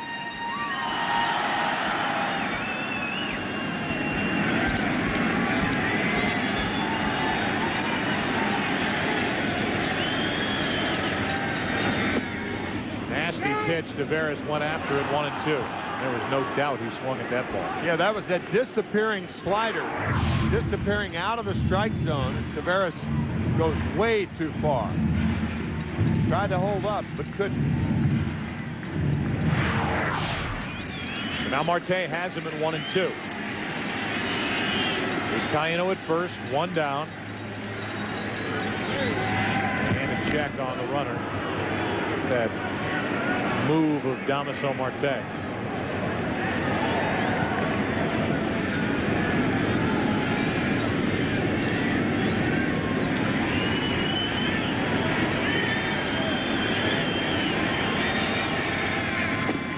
Got him looking. 2 outs. Almost an identical pitch that he got Craig Biggio on. The fastball. Little above the knees, inside corner. Now it's Berkman. If this game goes to the 14th, the White Sox will have Dye, Konerko, and Blum. Facing Ezekiel Astacio.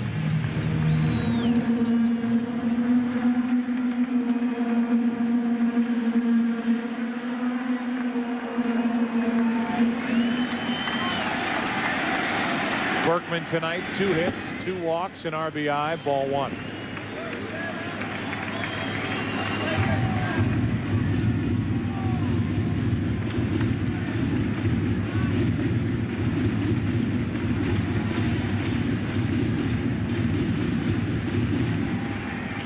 Nolan's still here. The all-time strikeout king. Strike 1 on Berkman. Saw Ozzie Guillen down in the dugout. It's almost time to talk to the managers again. Ozzie. We have our pregame meeting in a few minutes for Game 4. 5 hours ago, Nolan Ryan threw out the first pitch.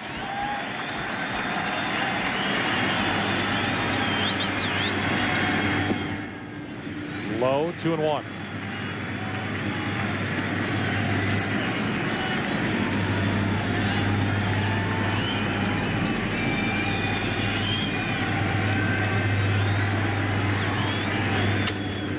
To the shortstop, Uribe. Game number 3 will go to the 14th inning. And it will at least tie for the longest game innings-wise in World Series history. Here comes Astacio. Ezekiel Astacio takes over. Astacio, as we mentioned, made 14 starts for Houston this season. 3-6 record, a big ERA, and Vizcaino stays in the game, plays second. They're trying to buy every spot they can in the order before the pitcher's spot comes up. Biggio's out, that's where the pitcher will hit. And here is Jermaine Dye to start the 14th inning. Dye, Konerko, and Blum against Astacio, and a bender is in there for a strike. So the White Sox getting their first look at Astacio.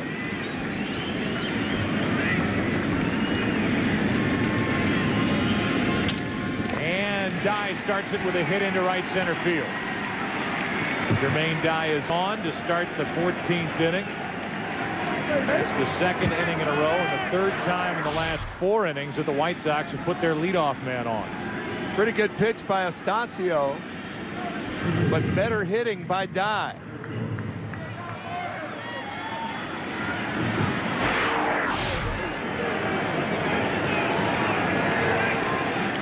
So now Konerko.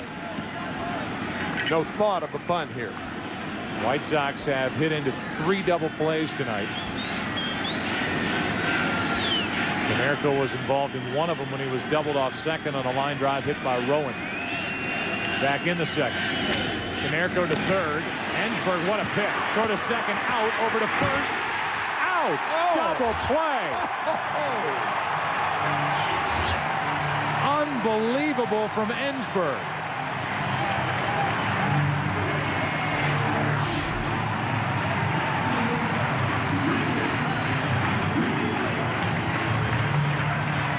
Not only the catch, but the wherewithal to get to his feet, throw a strike to Vizcaino, and a strong throw to first to get Konerko. My goodness.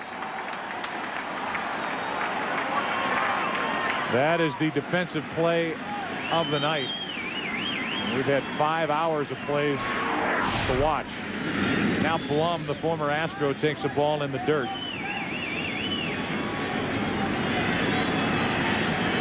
In the time that it's taken to play this game, you could fly from Baltimore to Iceland. If you're so inclined. Yes. With 2 out, nobody on, Blum takes low. It's 2-0. You could fly from New York to L.A. You could cook a turkey for Thanksgiving. You could watch 20% of a season of 24. Or watch the longest game in World Series history. Blum hits it into right, down the line. It is gone. Jeff Blum, the former Astro, goes deep. And here in the 14th inning, the White Sox take a 6-5 lead. Jeff Blum gets his first at bat of this series and only his second of the postseason. And Blum has made it 6-5 Chicago. Down and in. The former Astro.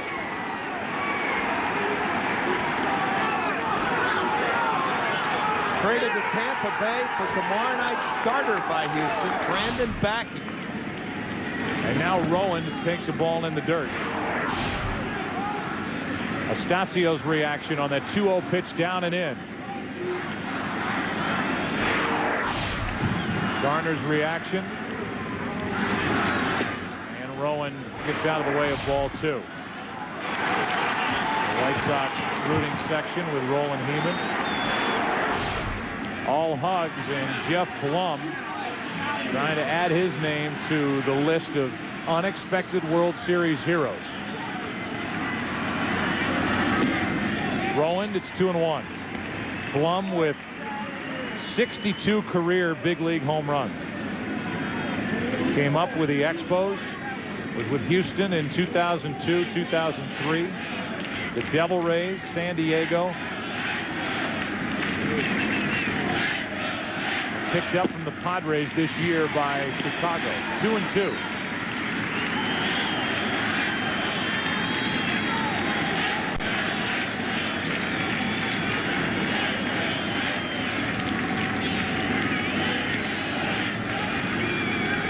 With 2 out, nobody on, a 2-2 pitch. Chopped foul. The Astros in the bottom of the 14th inning will have Ensberg, Orlando Palmeiro, and Jason Lane.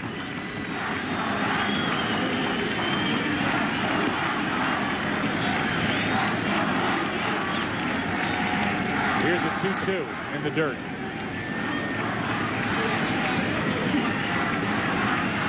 A left-hander starts to throw for the White Sox in their bullpen. And that can only be Burley, the Game 2 starter. With 2 out, nobody on, a run home. The White Sox leading. A 3-2 pitch is chopped to third. Ensberg charges, can't make the play. Rowan is on to keep the top of the 14th alive. Third hit of the inning.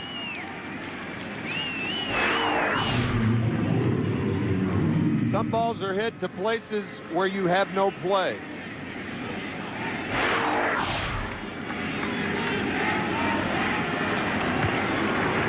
And here's Joe Creedy.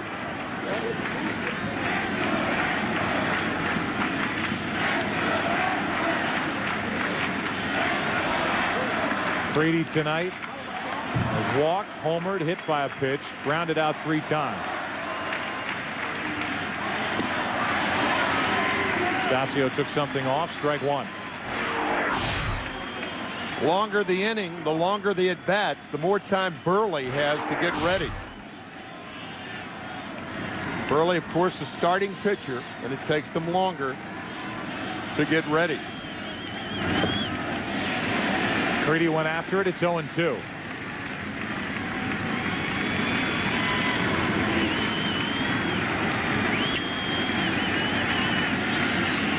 Burley is warming up like he's coming in the bottom of the 14th. He is warming up like that. Even though Marte is still in the game at the moment.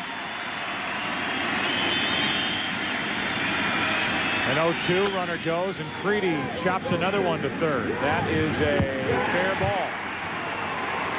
And it's 2 on with 2 out, 4 hits in the inning.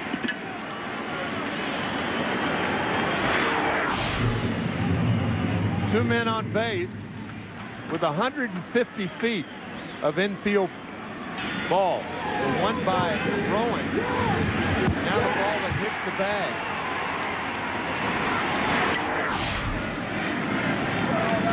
And now Jim Hickey out to talk to Astacio. So Burley with more time to get loose. Again, it's Ensberg, Palmeiro, and Lane for the Astros in the bottom of this inning. They'll be trailing by at least 1.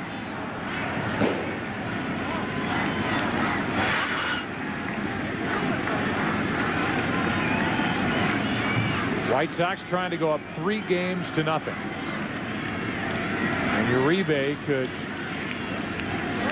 give them some wiggle room in the bottom of this 14th.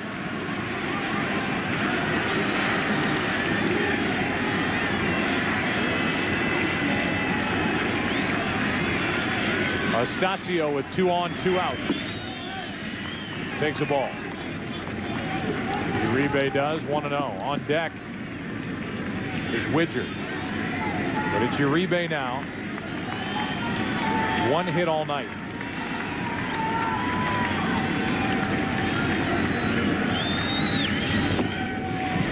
One and 1.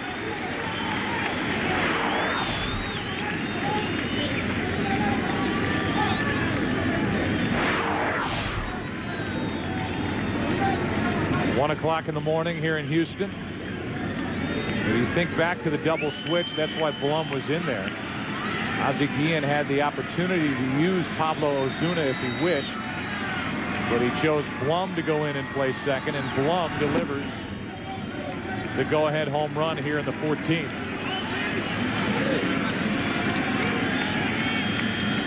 Two balls and a strike on Uribe. So far in this postseason, Ozzie Guillen and the White Sox have played mistake-free baseball.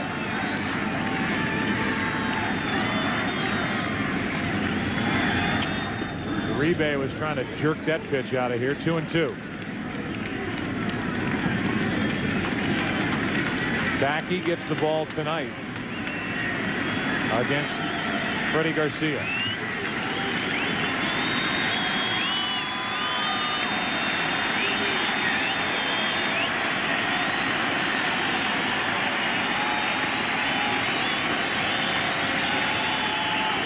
The 2-2 to Uribe will count, and the runners will go.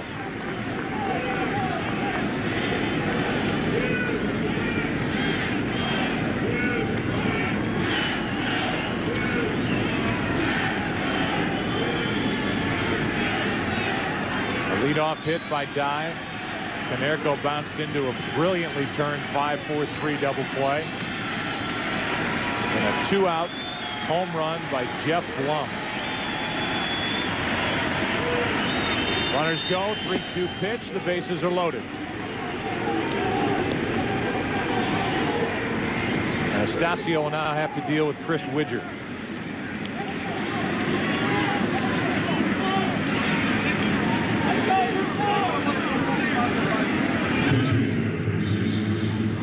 Widger tonight 0 for 1 with a walk and a strikeout. Took over in the 9th.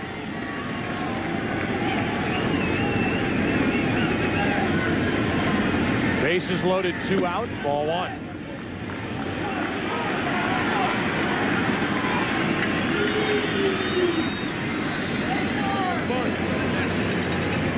Wandy Rodriguez is getting loose again.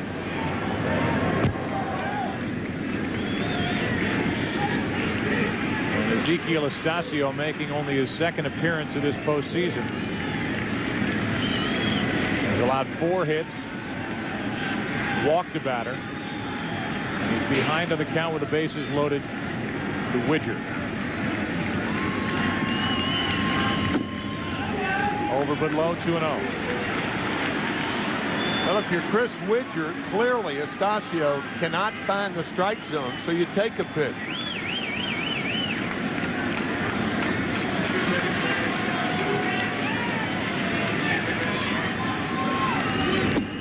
3-1.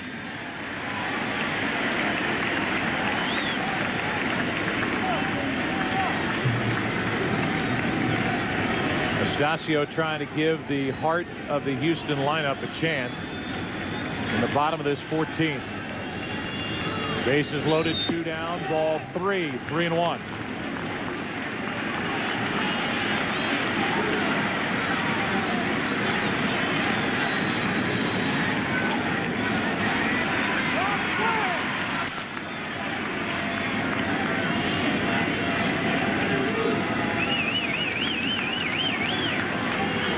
Three balls and a strike, bases loaded, 2 out. Widger walks to force home the second run of the inning. And it's 7-5 White Sox here in the 14th.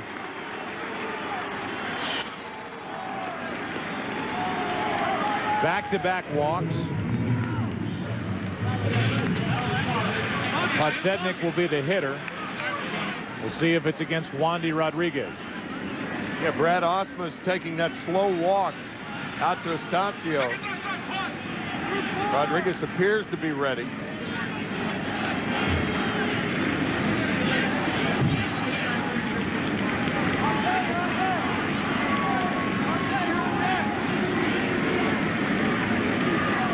Here comes Phil Garner.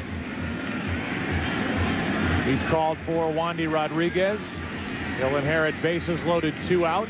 The White Sox leading by 2 as we play here in the 14th inning of Game 3. In the division series, Game 4, an 18-inning affair with Atlanta for Houston, longest postseason game all time. And tonight, 5 hours, 28 minutes and counting, longest World Series game by time in 14 innings, ties a World Series record. Here's Wandy Rodriguez to pitch to Scott Podsednik. Bases loaded, 2 out, 7-5 White Sox in the 14th inning, and a strike on the outside corner.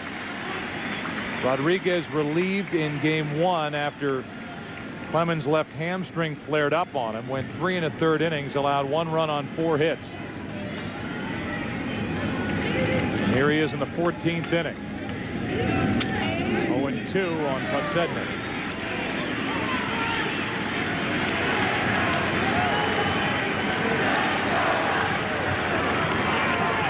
Home run by Blum and a bases loaded walk to Widger. Produced 2 runs. Marte in the on deck circle.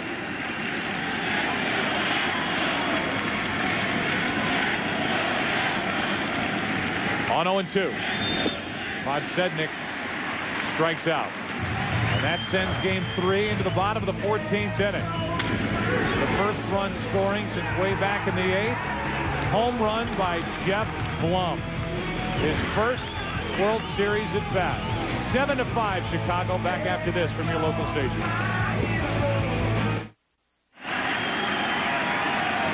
Damaso Marte will try to finish this game. He delivers a strike to Ensberg. Burley is ready if needed, but Marte back for the 14th. Pitched a scoreless 13th and got around a leadoff walk. There's strike 2 to Morgan Ensberg. On deck is Palmeiro and then Jason Lane. 1 away. 3 pitches and Marte strikes out Ensberg.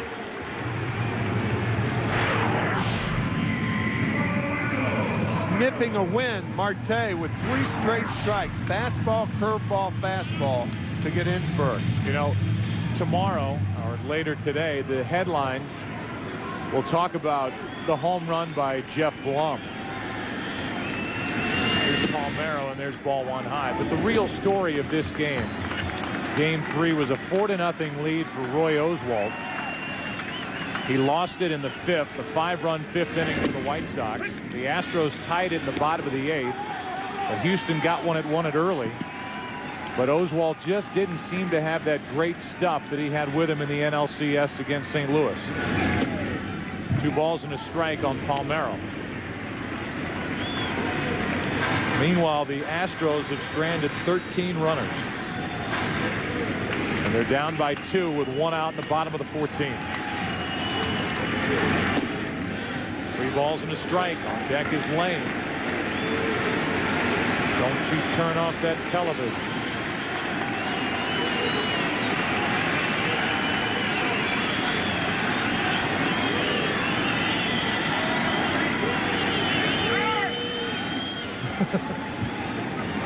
Time had been called, and Marte didn't know it. Palmeiro was digging in, almost walked into a pitch. 3-1. A walk gives the Astros life. If you're wondering about Burley, his last relief appearance was in the 2000 AL Division Series against Seattle, Game 2. He has no major league saves, and in 2000, Burley was a rookie. He was the starter on Sunday night. Tomorrow's starter, Brandon Backey, runs out to the bullpen just in case. Here's Lane. And there's a pop-up out behind second base. Blum has it, 2 down. And the White Sox are 1 out away from a commanding 3-0 lead in this 2005 World Series. Here's Ausmus.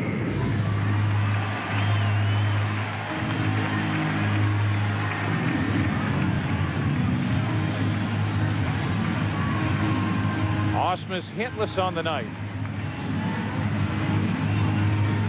He had a game-tying home run in the 9th inning with 2 out in that Game 4 against Kyle Farnsworth in the Atlanta Braves. The game that went 18 innings. He's the tying run at the plate, and he takes ball 1. Adam Everett on deck.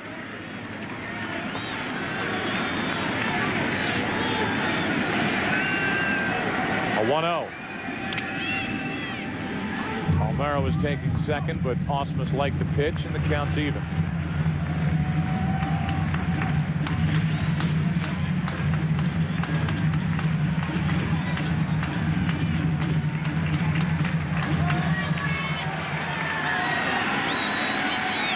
One ball, 1 strike. That's high. 2-1. Down to second is Palmeiro. No stolen base for Palmeiro. Fielder's indifference. They let him take it.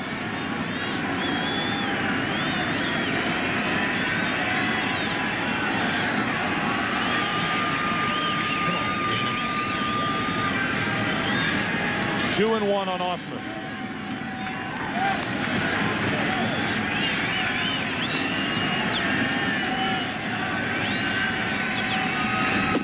Two and two, and the White Sox are 1 strike away.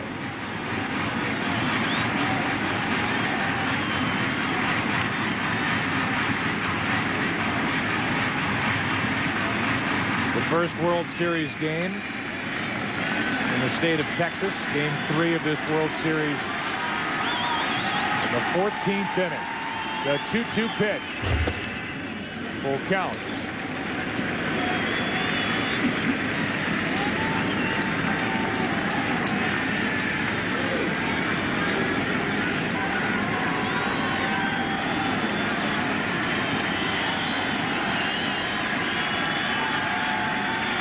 Now a 3-2. Ausmus grounds to short. Uribe bobbles it, and the game will continue. Tying runs are on with Everett coming up. Error on Uribe, his second of this postseason. Don Cooper, the pitching coach, on the phone. Is Burley ready? Of course.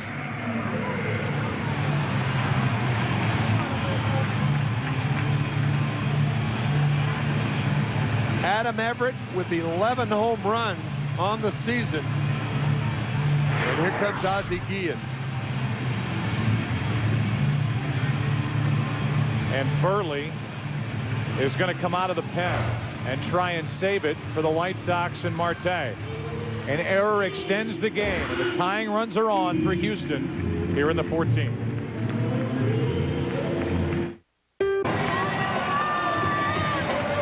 Hoping that error here in Houston, these fans are, will give the Astros a break and a chance to do something about a 7-5 game in the bottom of the 14th as Mark Burley makes his first relief appearance since his rookie year and deals with Adam Everett. The winning run at the plate. Tying runs are on, ball 1. Everett was 0 for 3 against Burley in game 2.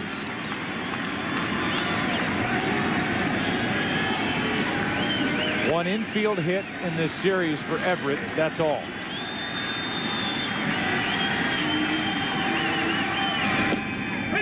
One ball, one strike. Everett is 0 for 13 with runners in scoring position this postseason.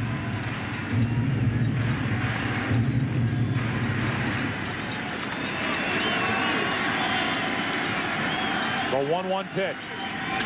Everett pops it up. On the infield for Uribe. The White Sox are up 3 games to nothing. A 14-inning game ends 7-5 Chicago. And the Astros will end the night with 15 runners left on base. Jeff Blum, one of the heroes, the go-ahead home run, which made it 6-5. They tacked on another, and the White Sox win it in 14, 7-5. Thank you.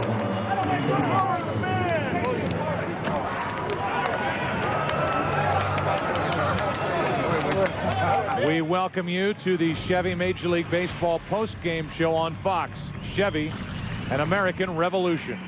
What a night, and what a run for these White Sox through the postseason. Up 3 games to nothing. Later tonight, game 4, Freddie Garcia and Brandon Backey.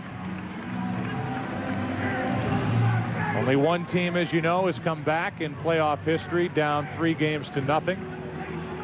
The Red Sox in last year's ALCS against the Yankees. It hasn't happened in NBA history, 2 times in NHL history. And let's go down to Chris Myers with a star. On the field, Joe, October full of unlikely heroes. No disrespect, Jeff Blum. You probably didn't even know you were going to play tonight. Talk about the home run that ended the longest game in World Series history. It was a 2-0 count. Managed to work myself into a good hitting count, and I looked down at Joey, waiting for the 2-0 take sign. Maybe work the count a little bit, but he stood there motionless. So I said, you know what? Let's take a shot right here, and fortunately things worked out. Joey Corey, your third base coach. Now against your former team, when you connected, did you know that you got it out? No, I didn't know if I got it high enough. I know I hit it pretty hard, but I was just hoping to get in scoring position and hopefully good things would happen. But somebody was watching out for me and got the ball over the wall. I mean, you're in the World Series, gliding around the bases. You still can't believe it. No, honestly, I can. It's one of those things. You sit around for 14 innings, and like you said, the longest game in history. And then something like that happens, it's pretty special. All right, so White Sox are 1 game away from the World Series title. What do you think they're doing back in Chicago? I know it's heartbreaking in Houston, but in Chicago, they're jumping up and down. Yeah, they're jumping up and joy, and they're feeling the same joy that we're feeling right now, and we're just looking forward to tomorrow's game and hopefully bring it home. All right, congratulations. All right, thank you so much. I appreciate it. All right, thank you. We appreciate it, Joe. All right, Chris, thank you. Our Chevrolet player of the game. 5 hours and 41 minutes. And with 2 out and nobody on at the top of the 14th, a 2-0 pitch, a line drive laser over the wall and right off the bat of Jeff Blum in recognition of his outstanding play. Chevrolet will make a $1,000 contribution to the Boys and Girls Clubs of America. Chevy, an American revolution.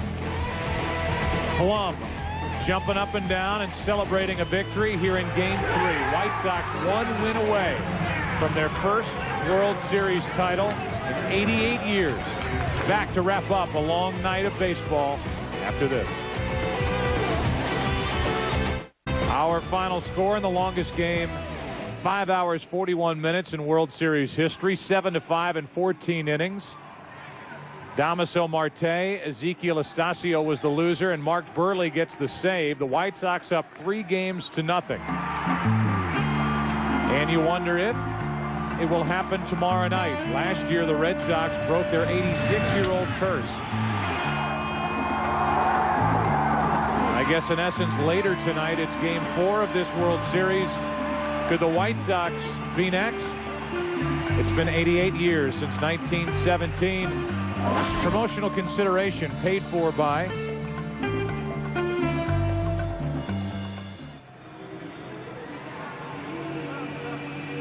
the Chicago White Sox. A long night of baseball. 14 innings. Win it 7-5. Blum, a hitting hero. And the final 7-5. Join us later tonight. Game 4 of the World Series. Coverage begins at 8 Eastern, 5 Pacific. Tim McCarver, Chris Myers, Jeannie Zelasco, and Kevin Kennedy. Our producer, Pete Pacheska. Our director, Bill Webb. This is Joe Buck. So long from Houston. This has been a presentation of Fox Sports, your home for the 2005 World Series. The White Sox 1 win away.